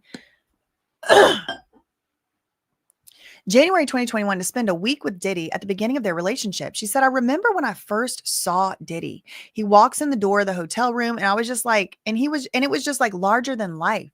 He was just immediately immersed in conversation with me. She said they spent the night together and watched the sunrise over the balcony. We made lots of love, she said. And after that, we went on a proper date night. We went to a restaurant, we got dressed up, and we had more of a mellow one-on-one sitting. On her flight home, Jane said she was pretty head over heels for Diddy already. 12 minutes ago, Wesley Parnell. Diddy and Jane had an intersecting network of past lovers before they became involved. Jane testified she had a child with one of Diddy's old friends and was in a relationship with her child's father until a falling out in 2015. Diddy, in turn, was dating one of Jane's good friends when they met in 2020. Jane testified that they brushed aside the history and soon found themselves in a whirlwind romance. 12 minutes ago, Jane is getting into some graphic testimony describing stretches where she would have prolonged relations with Diddy for 12 to 15 hours, dressing up in high stripper shoes and taking a panoply of substances. Diddy is sitting in his chair, pushed back from the defense stand. His legs are casually crossed with his hands in his lap. He's listening intently, but showing very little reaction. Jane is holding back tears, taking pauses in between her testimony as she described how their relationship devolved into darker, quote, fantasy relations. 3 minutes ago, Anne Brannigan. Before meeting Diddy, Jane said she had only used substances on 2 occasions and only EX. She testified that Diddy introduced her to new substances like cocaine, horse tranquilizer, and they would use a substance every time they saw each other, often during sexual relations.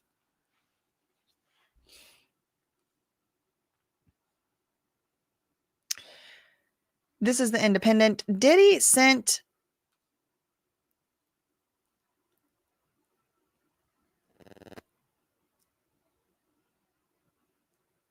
Jane $10,000 on Turks and Caicos trip. Went on a trip. There they did MDMA 10 times throughout. Who sent it though? Like who's wiring it? Is it Robin Greenhill? That's what I want to know. Jane says Diddy went on a trip with her, Turks and Caicos, and the Bahamas in early 2021. There they did Molly Ann 10 times throughout the 9-day vacation. So more than once a day. Diddy also wired her $10,000 at the end because she spent so much time away from her job as an influencer, she testified. 16 minutes ago, The Independent. Jane says she was really deep in feelings for Diddy. I was really deep in it, she said, as she started dating Diddy in 2021. Diddy bought her a bracelet that said love, and they started saying the L word. Diddy told her he was also seeing other women. I liked him, so I was okay with it, she said. She describes a bad reaction to EX that she had with Diddy. She had a bad reaction to a substance that Diddy gave her on the 2021 Turks and Caicos trip. I was walking down the beach with him and it just hit me and I fell to the sand. My body was just convulsing and I was screaming. I said, help me.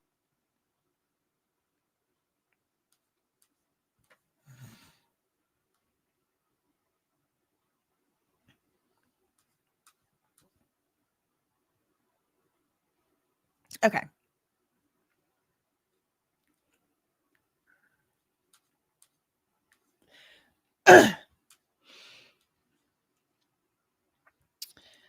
Okay, so the most recent thing, so she asked for the guy to wear protection, but Diddy said these guys get tested all the time. And later this guy left and then Diddy and her hooked up. And the next day she went home after a nice yacht day. How did you feel? She said, I felt exhilarated. It was taboo. I had a good time with my partner. Did you think you would do it again? She said, no, maybe a few times, just something taboo. She said, but how did things change? And Jane said, it opened a Pandora's box.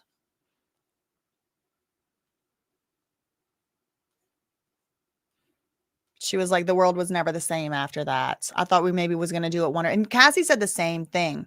I thought maybe we would do it a couple more times. Like, I just thought it was going to be a special occasion. And if it was, maybe I would have did it. But it turned into like something entirely different.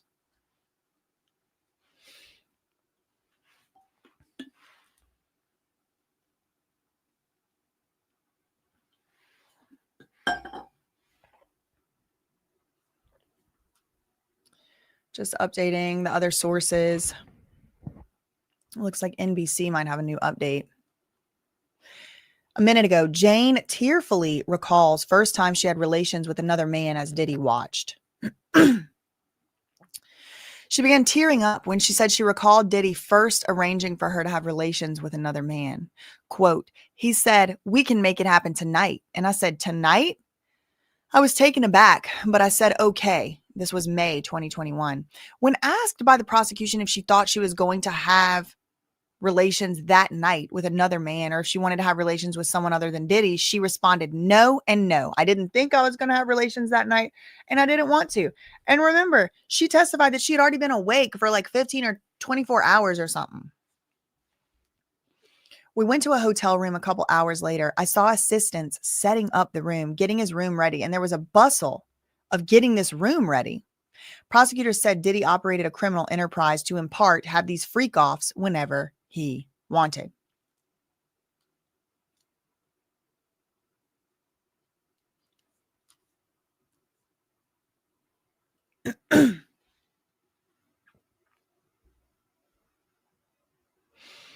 Okay. Did you think you would do this freak off again? Jane said no, maybe a few times, something taboo. How did things change? She said it opened a Pandora's box. There was so much of it afterwards, too much of it. How often? The prosecutor asked. Jane said all the time. I went along with it at first. Okay, but later, did you tell him you didn't want to do it anymore? She said yes. And was this in writing or verbally? She said both, in writing and verbally, many times.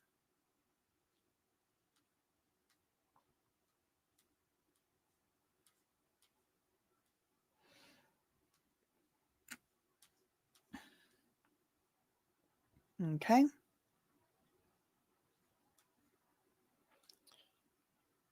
Must be scandalous going on in there. CNN hasn't reported in 19 minutes.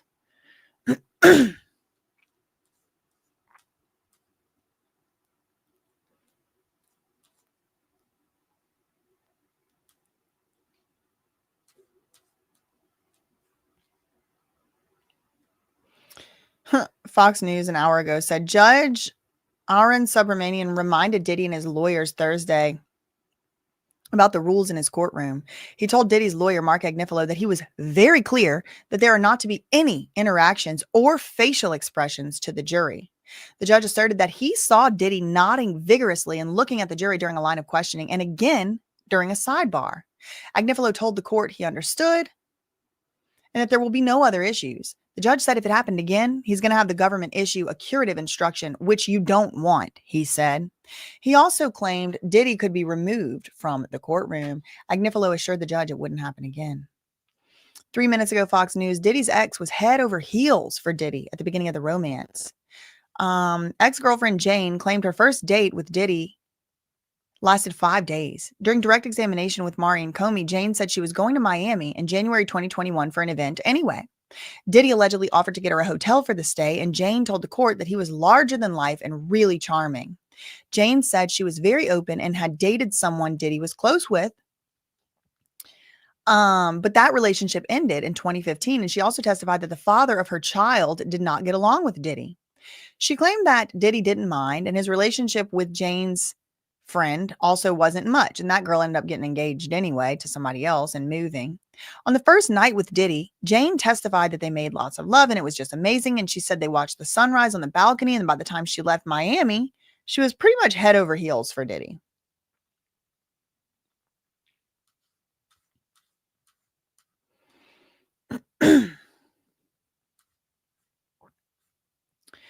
Okay, so the most recent question or the most recent tweet that we saw was where Jane Doe said there was so much of these freak-offs afterwards, too much of it, all the time. I went along, but later I told him both many times in writing and verbally I didn't want to do it anymore. Question, what did Diddy tell you about your rent when you said you did not want to have relations with other men? He said he would give me maybe 3 more months. And how did you feel? She said, I felt frustrated. I felt obligated. Obligated to do what? Objection, Your Honor. We need a sidebar. Okay. Yeah, they don't no speaking aloud. No speaking about your own feelings. There it is. Exchange of goods. There it is. If she didn't do what he wanted, he was going to cut her off. And there's the threats. Yep, people are saying it. Ooh, this is not going good for Diddler. Anyone need logo or cover art done? She's funny. Listen, shoot your shot. Always be hustling, okay? As long as it's legal. It's so funny. I was in India and there was this guy driving the cab and he was like not good. He was not a good driver. He was driving dangerous. I was getting car sick. He was not a safe driver. He was just, he wasn't good. But, you know, you got to go where you got to go or whatever, you know, whatever. But then he was dropping us off and he was like, do you know anybody that's hiring? Are you hiring? Are you asking me if I was hiring. Surely he ain't talking to me. Hiring for what? It was funny. But then on the same time, it's kind of like, you know what? Good for him shooting his shot. If you don't ask, you never get a yes or whatever. But no, I'm not hiring. In general, no, I'm not hiring. And if I was hiring somebody to drive me around, it would be somebody that could drive safely. Okay. It was just out of nowhere. Like no one hiring.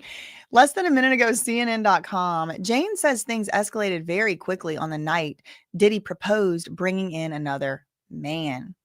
Jane dropped her head and dabbed her eyes with a tissue when prosecutor Mari and Comey asked about what happened between her and Diddy in May 2021.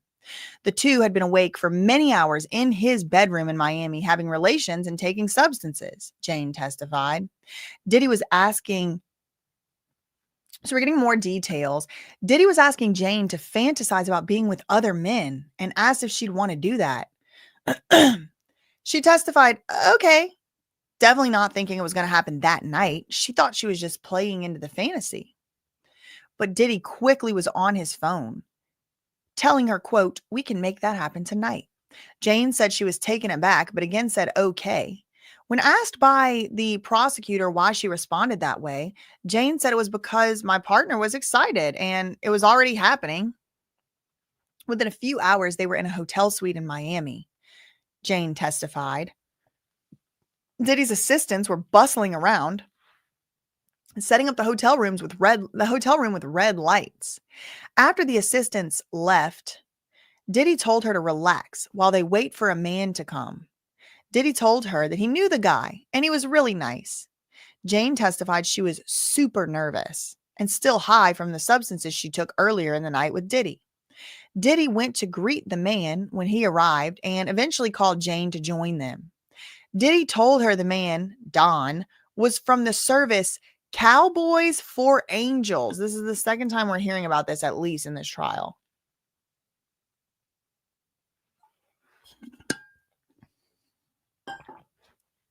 Jane described in court how she eventually had relations with Don.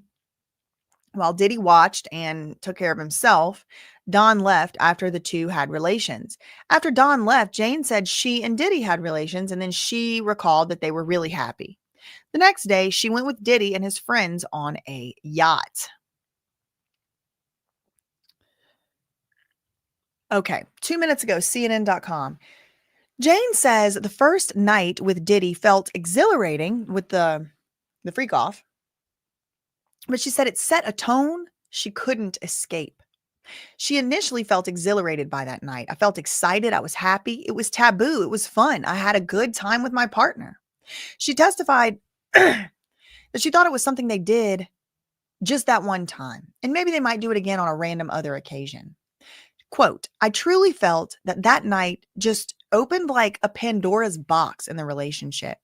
It just completely set the tone for our relationship moving forward. She said that night opened a door that she was unable to shut for the remainder of the relationship. Assistant U.S. Attorney Maureen Comey asked her why she wanted to shut that door. Quote, there was so much of it after, and it was too much of it, Jane said. She said that throughout her relationship with Diddy, she only wanted to have relations with him. She didn't want to have relations with any other men.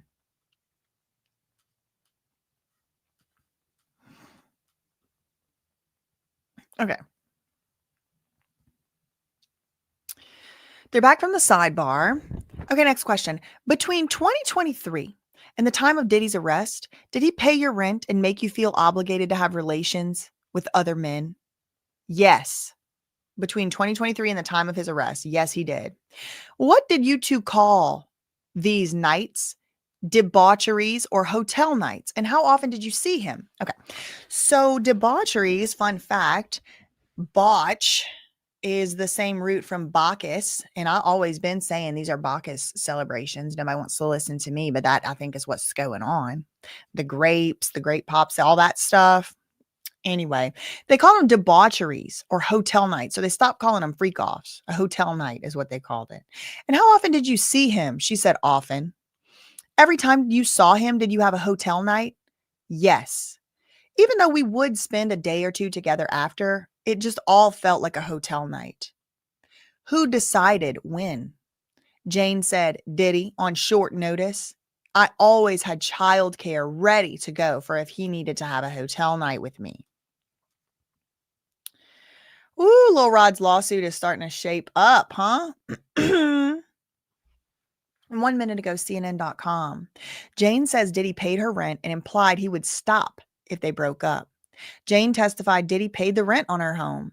When she tried to tell him she didn't want to have relations with other men, Diddy would say, if you want to break up, that's fine. And then he would say he wouldn't pay rent for a woman he wasn't seeing. Jane testified she wasn't trying to break up in those conversations. She was just trying to stop having relations with other men. I felt frustrated, Jane said, adding that she felt obligated to perform these nights for him. Wow, this is...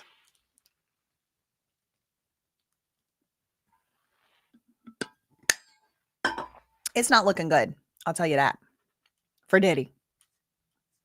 It ain't looking good. Okay. She said, I was always put together. What does that mean? The prosecutor asked. She said, my hair, my nails, my tan. He wanted me beautiful. Did you go out with your friends? She said, no. Not after a trip. Summer 2022. He was dismissive. In the summer of 2021 to France. I don't know if this is 2022, 2021. Because it says both. See here? She said, I was always put together. Cassie testified the same. You had to keep, it was a lot of upkeep. You had to keep the tan. You had to keep the facials. You had to keep the nails. You had to keep, everything had to be done. The hair had to be done. He wanted me beautiful. Did you go out with friends? She said, not after a trip. In summer of 2022, he was dismissive. Then the prosecutor said in the summer of 2021. So I don't know if this is just a typo or what. Maybe we'll get some more context from our other sources. Amber said white nails, no doubt.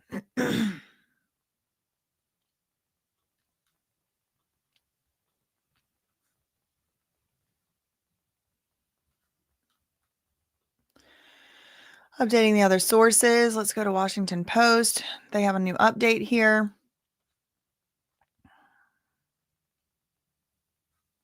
Okay, listen, look. While Jane testifies, this is 8 minutes ago, Ann Brannigan, Washington Post. While Jane testifies against him, Diddy has periodically looked over his shoulder toward the juries. He did so as the woman, using the alias Jane, described Diddy giving her large cash gifts, and he peeked again when she detailed a bad reaction to EX during one of the couple's holidays. Like, he's just got to look over there and see what they thinking. The judge sternly warned Diddy's defense team about Diddy's attempts to interact with the jury earlier today, when the judge caught him nodding his head vigorously at the jurors while his lawyer aggressively cross-examined another witness. Jury-defendant communications are strictly forbidden, aka illegal, against the federal rules. 1 minute ago, Fox News said Jane's relationship with Diddy lasted until he was arrested in 2024. Jane testified that the former couple took 2 breaks during their relationship. She claimed earlier in her testimony that she met Diddy in late 2020 in Miami, and they allegedly didn't begin dating until the following year. Their first break was short, and the second was for about 4 months, October 2023 to February 2024. Jane said their relationship was private, and she only posted about Diddy one time on social media. He allegedly told her he really liked her, but he was seeing other women. Jane claimed she was okay with that decision to pursue other women because she really liked him, and she understood that on his end, it was an open relationship. Quote, "In my heart, I just wanted to see Sean, so I was monogamous."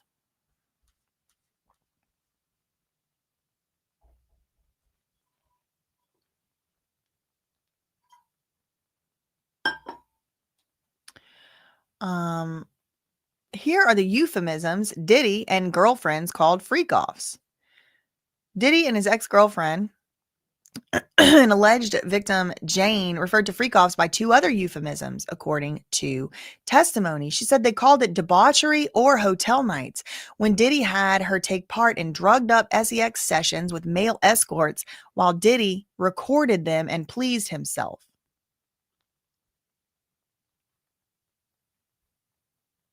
Okay.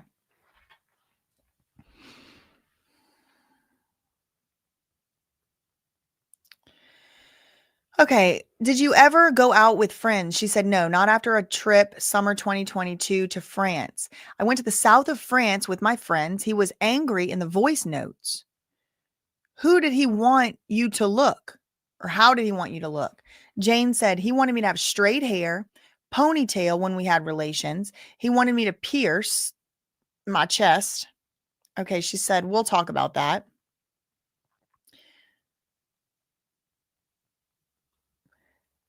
Okay. Between 2021 and then the break you took in 2023, how much money did you make? And how did you make money? She said social media posts, but that went down because my presence went down because I was focused on Diddy. He would give me money here and there. How much at one time? $20,000. Interesting. Remember them $20,000 amounts going out and coming back in, and Ventura, what's his name? Ventura, Roderick or whatever, sending things. We have a few updates from influencer reveals shocking details about Diddy relationship, EX, side chicks, and $10,000. 39 minutes ago, New York Post. Jane revealed the unusual relationship that she had with Diddy, including that he dated other women, fed her substances, and once paid her $10,000 when they went on vacation. When the duo took a trip to Turks and Caicos to the Bahamas in February 2021 for 15 days, Diddy sent Jane $10,000 to cover any lost income in her career as a social media influencer because she wasn't creating content on the trip. On that trip, Diddy encouraged her to take substances, and she had a bad reaction to them the first time, but she continued to take it in smaller doses every day going forward. And when they got serious, Diddy was open with Jane about the fact that he was seeing other women, but Jane didn't date anyone else while she was with him.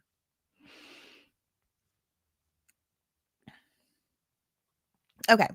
26 minutes ago, New York Post, Diddy's ex-girlfriend, Jane, emotionally testifies about watching porn with him.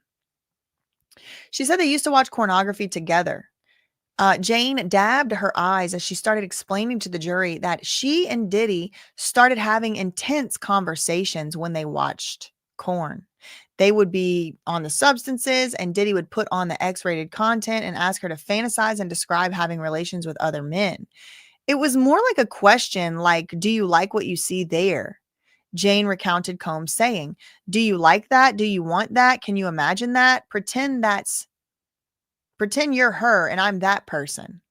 Then in May, Diddy told Jane she could make this fantasy a reality. And it wasn't really her fantasy, but she was trying to make him happy. 17 minutes ago, New York Post, Diddy alleged victim testifies first freak off opened Pandora's box. Diddy alleged victim Jane said in the first time she had to freak off with the mogul in May 2021, it opened a Pandora's box she was never able to close again. She said after the first time she had relations with a male escort, Don, in front of Diddy, 90% of the rest of her time with him was during a SEX marathon with escorts. I truly felt that night just opened a Pandora's box in our relationship. It just completely set the tone for our relationship moving forward. There was so much of it after, and there was too much of it. She said she thought the first freak off was a one-time thing. She didn't want to keep having relations with other men.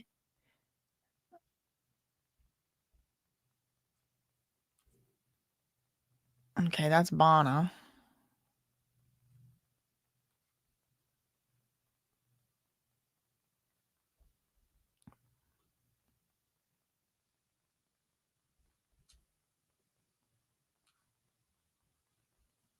Okay. Let's go back to Inner City Press.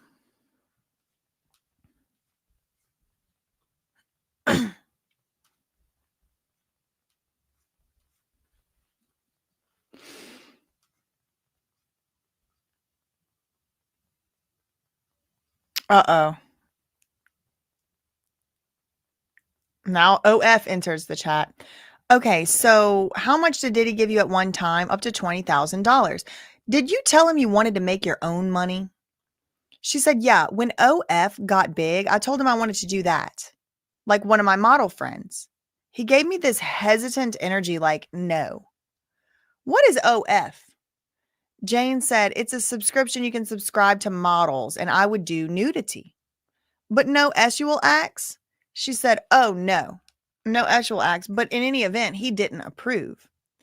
Why did you feel like you needed Diddy's approval? She said, I felt like he was my boyfriend. Okay, what is this? It's a sealed exhibit. She said, my lease for April 4th, 2023. Okay. How much was the rent each month? She said $10,000. Diddy said, let's do a love contract. It was a flirty thing. He asked, how much allowance did I want going forward? I said 15. He said 10. The assistant U.S. attorney said, 1,000? Yep. I wanted a beautiful home for balance in what he was making me do.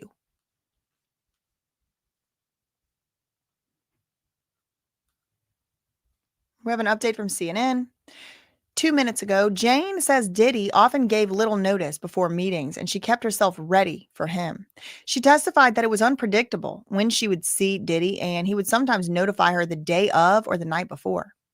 Jane said she made sure she was always available to see Diddy by arranging proper childcare and keeping her hair and nails done for him. She testified that Diddy preferred her to have straight hair and light colored nails. Jane said Diddy called the sexual encounters with other men debauchery or hotel nights.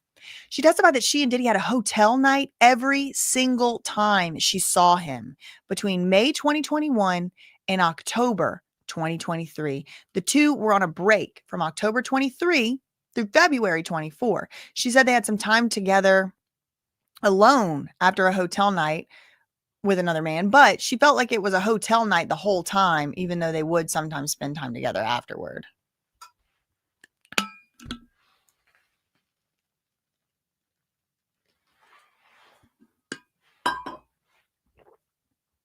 Two new updates from NBC.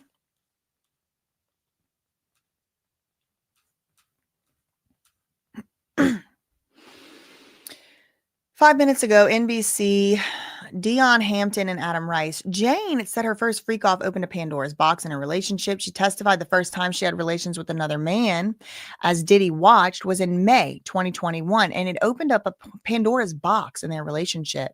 Just completely set the tone for our relationship going forward. I felt like it was a door I wanted to shut. She said Diddy immediately began requesting more FOs. When asked what percentage of time she had relations with other men while in a relationship with Diddy, she responded 90%. So when you were in a relationship with Diddy, what was the percentage of time that you had relations with other men? 90%. She said repeatedly she told Diddy she did not want to have relations with other men, but eventually she would relent.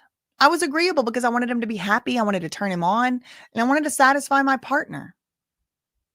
3 minutes ago, Jane said Diddy threatened her financially if she refused to have relations with other men. She said she had no choice but to keep having relations with other men for Diddy's enjoyment because he was paying her rent. Jane, a single mother, made it clear that if she didn't agree to these demands, their relationship would be over and she would have to find somewhere else to live. She said, I felt an obligation because I knew he was paying my rent. These sex acts were also called debauchery or hotel nights. Looks like New York Post has another update. 4 minutes ago, NewYorkPost.com, Diddy threatened to stop paying girlfriend's rent if she didn't take part in freak-offs, according to her testimony. She testified that she repeatedly told Diddy throughout their relationship she didn't want to keep having relations with other men.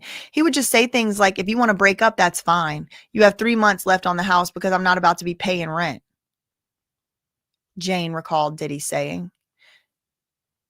She said Diddy did pay for the rent on her home.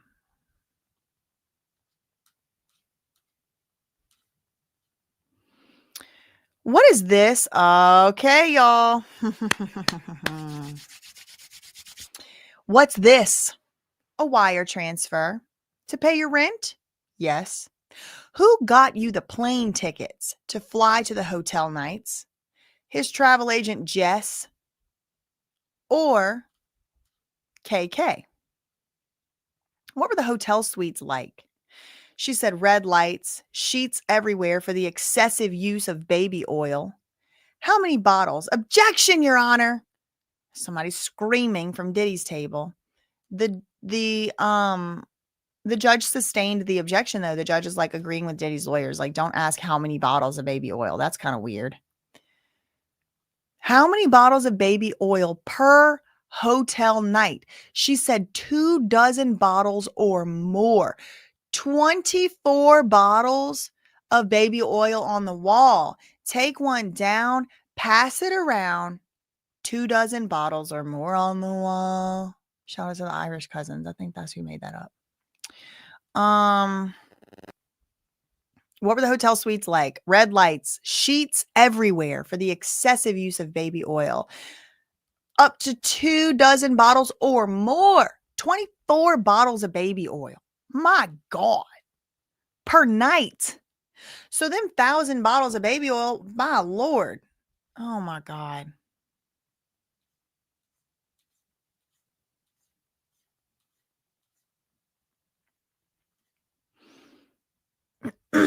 Just a few seconds ago, Diddy talked accused, this is New York Post, Ben Kochman. Diddy talked Jane out of sharing bikini pictures on lucrative OnlyFans account. He talked her out of an OF account where she considered posting photos of herself in bikinis and lingerie. I told Diddy that one of my model girlfriends had been really lucrative on this website.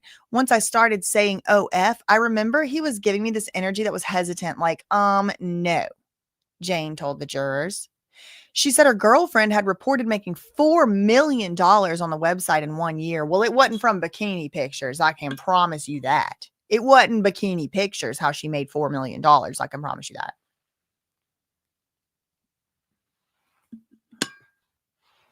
that. Highly doubt it.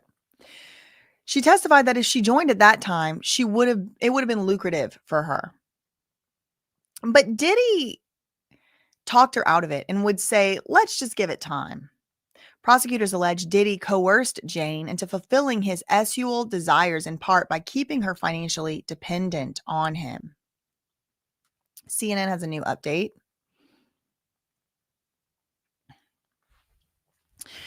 Less than a minute ago, Jane says her relationship with Diddy consumed her and hurt her income. She said her relationship with Diddy affected her ability to work and make income. I would say that when I was with Sean, I was really consumed by him. I was really consumed by Sean. She testified she made sure she was always ready for Diddy at a moment's notice. She made some money through social media, but her presence on social media really declined after she prioritized the relationship with Diddy. Typically, Diddy would periodically give her money in amounts ranging from $5,000 to $10,000 if it was cash.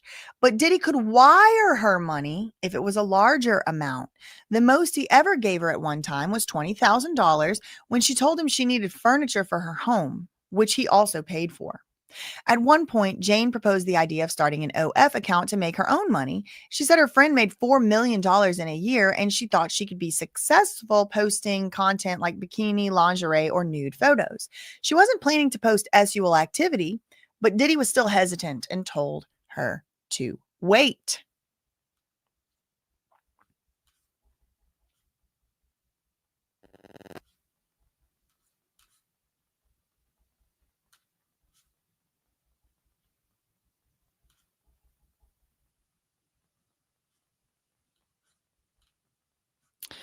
That's excessive baby oil usage.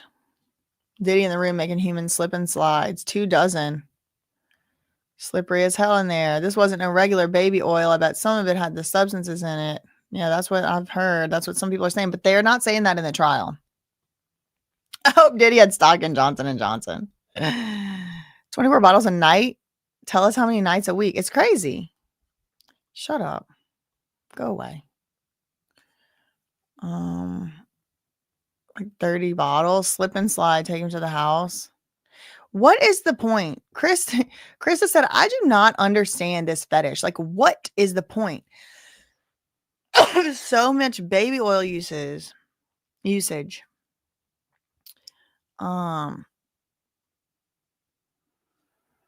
let's see.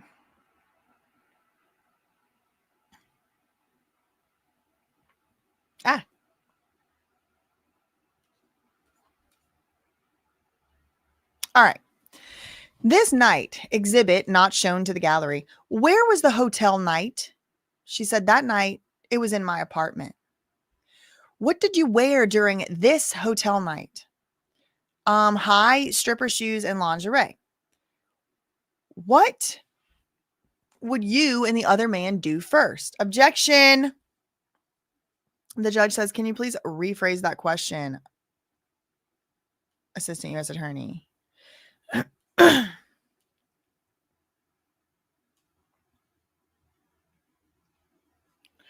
Updating our other sources.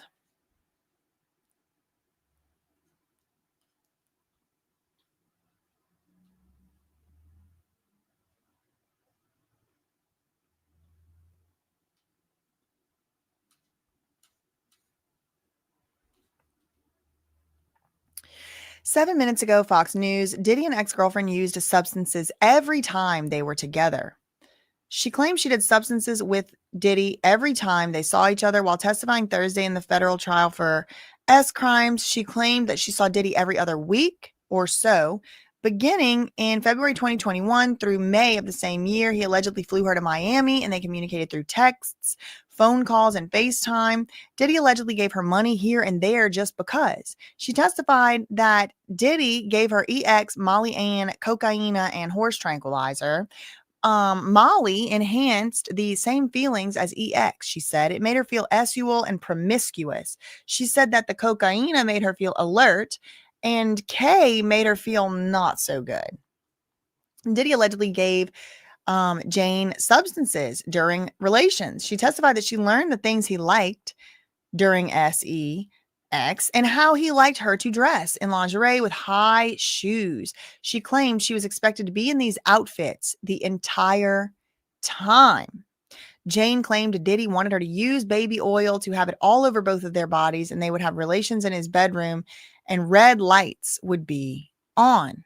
I'm just so confused about what is the, like so much. So much.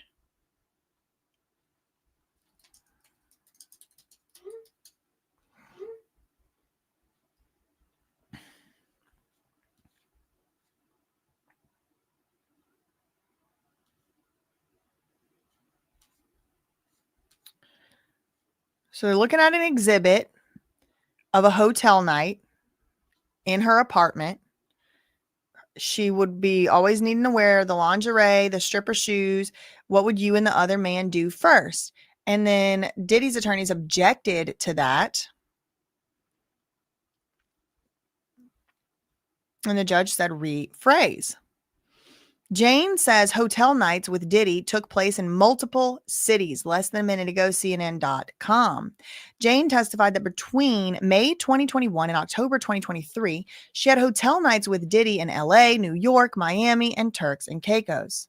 Jane usually discussed her travel arrangements with Christina Karam, Diddy's former chief of staff, or she would discuss these arrangements with the travel agent named Jess or one of Diddy's assistants.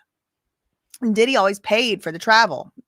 Their times together typically followed a pattern. The hotel room would be decorated with red lights, music, bed sheets all over the place, and blankets covering everything.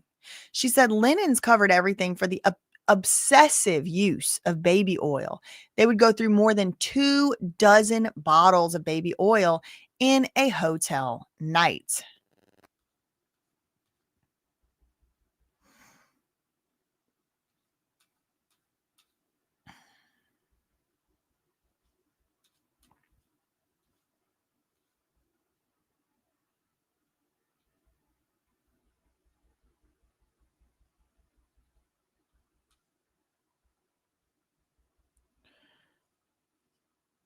Diddy is the final boss of Freaky, somebody said.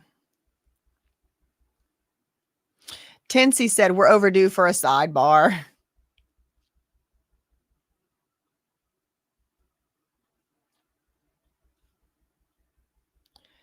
I can see American Crime Story on this. Yup. She never told on Diddy.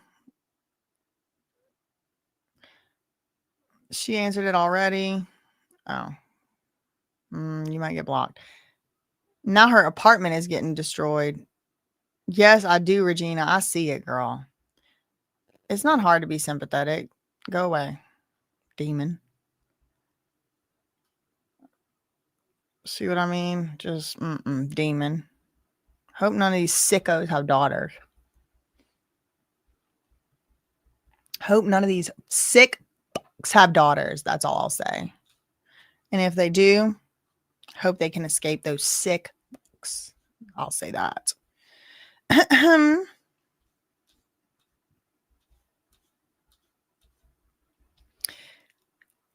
4 minutes ago, New York Post, Diddy girlfriend used at least 24 bottles of baby oil for a single FO.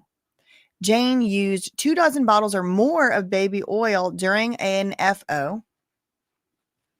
They had to cover everything in the hotel with bed sheets, blankets, towels for the excessive use of baby oil everywhere.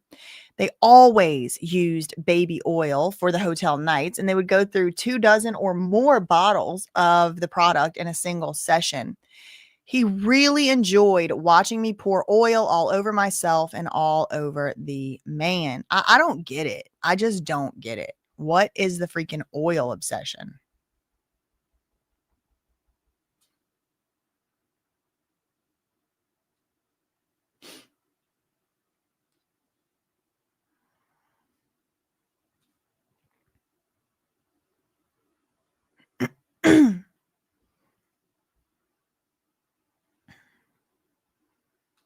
We read that already. Is there anything new from NBC? No.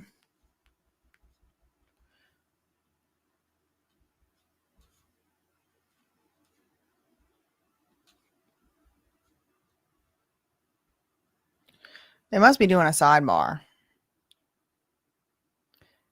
Yeah, I know how to say pseudonym, Loopy Loo. It's the one where they say pseudonymous. It's like anonymous mixed together with pseudonym. That's where I don't know where the emphasis is. Thank you for the £1.99. Thank you, Christine. Shout out to you becoming a member. Thank you, Ashley Unfiltered, for the $1.99 super chat. Carmen, I'm so sorry to hear that. Thank you for the $1.99 super chat. Thank you, Cheryl L, for the $4.99 super sticker. Shout out to you. I know. I got the bingo cards. I need to bring them up tomorrow. 3 different people sent me bingo cards, so I want to start marking my bingo cards off. All 3 different people made different ones. Yeah, no, James, shout out to the girl dads. Y'all really truly are what makes the world go round. I'm not even gonna lie. Shout out to the girl dads, because there have to be some dads out here that are saying to their daughters, this is debauched. I do not understand the supporters either. James said, I believe for us girl dads, this case hits differently, because I just can't comprehend his supporters. Now, there are some fathers to girls, which I won't call girl dads, but I know there's like a specific brand. Costco rebuked it. Costco rebuked it. Oh my God, stop. Y'all are saying he has mommy issues. Whenever, maybe they were acting like it was a mud fight. Girl, I don't know. I honestly, I don't really want to know. It seems messy. Seems messy.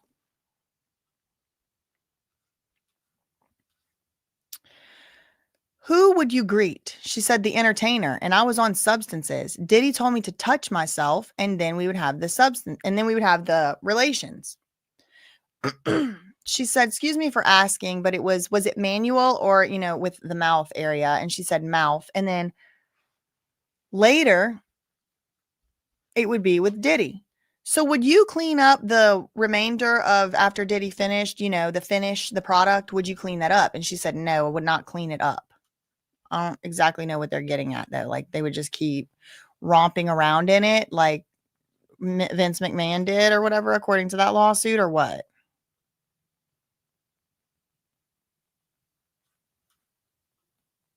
We have a new update, Washington Post, 5 minutes ago. A side effect of the court efforts to preserve Jane's anonymity, we in the press room have a much clearer view of Diddy's face. Ordinarily, the closed circuit video feed that live streams the trial around the courthouse, but not to the public, it shows a split screen of the courtroom, the witness on the stand, and the documents being presented as evidence. However, in this case, on this witness, the government has asked that its evidence not be streamed while Jane testifies because it includes documents that might identify her and her child. So now the extra screen real estate means Diddy, the gallery, and the attorney's tables are much easier to see on the courthouse monitors, though the jury and judge are still off camera.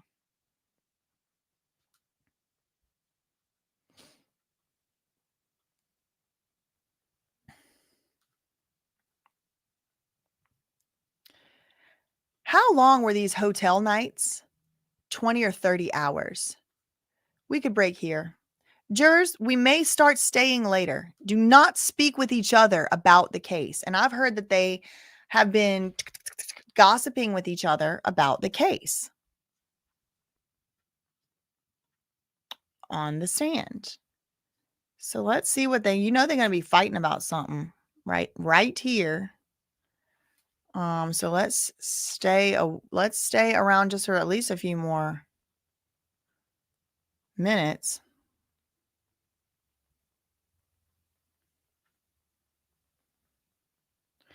Oh no, Butterfly said there was a video. They joked and smiled at how his mom could still touch the floor with her palms and they were hooked up to IVs. Girl, no, don't tell me that. It wasn't Teeny. It was Shapiro who had the meeting.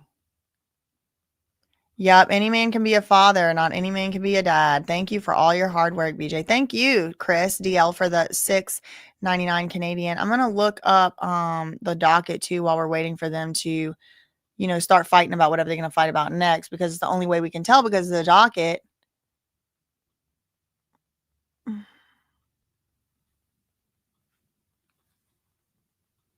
Trying to log in. There we go. The docket doesn't get updated for 2 weeks.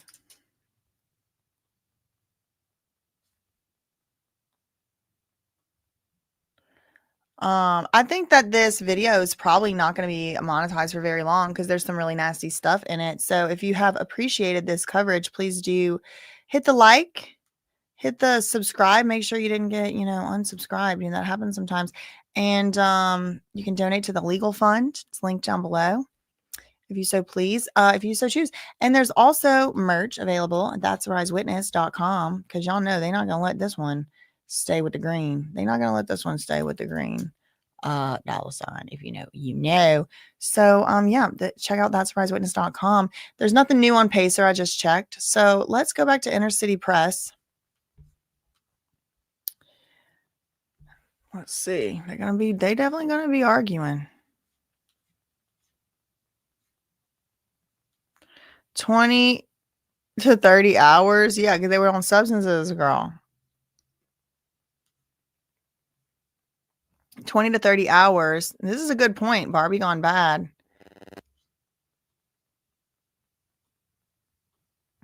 Uh, 20 to 30 hours worth of S in one sitting is 10 hours less than what most people work in a week. SEX was definitely her labor. Interesting. Golly. And he had multiple girlfriends. 20 to 30 hours. I don't know if they probably had breaks. Cassie did testify to like some breaks.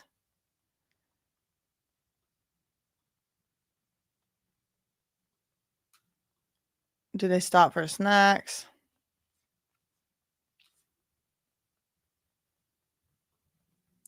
Anybody saying something stupid now is just getting blocked. I'm just blocking anybody saying anything stupid now. Okay, wow.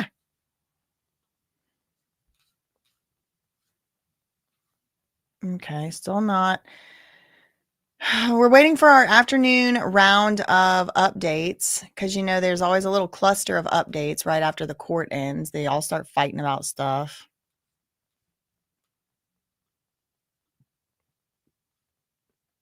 The jury was warned today they might start staying late. Diddy's ex-girlfriend was nervous before sleeping with another man while Diddy watched, she testified. She got a sense that Diddy knew the man that he invited over to the hotel room. She testified that Diddy arranged for the man, his name was Don, to participate in sexual experience with the couple. And she said she later learned Don was from an escort service named Cowboys and Angels. I wouldn't be surprised if the Cowboys and Angels gets looked into after this. Jane claimed she had previously taken substances and she was under the effect of them. She described sitting on a couch in a robe with Diddy telling her to relax. Then Diddy allegedly requested she stand up and dance.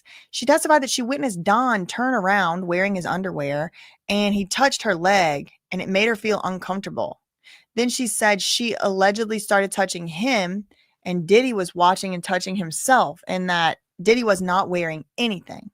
She told the court that things got hot and heavy and there was, previous work before the actual main event, and the rapper allegedly watched and talked.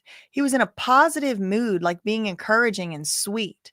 She said she started going to the bedroom because she was ready to speed things up a bit, and it was time to get it done.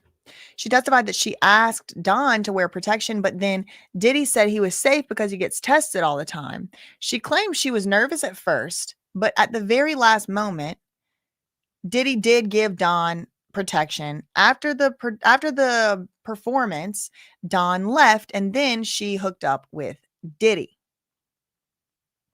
showing like an sexual gratification. Okay. With the jurors gone, Jane's counsel wants you to remind those in the gallery not to report any personal identifying info from the lawyer's screens. So that happens. And then Mark Agnifilo said, can I submit a letter about the secure room that we're meeting in? And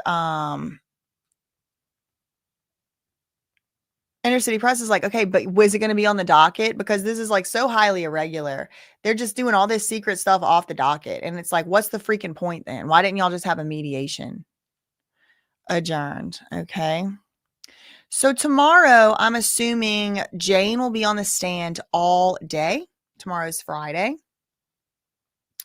Shout out to the mods in the chat. Thank you, Diamond. Diamond is removing people. Diamond is removing people who are saying lewd comments, and she should. Thank you. Thank you, Yolanda Elba, for the $9.99 super chat. We have a new update on CNN. Let's get our last little afternoon updates. Yes, please, no names in the chat. No names in the chat. Jury dismissed for the day. The jury's been dismissed for the day. The judge told jurors they would remain until 5 o'clock tomorrow and may need to stay that late on some days next week as well. The judge is not playing around with these people. 5 o'clock. Alexandra Shapiro, you're on notice, baby girl. Y'all are on notice because you're not about to hold this shit up and get a mistrial. Nope. Jane will continue testifying 9 a.m. So they're going 9 to 5. Assistant U.S. Attorney Maureen Comey said she's going to work very hard to ensure her direct questioning is complete by the end of the day, Monday. There is 2 full more days of just direct questioning. 2 full more days. And that gives Diddy's team Tuesday, Wednesday, and some of Thursday, I guess, for their cross-examination. But it's going to be cutting it close. It is going to be cutting it close. And I'm blaming Nicole Westmoreland for dragging her feet. For dragging ass the last couple days. She did not need to keep Bana on the stand for as long as she did. Okay, that's it. So all of tomorrow, 9 to 5, and all of Monday, they're going to be having Jane on the stand. Thank you so much, Leslie, for the $9.99 super sticker. Shout out to the super chats and the super stickers because this video probably going to be tanked. Do I think the auto pew pew will come up? I do wonder. Tess, you gone for lewd language, you girl. Are they going to be in court next Thursday, Juneteenth? No, Diana. They are not going to be in court for Juneteenth. And you know what else? They're not going to be in court all day on the 20th either. They're only going to be there for half of a day. What is the legal fund, Annie? Well, I got sued by somebody, a slap suit. It was ruled by a judge to be an illegal lawsuit, an unlawful strategic litigation against public participation. I was exposing some things that were going on in a high profile guardianship. Somebody died, and they lied about how she died. They did not tell the truth about how she lied. So I told the public, I said, look at the autopsy report. It doesn't match what they reported publicly. And these people freaked out and sued me and lost, and sued me again and lost again, and sued me again and lost again, and tried to get a restraining order. And now they owe me attorney's fees, and now they owe sanctions. Okay, so it was a circus. I do have a whole playlist on it, but that's what the legal fund is. The legal fund is actually set up to a separate bank account. It's not my personal bank account that I like spend my money and pay my bills out of. It's just a legal fund bank account. So if you want, more higher percentage of the donation to go, it's not getting split up with other platforms, et cetera, then you can donate directly to the legal fund. But a lot of my money I make here goes straight to the legal fund too. Being a baby, I did read this before. If baby oil is aspirated, it can cause pneumonia. I've read that before. Alice said there is no way they are going to finish by July 4th. There's just no way. Thank you, being a baby, for the 199 super chat. Yeah, it's Amanda Rab, virtual reality hell. You can type in if you want to see that story. We do have an update on NBC. I do like to get these little last afternoon updates because a lot of times there's like new details. Jane describes marathon hotel nights that could last for more than a day. She said hotel nights with Diddy and other men could last between 24 and 30 hours. She gave a very graphic and detailed testimony about her exact role in these hours-long sessions and the direction that she would receive from Diddy. It's a great question, Samantha Flores. It's a very serious oversight in our system. And it's really changed the way I even think about the law, because now I know anybody can sue anybody for anything, and they can be full of shit and they can be lying. And you could owe $1 million in legal fees. Anybody can sue anybody for anything and they can lie. And then whenever they have to pay your attorney's fees back, they can just pretend like they don't have the money. It's really crazy. It's really, really crazy. It's a very insane. But the bills keep coming and they haven't stopped coming. I'll tell you that. So it's a great question. I wish I knew. I wish I knew how this was allowed in a country such as ours, but it is. And, you know, these are people wasn't even born here. They can come over here. They can come over here, not even born here, and take a whole entire on our constitutional rights and try to make us go bankrupt, us, American-born American citizens. They could try to make us go bankrupt by abusing our legal systems. It was a shock to me. It was a shock to me, but it's something that I did learn. It is something that I did learn. It was a shock. But I'm just hoping, because I work for the Lord and because I do stuff for the right reasons and I do stuff out of the dharmic place in my heart, I'm hoping that it all is going to work out and somehow, some way I'm going to be able to pay all these legal bills. If not, you know, whatever. It's not like I would do anything different anyway. It's not like I would not tell you all the truth about the situation. Yeah. Anyway, they lied about the cause of death and the drugs in the girl system. Yes, they did. And still haven't given, in my opinion, still haven't given a good reason why they lied about it. They said the cause of death was marked as a seizure disorder, and that is false. There wasn't about a seizure disorder on that autopsy. You know what the cause of death was marked as? Cardiac arrhythmia. Obesity was a complicating factor, schizophrenia a complicating factor. But then this girl said that she didn't really have schizophrenia. It was drug induced. Well, that's not what the coroner said, girl. Anyway, look, we have an update from CNN. Judge's warning to Diddy for nodding could be used in potential appeal. Oh, we already read this. I don't even understand what she's trying to say. The judge is not to be toyed with. Okay. The warning is significant because Diddy has the right to face his accusers. So removing him is truly the most extreme form of action that a judge can take. And the reason to do it is not really because the defendant was looking engaged in passing notes to his attorney. It's the other things we've seen Diddy do. It's the interaction with a jury. The warning also gave the message that this judge is not to be toyed with. This criminal defense attorney and former prosecutor that talked to CNN also said if the judge does sanction Diddy, it will weigh very heavily against him. He went on to explain that he does not see Diddy being removed from the courtroom. This is a violation, but it's not significant enough for removal. That type of sanction is normally a last resort. So the judge must have seen some things he doesn't like more than just that, and he's finally ready to start saying something about it.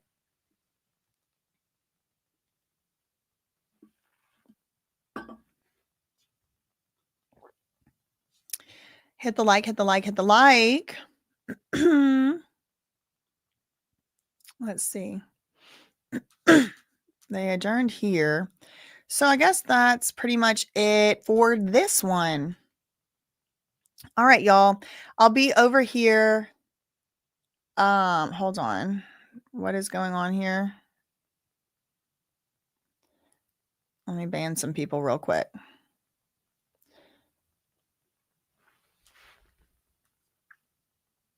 All right, y'all. I'll be back here, same back time, same back place. Thanks so much for the £1.99. I think the devil should have to take a loan out, and your legal team can get paid now. The she devil, seriously. Oh, we have an update, another new update. Hold on. Oh no, it's like a chat GPT summary.